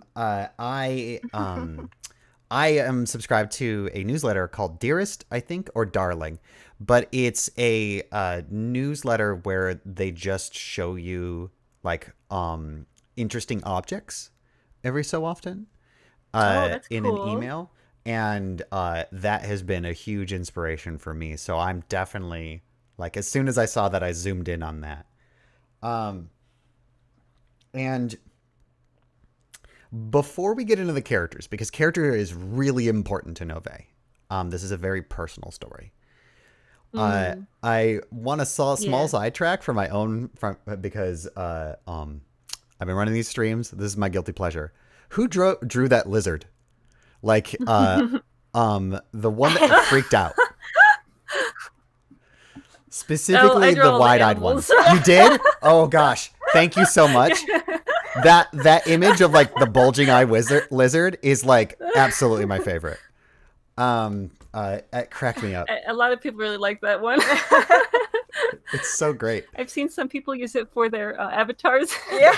Oh, totally, Or just so totally. happy. Absolutely. It's like I appreciate the story. I want to know what's going on.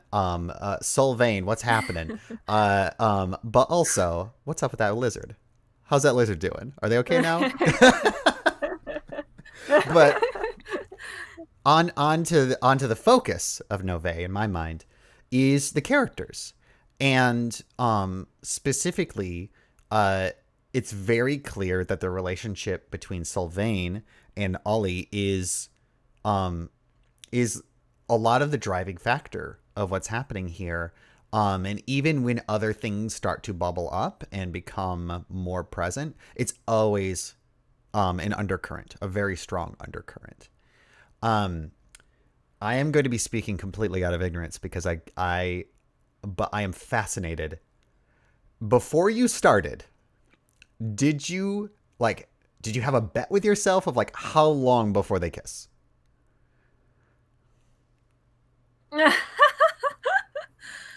Well, when we started, we hadn't really intended them to be together.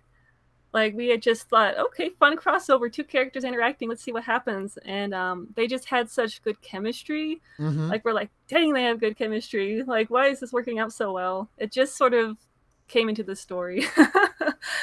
Like, we didn't even think it was going to happen, but it did. But I think we did, once we start writing it, Yeah. we did plan on them being intimate a lot earlier on. Mm-hmm.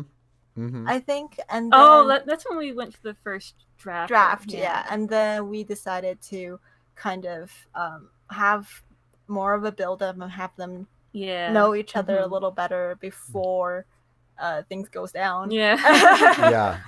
So yeah. That's so interesting because like I'm from a comedy background, so building tension is usually used to like you end it with like a duck appearing and like biting someone or something.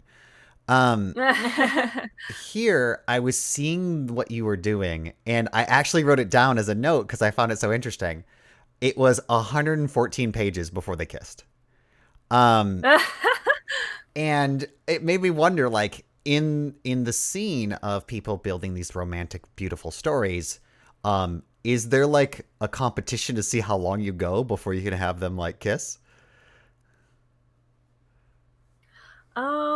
I guess it's like slow burn. If you Absolutely. Is there like someone who's like the master of the slowest burn, and everyone's like, "Oh, we'll get you someday. We'll make a 400-page book, and all they do is hold hands. That's it." I think like specifically, we did not want to do that because like okay, when you're growing up and you're watching a lot of media, and there's a lot of like will they, won't they, and then especially a lot of like queer baiting. Oh, media, absolutely, you're right. Like you start getting really frustrated if something doesn't start happening. Yes. It's like, oh, is this going to be the point where just nothing happens and it's just subtext? So we really wanted to make sure that like, okay, something is going to happen. This is a queer story. This is not, this is not queer baiting. We're not gonna drag you around and be like, oh, they're just friends, very good friends. Yeah, because like that's fascinating to me. because it seems like an art in the sense that you need to know when the best moment is and what's natural for the characters. And Sylvain and Ollie have their own reasons to not rush, even though they want to.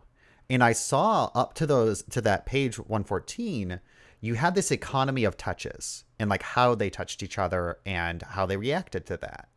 And that I could see that you were doing things on purpose of like, you know, are they comfortable at this point? Are like, how do they feel here? And it was so well done and so well paced and felt very natural rather than like, you know, someone tripping over and falling on someone constantly. Oh yeah. And I, as someone who doesn't write that way, I was just like, oh, this is really fascinating. And I think you did a fascinating, like a really, really engaging job with it. Oh, thank you. Do you, Well, oh, go ahead. No, it's okay. Go ahead. I was going to ask, like, do you, when you're writing, it feels like you both know each of your characters really well, in terms of what they are comfortable with, what they would reflect on in a moment. Are they sort of running the show in terms of like, does it sometimes feel like you turn to Sylvain and be like, so what are you going to do now? I guess just the way that we write, like I feel like the characters are always the ones who make the decisions. And they probably take center stage. Yeah. I don't think I would ever write Sylvain into a situation where he is not comfortable doing certain things. Like, I guess because Sylvain is a demisexual pan romantic, and I mean it's a mouthful, but so the way that he attaches to people tends to be very slowly or through a very emotional connection or event. So I feel like when I'm writing him, I feel like he comes through to me in a way that I guess like I just kind of know what he'll won't as like a writer and as a creator. So with like Sylvain and Ollie's relationship, they tend to kind of take a course on their own and bloom more naturally, I guess, according to their characters. Yeah, I guess it helps that like we're each writing different characters, so we can kind of like, you'll have one character do something and then the other character will react to that, but you're not sure how the character is going to react. So it helps kind of build that tension because you don't know what the other character is going to do. So you kind of just want to see how they themselves are going to push the relationship forward. In that way, I guess. Absolutely. There's the way in which touch factors really heavily into the story, where even the way that Sylvain will communicate sometimes is by holding Ollie's hand and signing inside the hand and like writing inside the hand, inside Ollie's hand. That's a genius move, by the way. And it reminds me of, have either of you heard of the game Star-Crossed?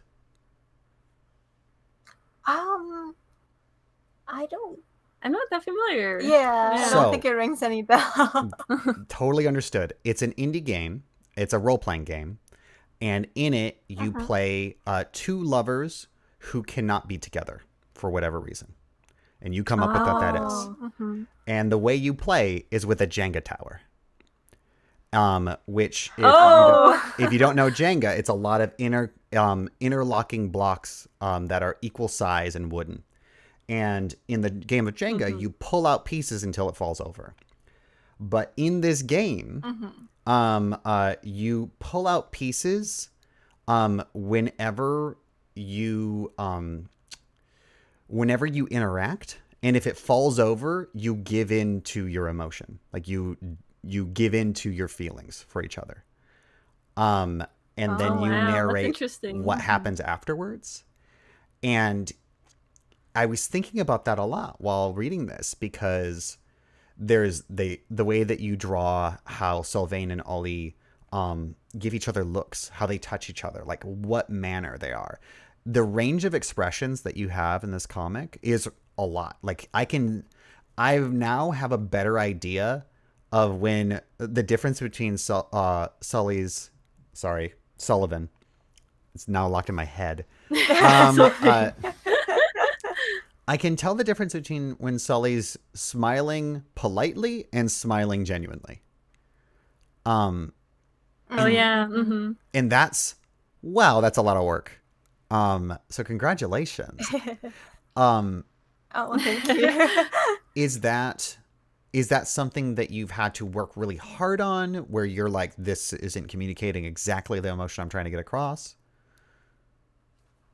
Oh man, like expressions, oh my gosh. I feel like they're probably the hardest thing to do in the comic. Like I'll be drawing like this really complex cityscape, but then if I have to get the right expression down and I can't get it, it'll just take me hours. Like I just feel like so much of the work that goes into Novae is trying to get the expressions down right. Mm-hmm. And if it doesn't come across right, I just feel like I just wish I had a little bit more time to get that expression down or something like that, you know? Mm-hmm. Like, do you feel the same way? Oh yeah. Like I feel like expressions is definitely something I spend a lot of time on. Yeah. I guess sometimes it just feels right. I can't really explain it, but I Yeah. feel like, oh, when I got something down, I'm like, oh, this is the right feel I want to go for. And I think the Jenga comparison was very accurate in Sylvain and Raziel's relationship. I think in many ways it's kind of like Sylvain has his reasons to hold back too. So it is kind of like, you know, you're tugging and pulling until everything kind of spills over. So I feel like, oh, that's a very good comparison.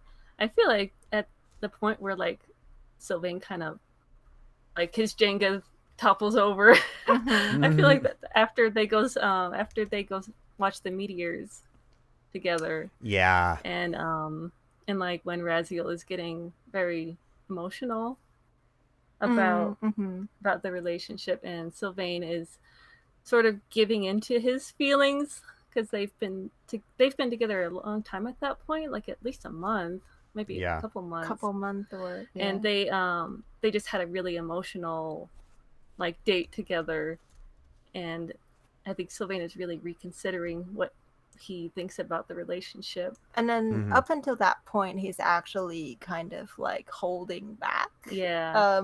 Most of the time, because it's sort of like he wants this relationship, but he's not 100% sure.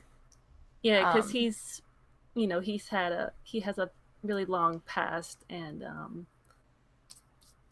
I mean, if you catch a lot of the hints in the story, like Sylvain might be a lot older than what he looks, and he may have had previous relationships. Yep. And I think those relationships, he gets very attached to people, and if you know, at the end of chapter 4, you see him kind of say goodbye to someone very close to him, and it really broke him. And I feel like that's why he's so reluctant to kind of attach himself to Raziel. Yeah, and because Novae has a lot of silent moments, I feel like that's why expressions has to be really on point. Oh yeah. Or it has to convey a lot, because it's not something that, because we don't use words a lot to describe how characters feel. So I feel like we do spend a lot of time on expressions, for sure. Yeah. It's because, like, since we don't have words to say what they're saying, we have to make sure that what is being shown conveys what needs to be said, I guess. Yeah. I think you do a fantastic job of it. Like, I got a very clear sense of everyone's interior, to the point that there's a scene later on where he's inspecting something and you give us access to his thoughts. And I realized that I understand why you did it. And I'm not saying this in a critique way, but like, I kind of had an idea of what he was thinking already without the speech bubbles. Because I had such a good concept of like what he might be thinking. And that's fantastic. Like, I was blown away by that. Oh, Thank you. We're so glad that we were able to pull that through, and you were able to gather that from. Absolutely. You congratulations, both of you. You did it. So we're coming down to about 10 minutes or so. You know, we can go as long as we want. I'm the one running the stream.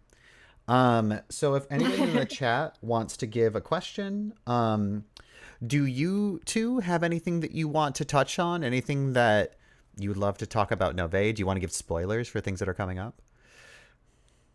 I'm going through our little notes.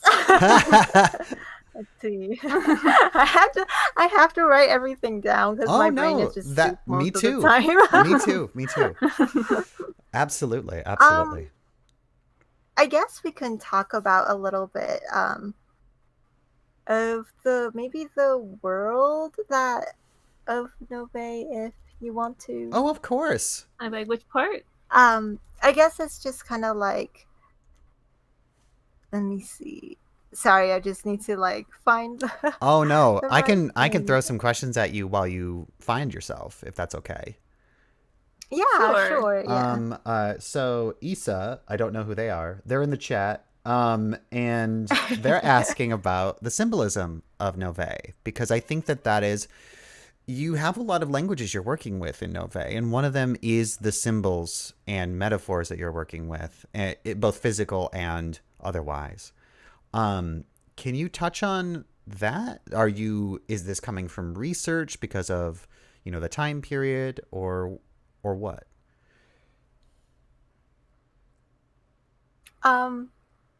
Sorry, like the symbolisms as in Well, symbols specifically is what Issa's talking about, like as in symbols. Yeah, symbols themselves. Oh, like on their pins, or like yes, like, or just symbolism, or both, but symbols specifically is what Isa was talking about. I'm happy to hear both. Oh, okay, but okay, I see. So I guess when it comes to the stars, I think Kate should talk about the stars more. Wait, what? because you're like the astronomy person. You mean in terms of symbolism? Yeah. Gosh. I feel like there's more symbolism later on.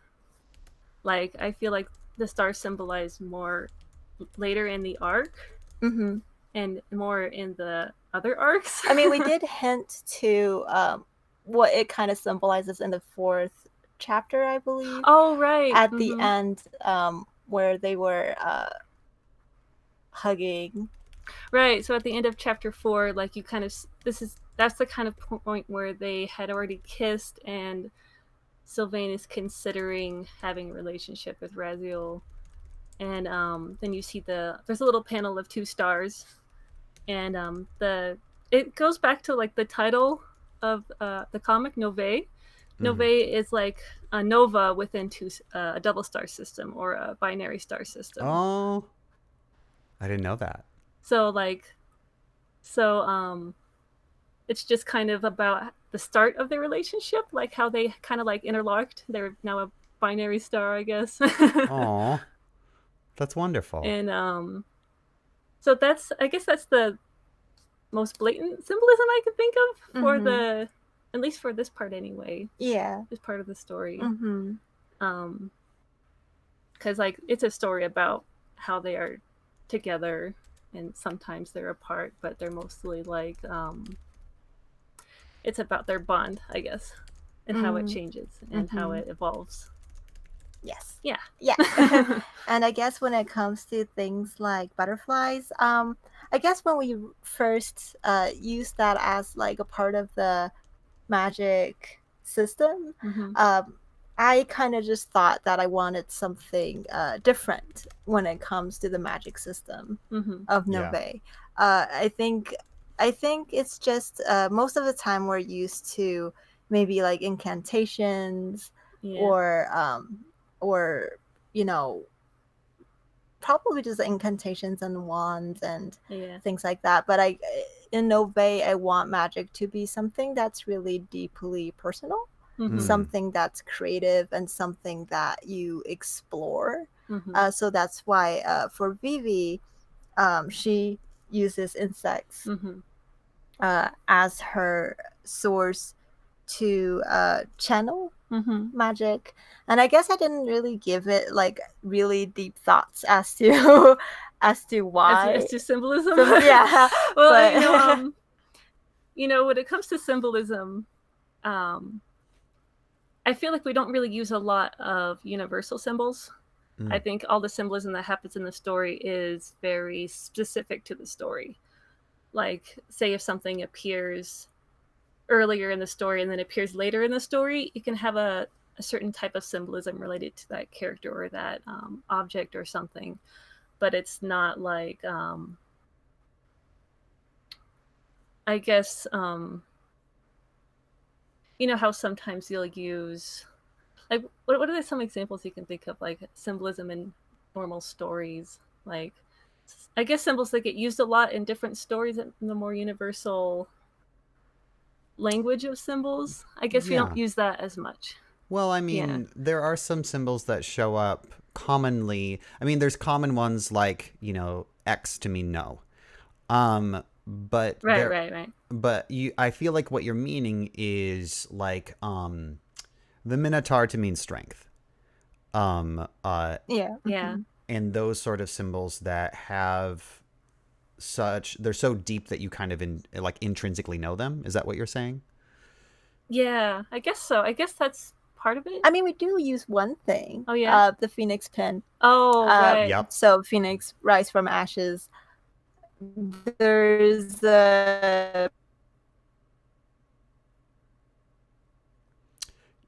You cut out again? Can you repeat? pen, which is a sorry. No, it's Hi, okay. are we back? Yeah, you're back. You're back. Okay.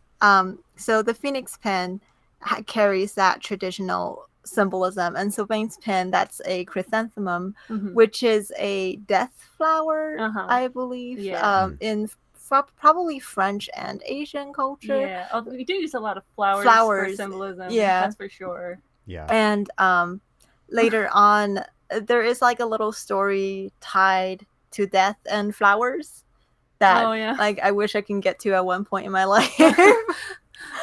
We keep spinning all these stories, all the side characters. I'm like, we don't have room to put this in the main story. Well, in the chat, someone asked about the image of the sky as a blanket covered in gemstones. Is that a symbol from somewhere else or something that you've invented? No, it was. It's actually the way that people saw the sky back then, like back in the like for that. They used to back in the what? You cut out. Gems, yeah. Just back then, like back in medieval times, back before medieval times, like gotcha. Even during their time period as well. I think during the 1600s, I think most common people saw it that way. I think. Yeah, and I just thought it was. I think I read it somewhere. I can't find that article anymore. It just like mysteriously disappeared, and I felt like I'm just hallucinating. Like I read it somewhere, and but it was just such an interesting imagery to us, and it was just kind of like, oh, it's so interesting to think that people didn't really think of the sky as like what we thought of it nowadays. Yeah. You know, but it was like those are gems and they're just kind of sprinkled on there. Yeah. It's just kind of romantic. That's so cool. That's so cool. And another chat question was about the mysterious death woman. Is that a myth? Is that something, is it inspired by myth? I mean, that's Oh, me? Yeah, that's Okay. more you. I guess I was kind of coming up with different concept for death. Mhm. The personification of death, Mhm. at least. So I'm just kind of taking stuff from everywhere. I Mhm. guess like mostly probably mostly Greek mythology at this point. But the concept of death having a persona or not- different personas, like, how did you? Well, I've heard, I've they definitely wanted to do. Oh yeah, like, because I do think that there are some personifications of death that have mixtures of like skeletal parts and like flesh, right? Not to say that you yeah. like are directly calling to that, but like that is a very striking image. You do use some fate, like the fates from Greek concepts, and there's the fields of wheat, but it feels like there's a lot of influences coming in at that with that image, rather than just plainly Greek, including, you know, your own inventions and the interesting things you're adding. Yeah, I feel like when it comes to that, the other world and death, as a character and as like mythology and stuff, I think definitely I kind of try to just pull everything together, maybe like even unconsciously influenced by, because there's a lot of things in like the Greek mythology of death, and like actually the death realm and a lot of other cultures that kind of overlap. In different ways.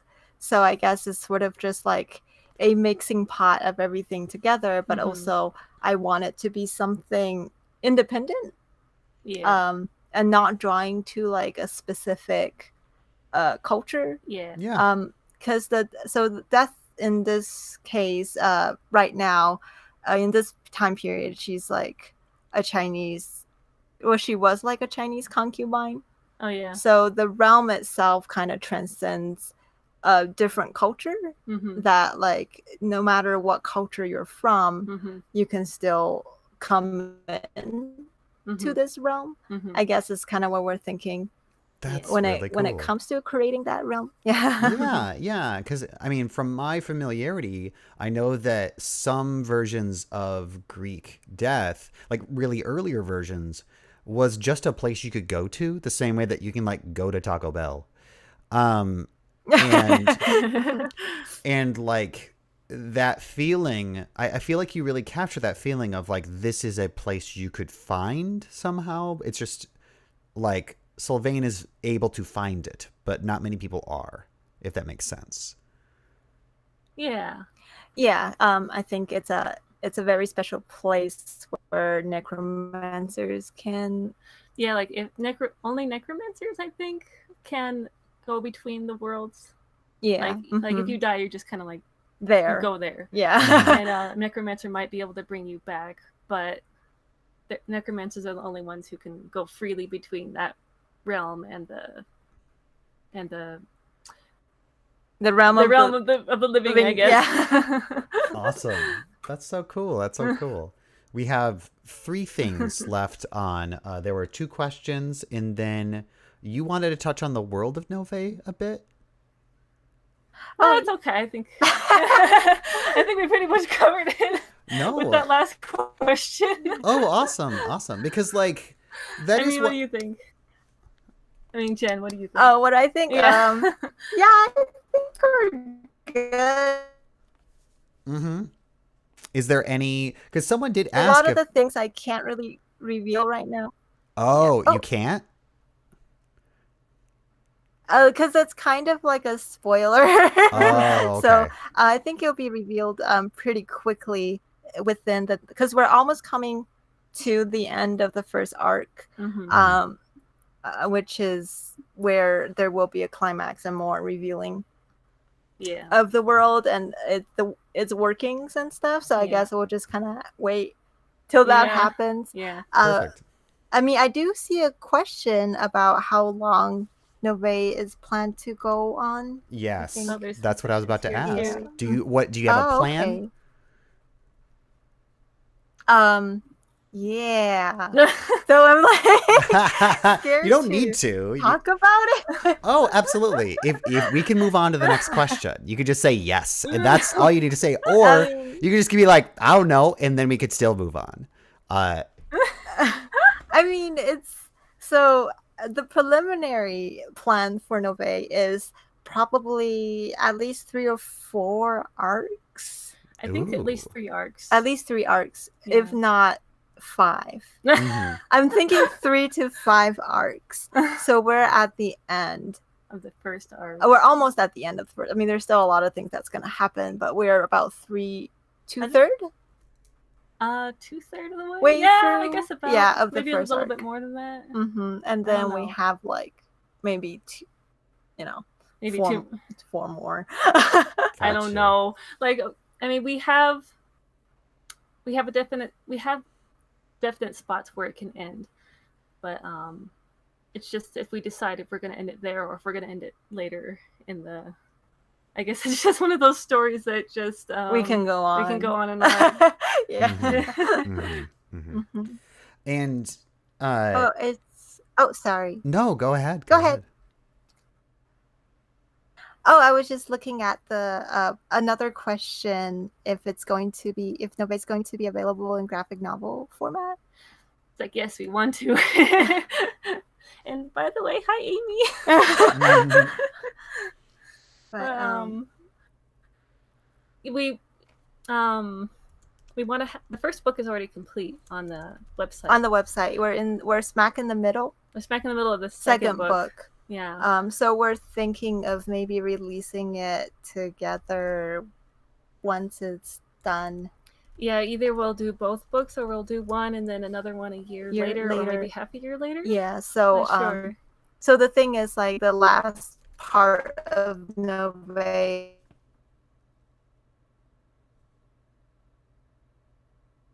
and so last part of it might be, or the first arc, last part of the first arc Yeah. might be a book on its own Yeah, I guess at this point. we're just deciding if we're just deciding how many books the first arc is. It's either 2 or 3, I think. Yeah.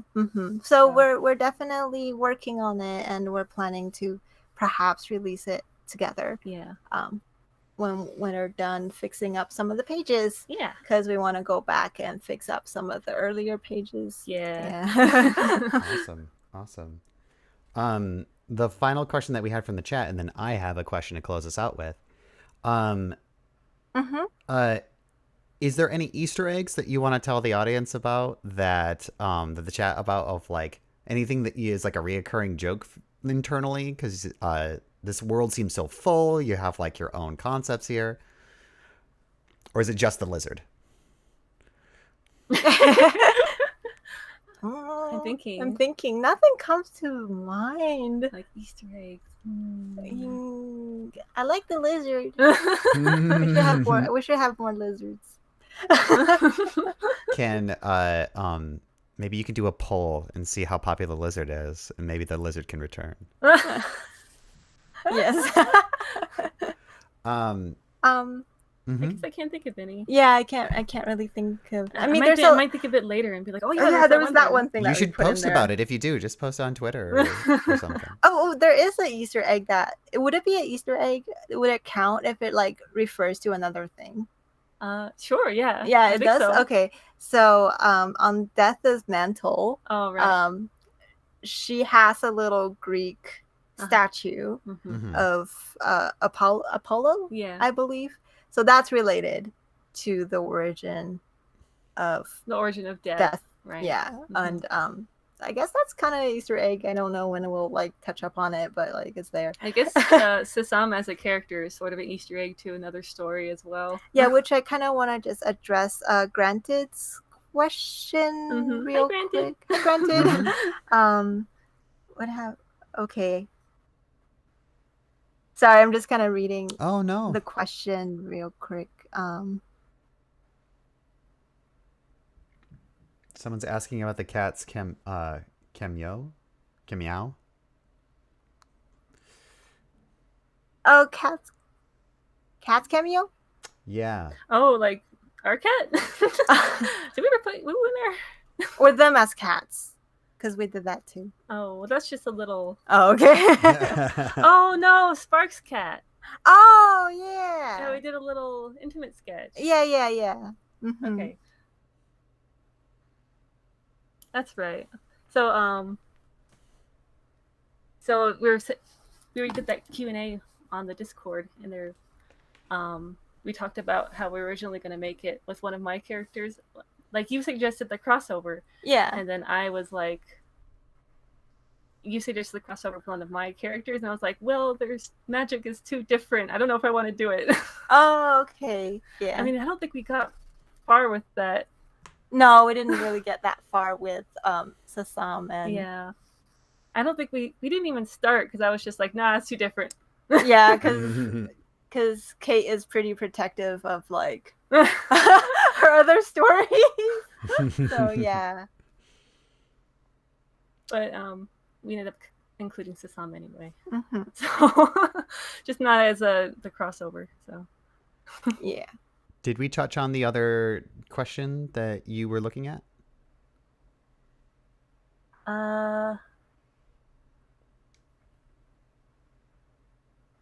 Was there another question we didn't see? Yeah, you were reading a question before I asked about the cat's cameo. Oh, that's the one that we just. Oh, that we just. Oh, okay, yeah. okay. So yeah. So I think we're good. Gotcha. So so I feel like it's a good time to start wrapping up. Thank you so much for giving me so much of your time, and for talking so much.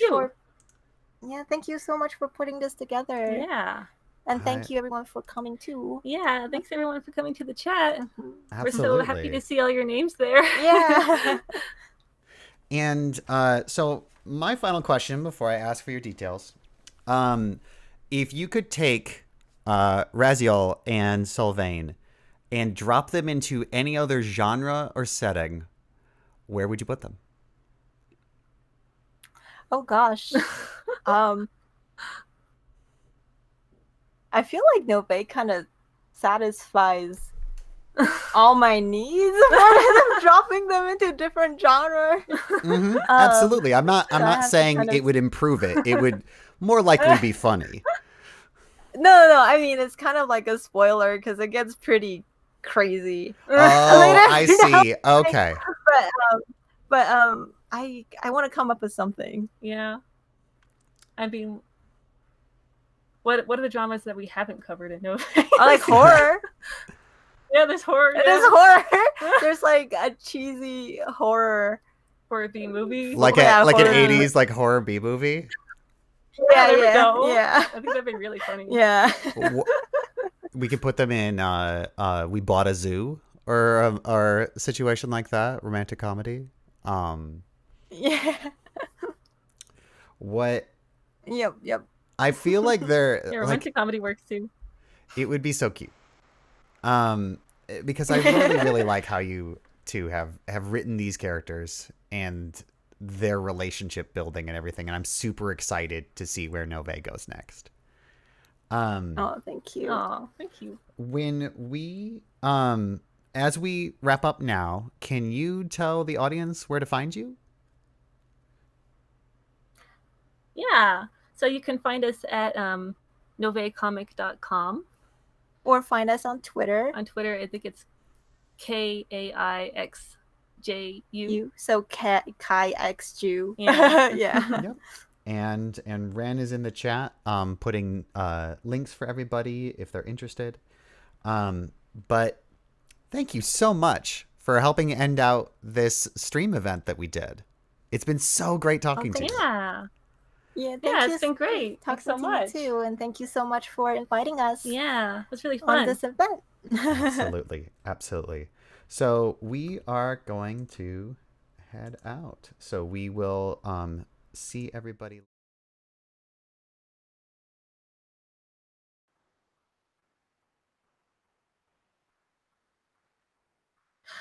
Oh, one thing, there's also a Discord. Oh, there's also a Discord. Shout out to our Discord. Sorry, I'm so sorry. Oh. No, it's fine.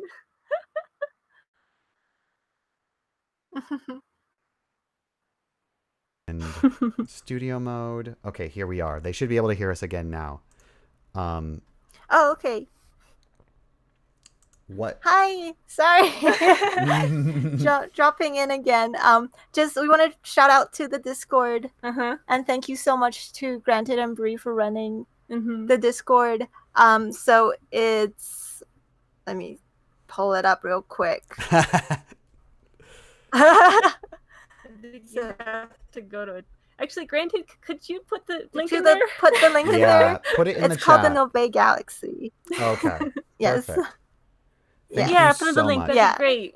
That'd be awesome. Oh, I Thank think you. it's gonna capture it. So one of you two should do it because we have mod rules set up to not allow links right now. Oh, okay. Oh, okay. All right. So post that in the All chat. right. Oh, okay. So, Sorry about that. All right. I guess we can do that. Yeah. how do I do that? I'm stupid. Oh no. Discord stupid. It's okay. I got it. I think. Okay. I mean, I have it on. Do I just paste it? Yeah. I think you have to go into the invite.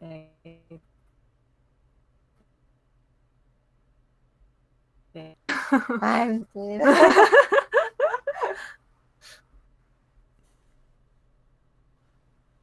But I guess we could just put that in afterwards. I think we should do it now because they're gonna close They're off. gonna close it and- off. Oh, Yeah, we're Yeah, closing off. gotcha. And Okay.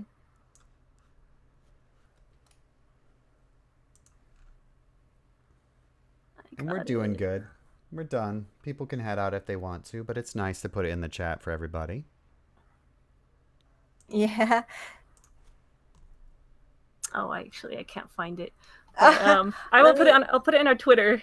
Yeah, follow them on Twitter, and they'll post it again. Yeah, follow us on Twitter. We will link it We'll there. link it there, and yeah. Sorry, we're just We're I'm scatterbrained. really no bad at problem. Discord. No problem. No, and I am so thankful. Like, it is a very stressful week, very stressful time, and for you to give us this much of your time is really, I'm really thankful. Thank you. I will thank you too. Yeah, thank you too. Thank you so much. Thank you so much. Yeah. Okay. Thank you so much for putting this together. It's so wonderful. Oh, you're welcome, but also thank you. So, I am going to, I'm going to stop the stream in a little bit, and then I will see everyone later. Goodbye.